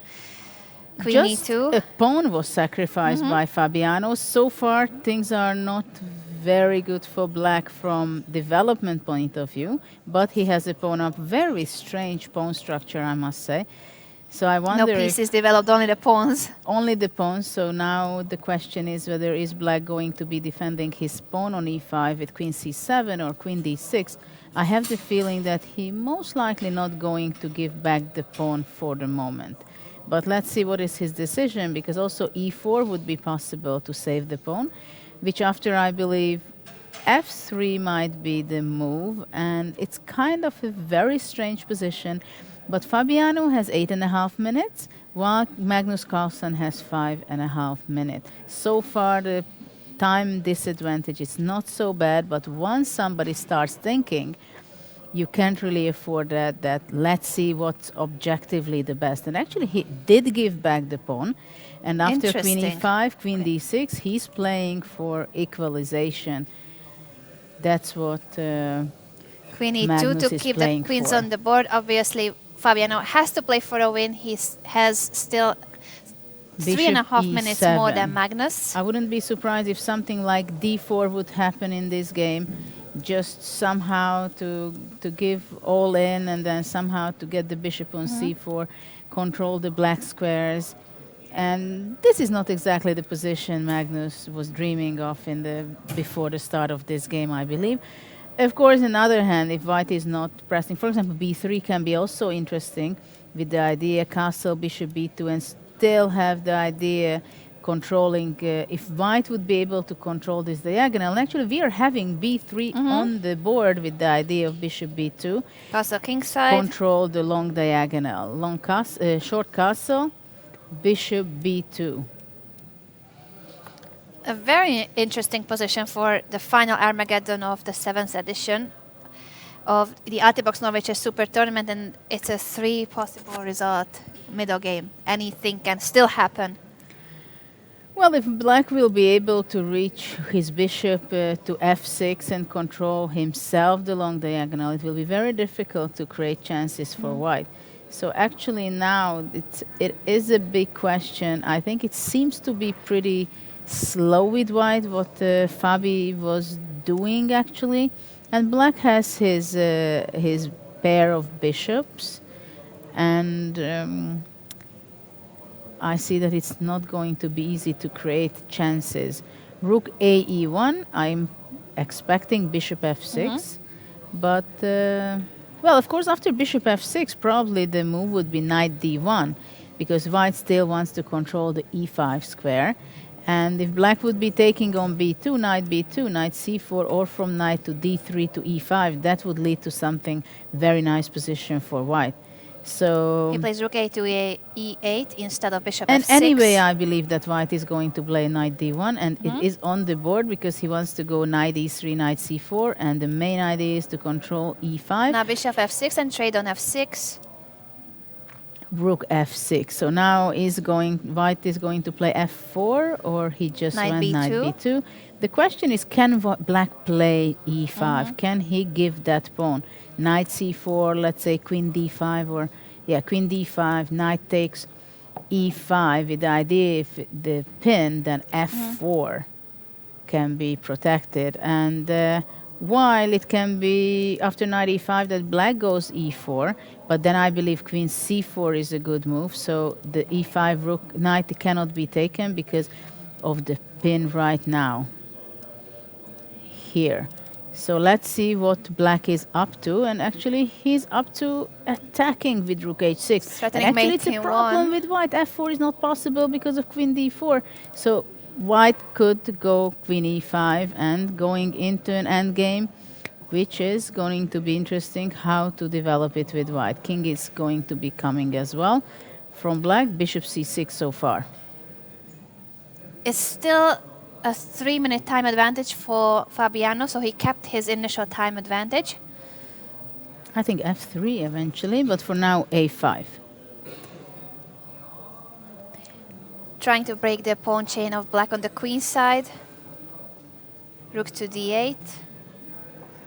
Yeah, whether is white going to go knight c4, b5, rook c5, or is it going to be d3?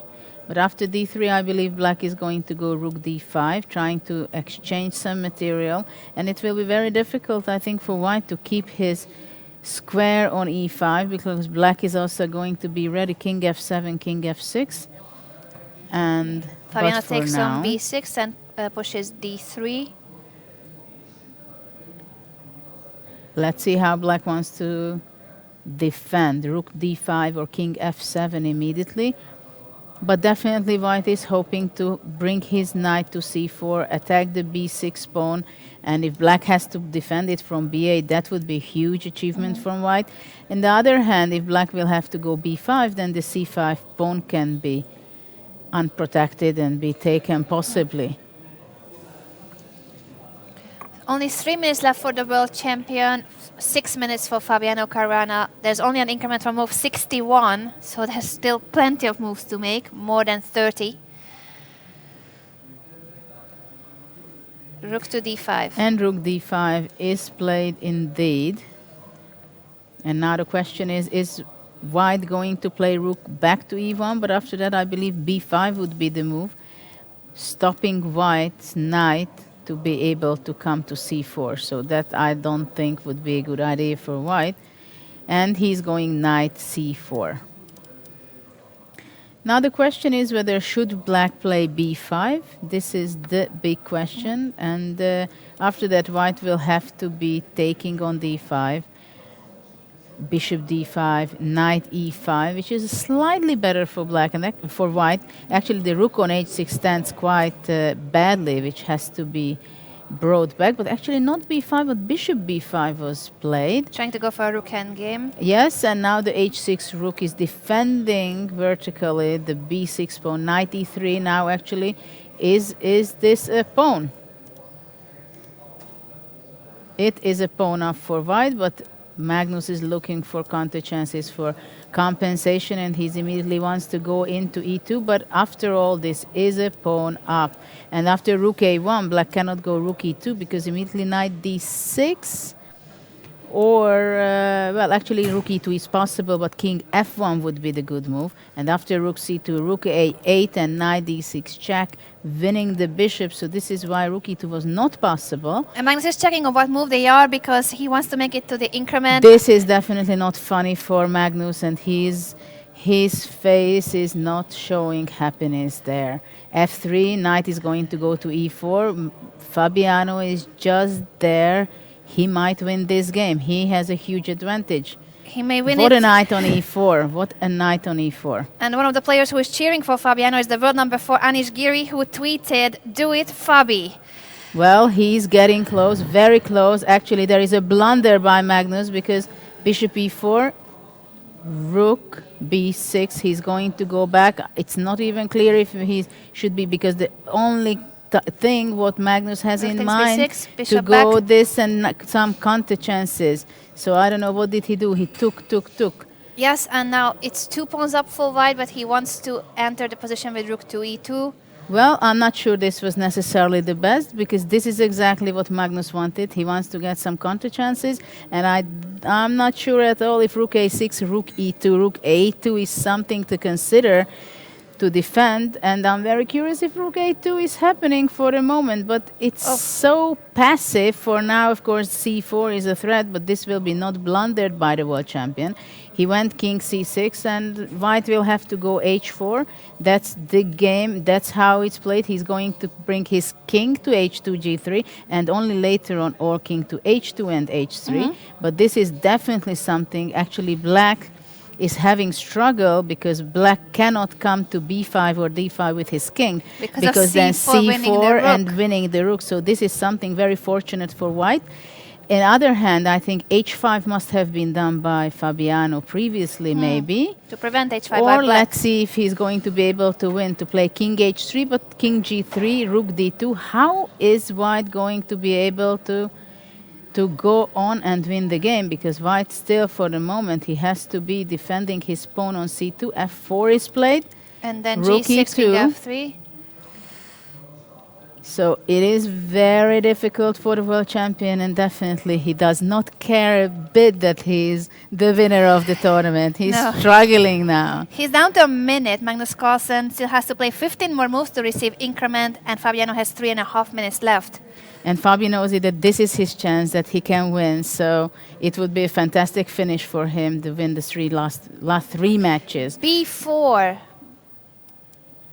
Very nice is this move, rook b2, and if he's actually grabbing the pawn, this maybe was the winning move for him. Magnus knows it. The king is now too far. The king on b6 still prevented b4, but on b7 the king... c4, again, this was the only chance. And then d3. Only chance for black, but actually it's a very, very good try. Magnus always comes up with the best tries. King e3, rook c2. King takes d3. No, rook g2, I'm sorry, because And that was then the rook only g4. thing. This is something Fabi cannot go wrong. Yeah, Cannot connected go passport wrong. on the queen side. It's a winning position, and he still has 3 minutes. Fabiano Caruana, 3 minutes, 45 seconds for Magnus Carlsen. And time is not the biggest problem for the world champion right now. And he knows it, that he has... The gesture, and he just resigns gives up. after What a rook h1. performance by Fabiano. The What a number 2 performance. wins. And what an awful finish for the world champion. It's so bad to finish like this. You don't even feel that you won the tournament at these moments. No, it's going to be bittersweet for the world champion. He is the winner of the 2019 Altibox Norway Chess Super Tournament, but he loses his last game here in Stavanger against Fabiano Caruana. The classical game was already very exciting with chances for both players. We don't know who was more disappointed. There were missed chances by both. And then Fabio went on to win this Armageddon. We hope to have Fabiano and maybe Magnus too in the studio. Who knows? We will wait for the players to make it back from the playing hall. Well, now I think both players are very excited, and they try to calm down. Of course, for Magnus, the nerves are still... Big turbulence in his soul, I think. But I think he was very unhappy with the game what was played before, because he had clearly a better game in the middle game. It was the question only whether either will he able to improve his position, to give a very hard time for Fabiano, or it's a draw. And then he started to play that I think he must have been very unhappy with himself, letting all those opportunities to Fabiano. And actually he felt it, and I'm pretty sure he saw the problems and the winning for white. But the king was all naked all over in the round move 50. And so it was very, very unfortunate for him. And it was, of course, a big question how much psychologically he could get back. And of course, it takes a lot of energy from both players. No question about that.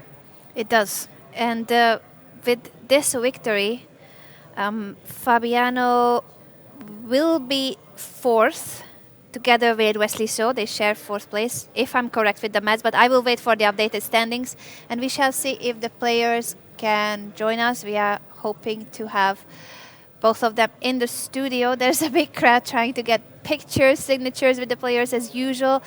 Magnus Carlsen is joining the Norwegian broadcast in this very moment, and let's hope that Fabiano will be coming toward our studio.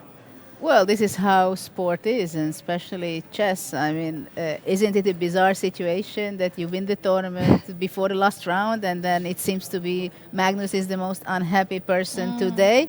It is kind of a strange situation. Yes. Yeah, it is very stressful for him. And actually, Fabi did a good job. He created chances. I think actually Magnus was who played knight f6, completely different. Very strange opening with f6, f5, d6. It was very complicated, but I think it was actually deserved by Fabiano, as he played a fantastic game, fantastic combination against Anand in round, 7? And then round 8, he won a very beautiful game with the black pieces against Levon Aronian. So he was already very much in the mood that he was kind of taking off, and we were discussing this, that maybe for him he just came into shape, and so the tournament would be longer, it would be better for him. And we see that actually he could finally win against Magnus Carlsen, even though not in the classical game, but in the Armageddon, which was the playoff, was the death of him in the playoff in the World Championship. Indeed, and now this is some kind of a revenge. Not the same, of course. Fabi definitely wanted so badly that World Champion crown that he couldn't take from Magnus in London. But still, it's a nice finish for his tournament. He didn't start very well, the world number 2, but with this victory, certainly the memories about the 2019 Norway chess tournament will be better for Fabiano. And Magnus, well, he won the tournament. He claims his second title. Only Sergei Kayakin won twice the Norway chess tournament, and that was the very first edition in 2013, and then in 2014 he repeated it. Now Magnus joins Sergei in the 2-victory club, and we hope that he'll be back next year to get the 3rd win, because he wants to collect every single record he can. Absolutely, and I think Magnus will have kind of a bitter feeling, even though he's the winner. But it's definitely not as tasty as he wanted to be after the last round, because for the moment, of course, I'm sure it is extremely difficult for him to be in TV too and talking to the Norwegian audience about his feelings and his failure, that he was not able to make it the right way for himself. And it is very difficult in such a situation for a champion, that you really, of course, later on he will feel that he won this tournament by far, right? I mean, with a huge margin, even that he lost his last game. But still, these moments are not the happiness of the world champion. And I think it will take some time, probably the evening or maybe tomorrow, that he can be enjoying his first place and in tournament what he did. But of course, that's why the champions can improve. And actually, Magnus was telling yesterday in the show that I still feel like I can do better. And I think this is very important what he said, because that's the only way you can climb higher and you can reach better results, being more competitive, playing good games, only if you're always having this self-critical thinking. And he still has, and I'm sure that after today's day, even more. Yeah. Yes, he was very critical, especially of his games in the classical portion, but he did mention what we already referred to, that at some point he decided, well, I'm winning the Armageddon, so yes, the classical is important, and he did try. At the same time, he knew that the scoring system allows that an Armageddon win is almost as good as the classical win. So we once again want to know your opinion on this revolutionary format. How do you see that there's an Armageddon in case of a draw? What do you think of the time control, the scoring system? It's all an open discussion, and the organizers are welcoming this discussion because they want to make sure that we are creating something that can work in the future as well. It should be great for the viewers as well as for the players, so they, of course, always get feedback from the players too. But use the hashtag Altivox and hashtag Norway Chess to let us know about your thoughts on this year's revolutionary format against Magnus. We have Fabiano joining us. Thank you. Congratulations. Congratulations, Fabi. That was a nice finish. Sorry. Tell us first about if you managed to take a deep breath after the game, because this was quite a roller coaster.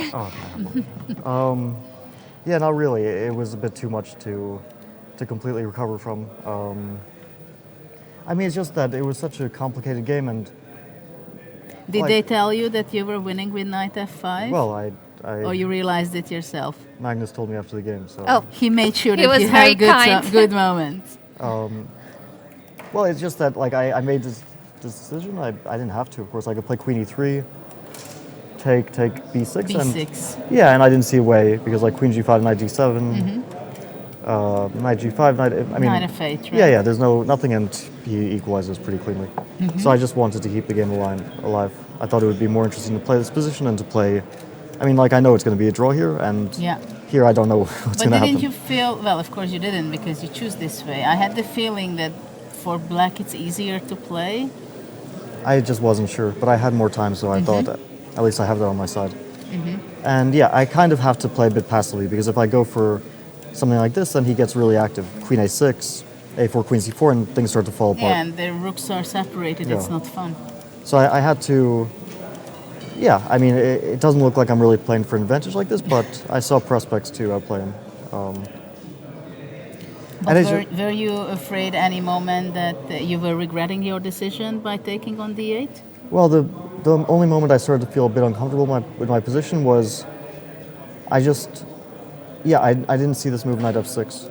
I for some reason I was focused on queen a7, queen a1, knight b6, a4, but then I just forgot about this. Bishop d7, bishop c6. Yeah, that was annoying. It's really because I needed just some time to coordinate, but I'm so awkwardly placed. My rooks and my knight. If it was somewhere else, like on e2, g3, I mean, I would have a good position, a great position, but like this, it's a bit unpleasant. And like here, I realized f3. I would love to, play knight f1, knight f2, but knight h5 comes. And this starts to get unpleasant. Like, knight f4, knight f2, and I can't really kick this knight out h5 maybe. h4? Or sometimes there was ideas of like bishop e6, and then somewhere from g3, knight d3 comes, bishop c4, and all kinds of tactical problems. So that's why I played this, to play knight h5, g3. And okay, I guess we could criticize a lot of these moves, but I only felt like this bishop e6 was a mistake on his part. He should have played this move. With the point that here it's a different story. Yes. And if I go here, he goes here. G3, knight h3 again is unpleasant, so it's like I'm not fully coordinating. And I was going to play this move. But then knight f4. Well, g3 also bishop h3, no? Yeah, here bishop h3, and if like knight f2. No, maybe not. Maybe bishop h3, gf, bishop f1, rook e1. That's. No, maybe knight d3 is the problem, right? Because takes, bishop f1, rook e1. But maybe this and is... takes e5, queen e7. Yeah, this is still... Well, actually, this is very tactically dangerous. Yeah, and if instead of fe, you go knight f2? Oh, there's queen a3 stuff, maybe? It doesn't look funny. Also, like this position. I'm not sure I would enjoy playing this one. Queen f2 especially not. Oh, sorry, queen f2. Yeah, so this stuff was unpleasant, and I was kind of happy with this move. Okay. Because after here, I keep it together. And then g5, I wasn't worried anymore that I'm worse, like I thought. So here you were kind of relieved of that you're not in real danger. I didn't see an advantage, but I thought, okay, I'm not really in danger anymore. Yeah, knight g4, rook f3. So which was the point where you felt that you have the chance and you might take over and win the game? Well, this was sort of an interesting moment because I had this move knight e3 here. And he takes, I take, he takes. I play like rook f2, queen e4, king g1. I mean, it's actually close to being really bad for black because if I take on f7 for free, then it's really bad. But he goes like here, I take. And this endgame, I think, is a draw. Is it? By, like, let's say king e3, king f5, king f3, kind of is, we have like a million ways to reach this position. All kinds of move orders, but this position is a draw. It's just in time. Like he reaches the pawn, and then I promote, but he promotes next, and. But. So I had this option. Like I was thinking. King a4. What does king a4 do? King a4, b5. And king d2. King d2. You're in the same time. Sorry, I thought. No, it's If king d4, then well, maybe I can. Yeah. But so I had this decision here. I could make a draw with knight e3, but I thought I'm not risking after rook e2, which was maybe, I don't know, a dubious decision. But again, I had more time. Everything I was doing was based on I had like I don't know, 8 minutes more, and I thought you're not risking really. Well, of course there's risk, but I didn't think that I was worse, and I thought in time trouble I'll have more time to figure things out. So I kind of wanted to play on. And this was based off some sort of like rook f5, queen a3. I thought knight e3, knight f6, And here I saw this like very strong move, rook f3, and I was very happy with my, because queen takes, there's rook f6, or rook f6. And knight e4, there's like knight, where did I want to put my knight? g4, I think, and then I attack him. I think so. I could have missed something, but I thought that this was like very dangerous for him. Okay, he played f6, and here I already thought I'm better, which might be... Well, knight on h6 is kind of out of business. No, it's an interesting dynamic because the knight on h2 and knight on h6, they both want to go to the g4 square. And actually you want to go on to h4, which you did later on. Yeah. So the king on g6 can be vulnerable, which actually happened to be. Yeah. No, I don't know if it's objectively better for white, but at least practically I think I would prefer white, yeah. And then, okay, here I had a difficult decision, but I decided just to sack the pawn because I didn't want to move around again and play like rook c2 and then we keep going around and around. And I mean, I just saw like this, when I calculated this, I saw this trick, rook, queen d3, rook e1. Yeah, you wanted to sacrifice your rook again. This is beautiful. That's a really Not really a nice sack, one. but yeah. And then I'm in time. G3. Yeah. So, and then I thought, like when I went for this position, I saw c3 as a possibility, but I thought I'll find something. And then he played it and I couldn't find something. I was told that actually this position is a draw, but I can't figure out what black is supposed to play. It certainly was more difficult for him, and he didn't have much time. Yeah, he played this very quickly, and then it was really... Yeah, but he was already under a minute, or maybe he more, was down to like a minute. Yeah. What were you thinking about knight f5? Simply you I did just not see didn't- king f3? I didn't see... Yeah, I mean, I was just like Yeah. I didn't see the mate here, Yeah. and this g4 was just off my radar. Okay. Yeah, because king f3, g4, rook And g7. Unbelievable, huh? Yeah, it just resigns. You have such a nice mating nets in this Yeah. tournament in different games. It's even tragic for him that he can't even like go back and sack the knight. Yeah. Because I can just mate check. him. Yes. Mate on h1. So, yeah, and knight f3 was panic, of course. I wasn't even sure I thought knight f3 might be losing. I Really? just thought I should play something quickly, because if I spend all my time and there's nothing here for white, then I might just, start blundering. I wanted to keep a few minutes on my clock, so I kind of rushed and yeah, I saw like this. It looked like it was holding together. I don't know if it's losing, but maybe it is. And like queen f2, like looks winning, but the knight h4. that, yeah. Even the pawn with the c3, Yeah. exactly. The same exact trick. Yeah, we were figuring this out. But maybe Just there's in something time. winning here. I mean, I didn't see it, and I guess we were both so low on time that it's difficult to actually. So how could you recover such a game? Because actually you had only really 15 minutes or something like that, Yeah, right? yeah. How do you mentally switch off your brain from your opportunities? I don't know. I mean, it's hard to give advice in these situations, but I mean, you have to play, and I was just trying to. Like, I wasn't really happy with the opening because the line that he played. In the Armageddon, you mean? Yeah. I mean, Okay. the last time I saw this was when I was like 8 years, like this. That 8 was years quite some old. years ago. Because queen c7 is a move, and it's a big move, and then knight d4 is supposed to be sort of dubious because of this. And that's all I know about it, and that's the last. Like, I remember my coach was showing me this when I was like 8 years old.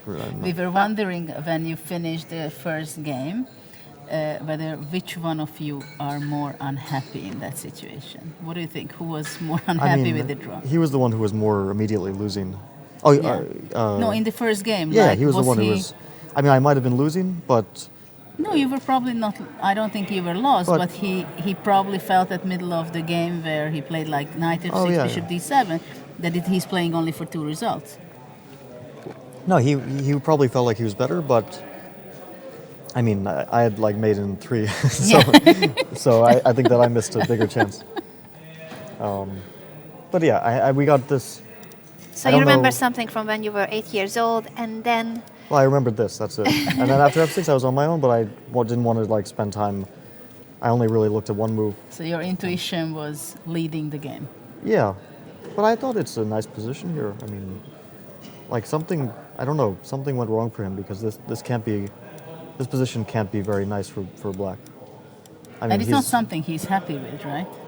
Yeah, it It's not doesn't. his It doesn't style look so good to much. me. On e4, what was your plan? Did you have any plan? E4, I or thought just rook d1 F3? and d3 was okay. very, because he has no development. And once I get d3, I mean, I'm really. Well, and anyway, this is typically the position he wants to play with the white pieces. He's Yeah. pawn down. He has the initiative, right? Well, I think white also might be like borderline winning here. So, Really? well, what do you do? I mean, I'm playing d3 next, and then Yeah. I'll open up the center.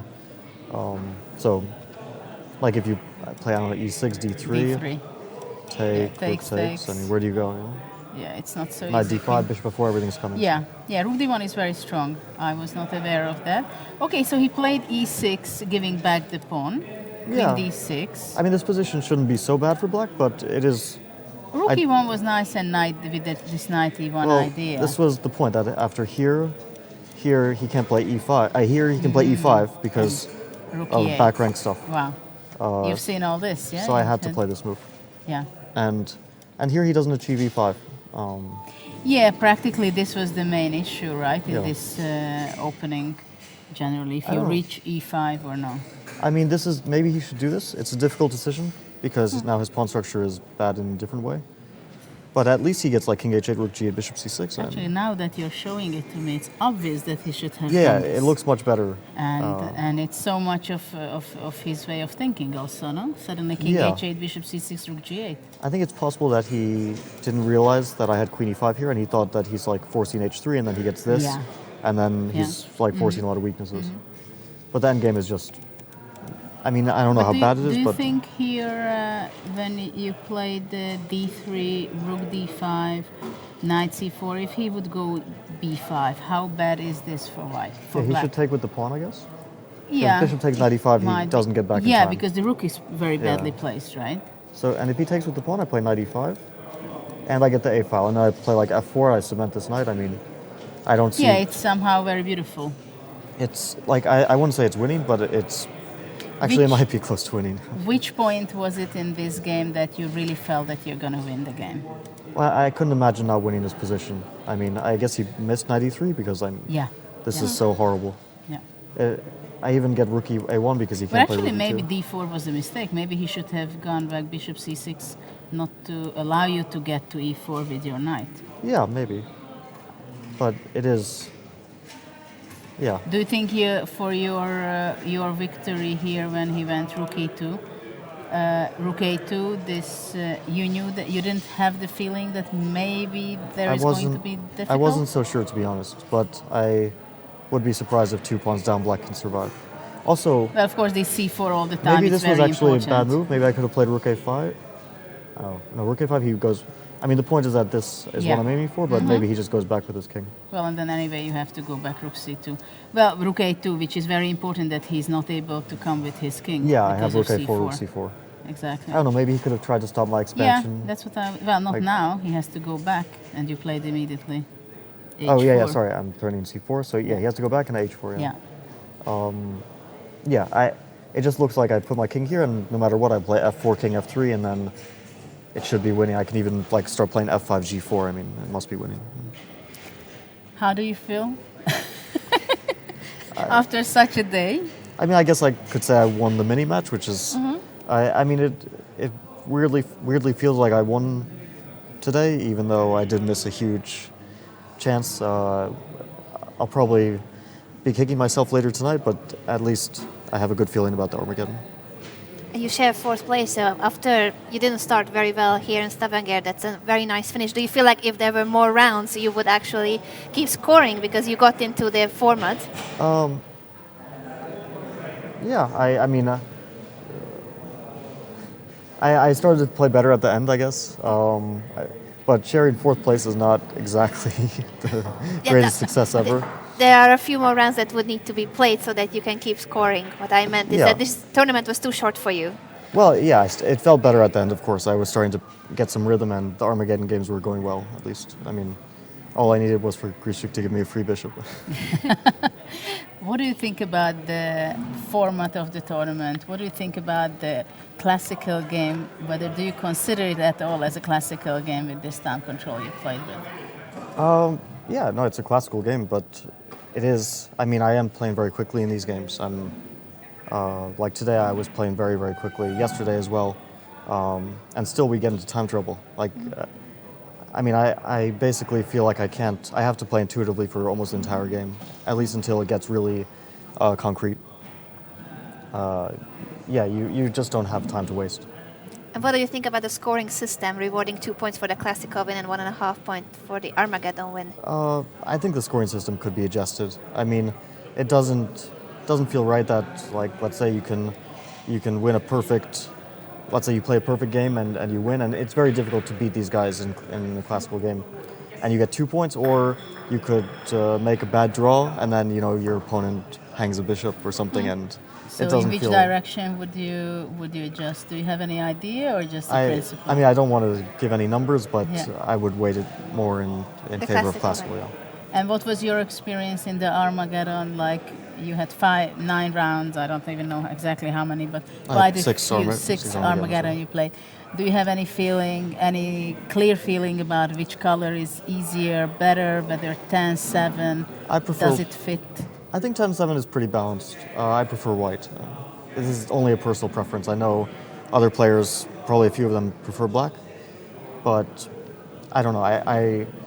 The thing is, when you see these blitzstorms, there aren't many draws, right? Yeah. So, But unless you play against an ant who is like rock solid. Well, no, some players are very solid, of course. Like Wesley, especially, is. But in my games, I have one draw in 10 games usually in my blitz games. So it doesn't matter for me. I either win or lose anyway. I mean, I might as well take white.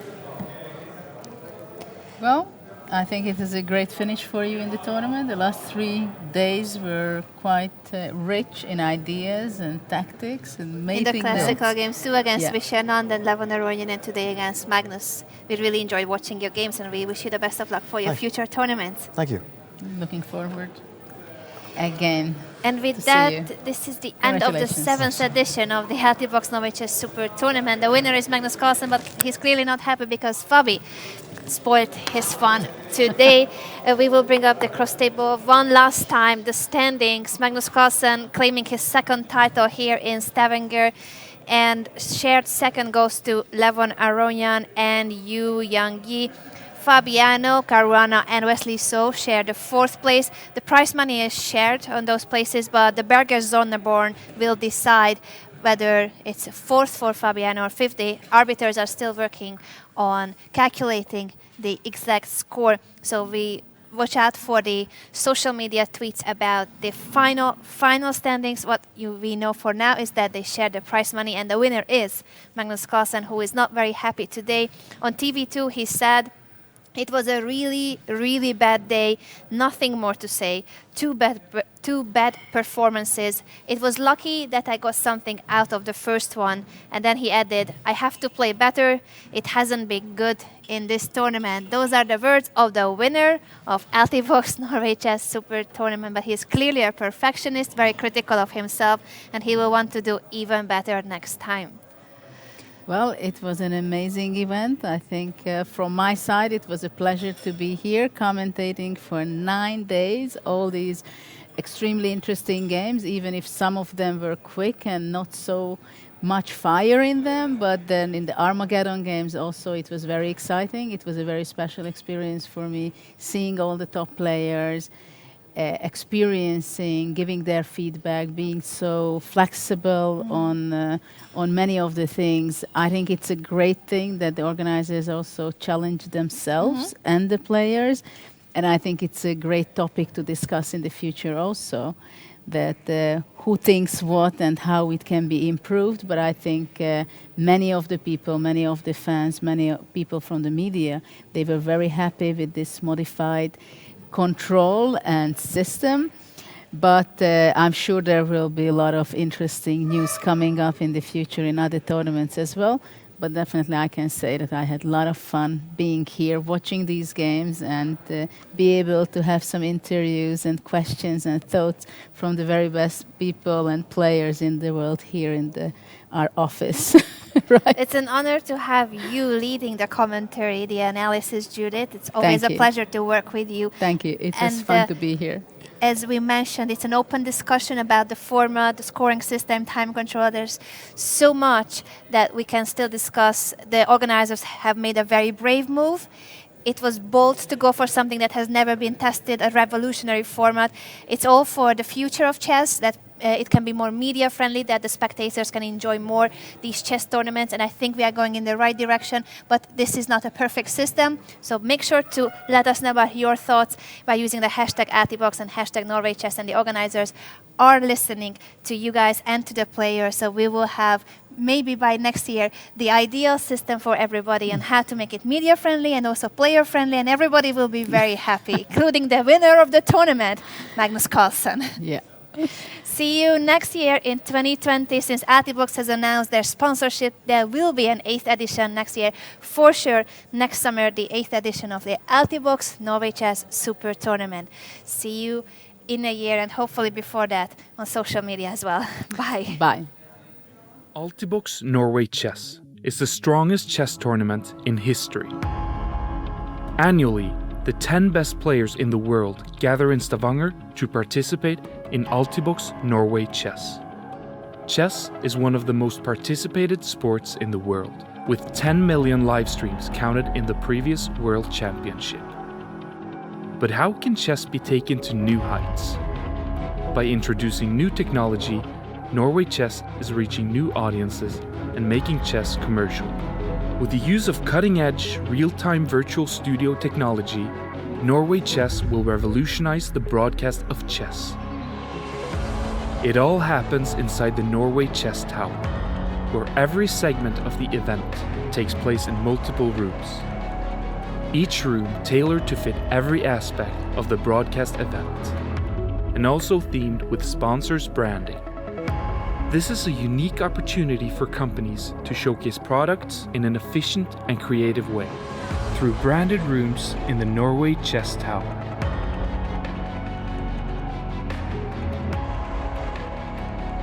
This journey will open new international doors and opportunities to reach a wider audience. By being a part of this revolution with Norway Chess, you will be associated with innovation and technology.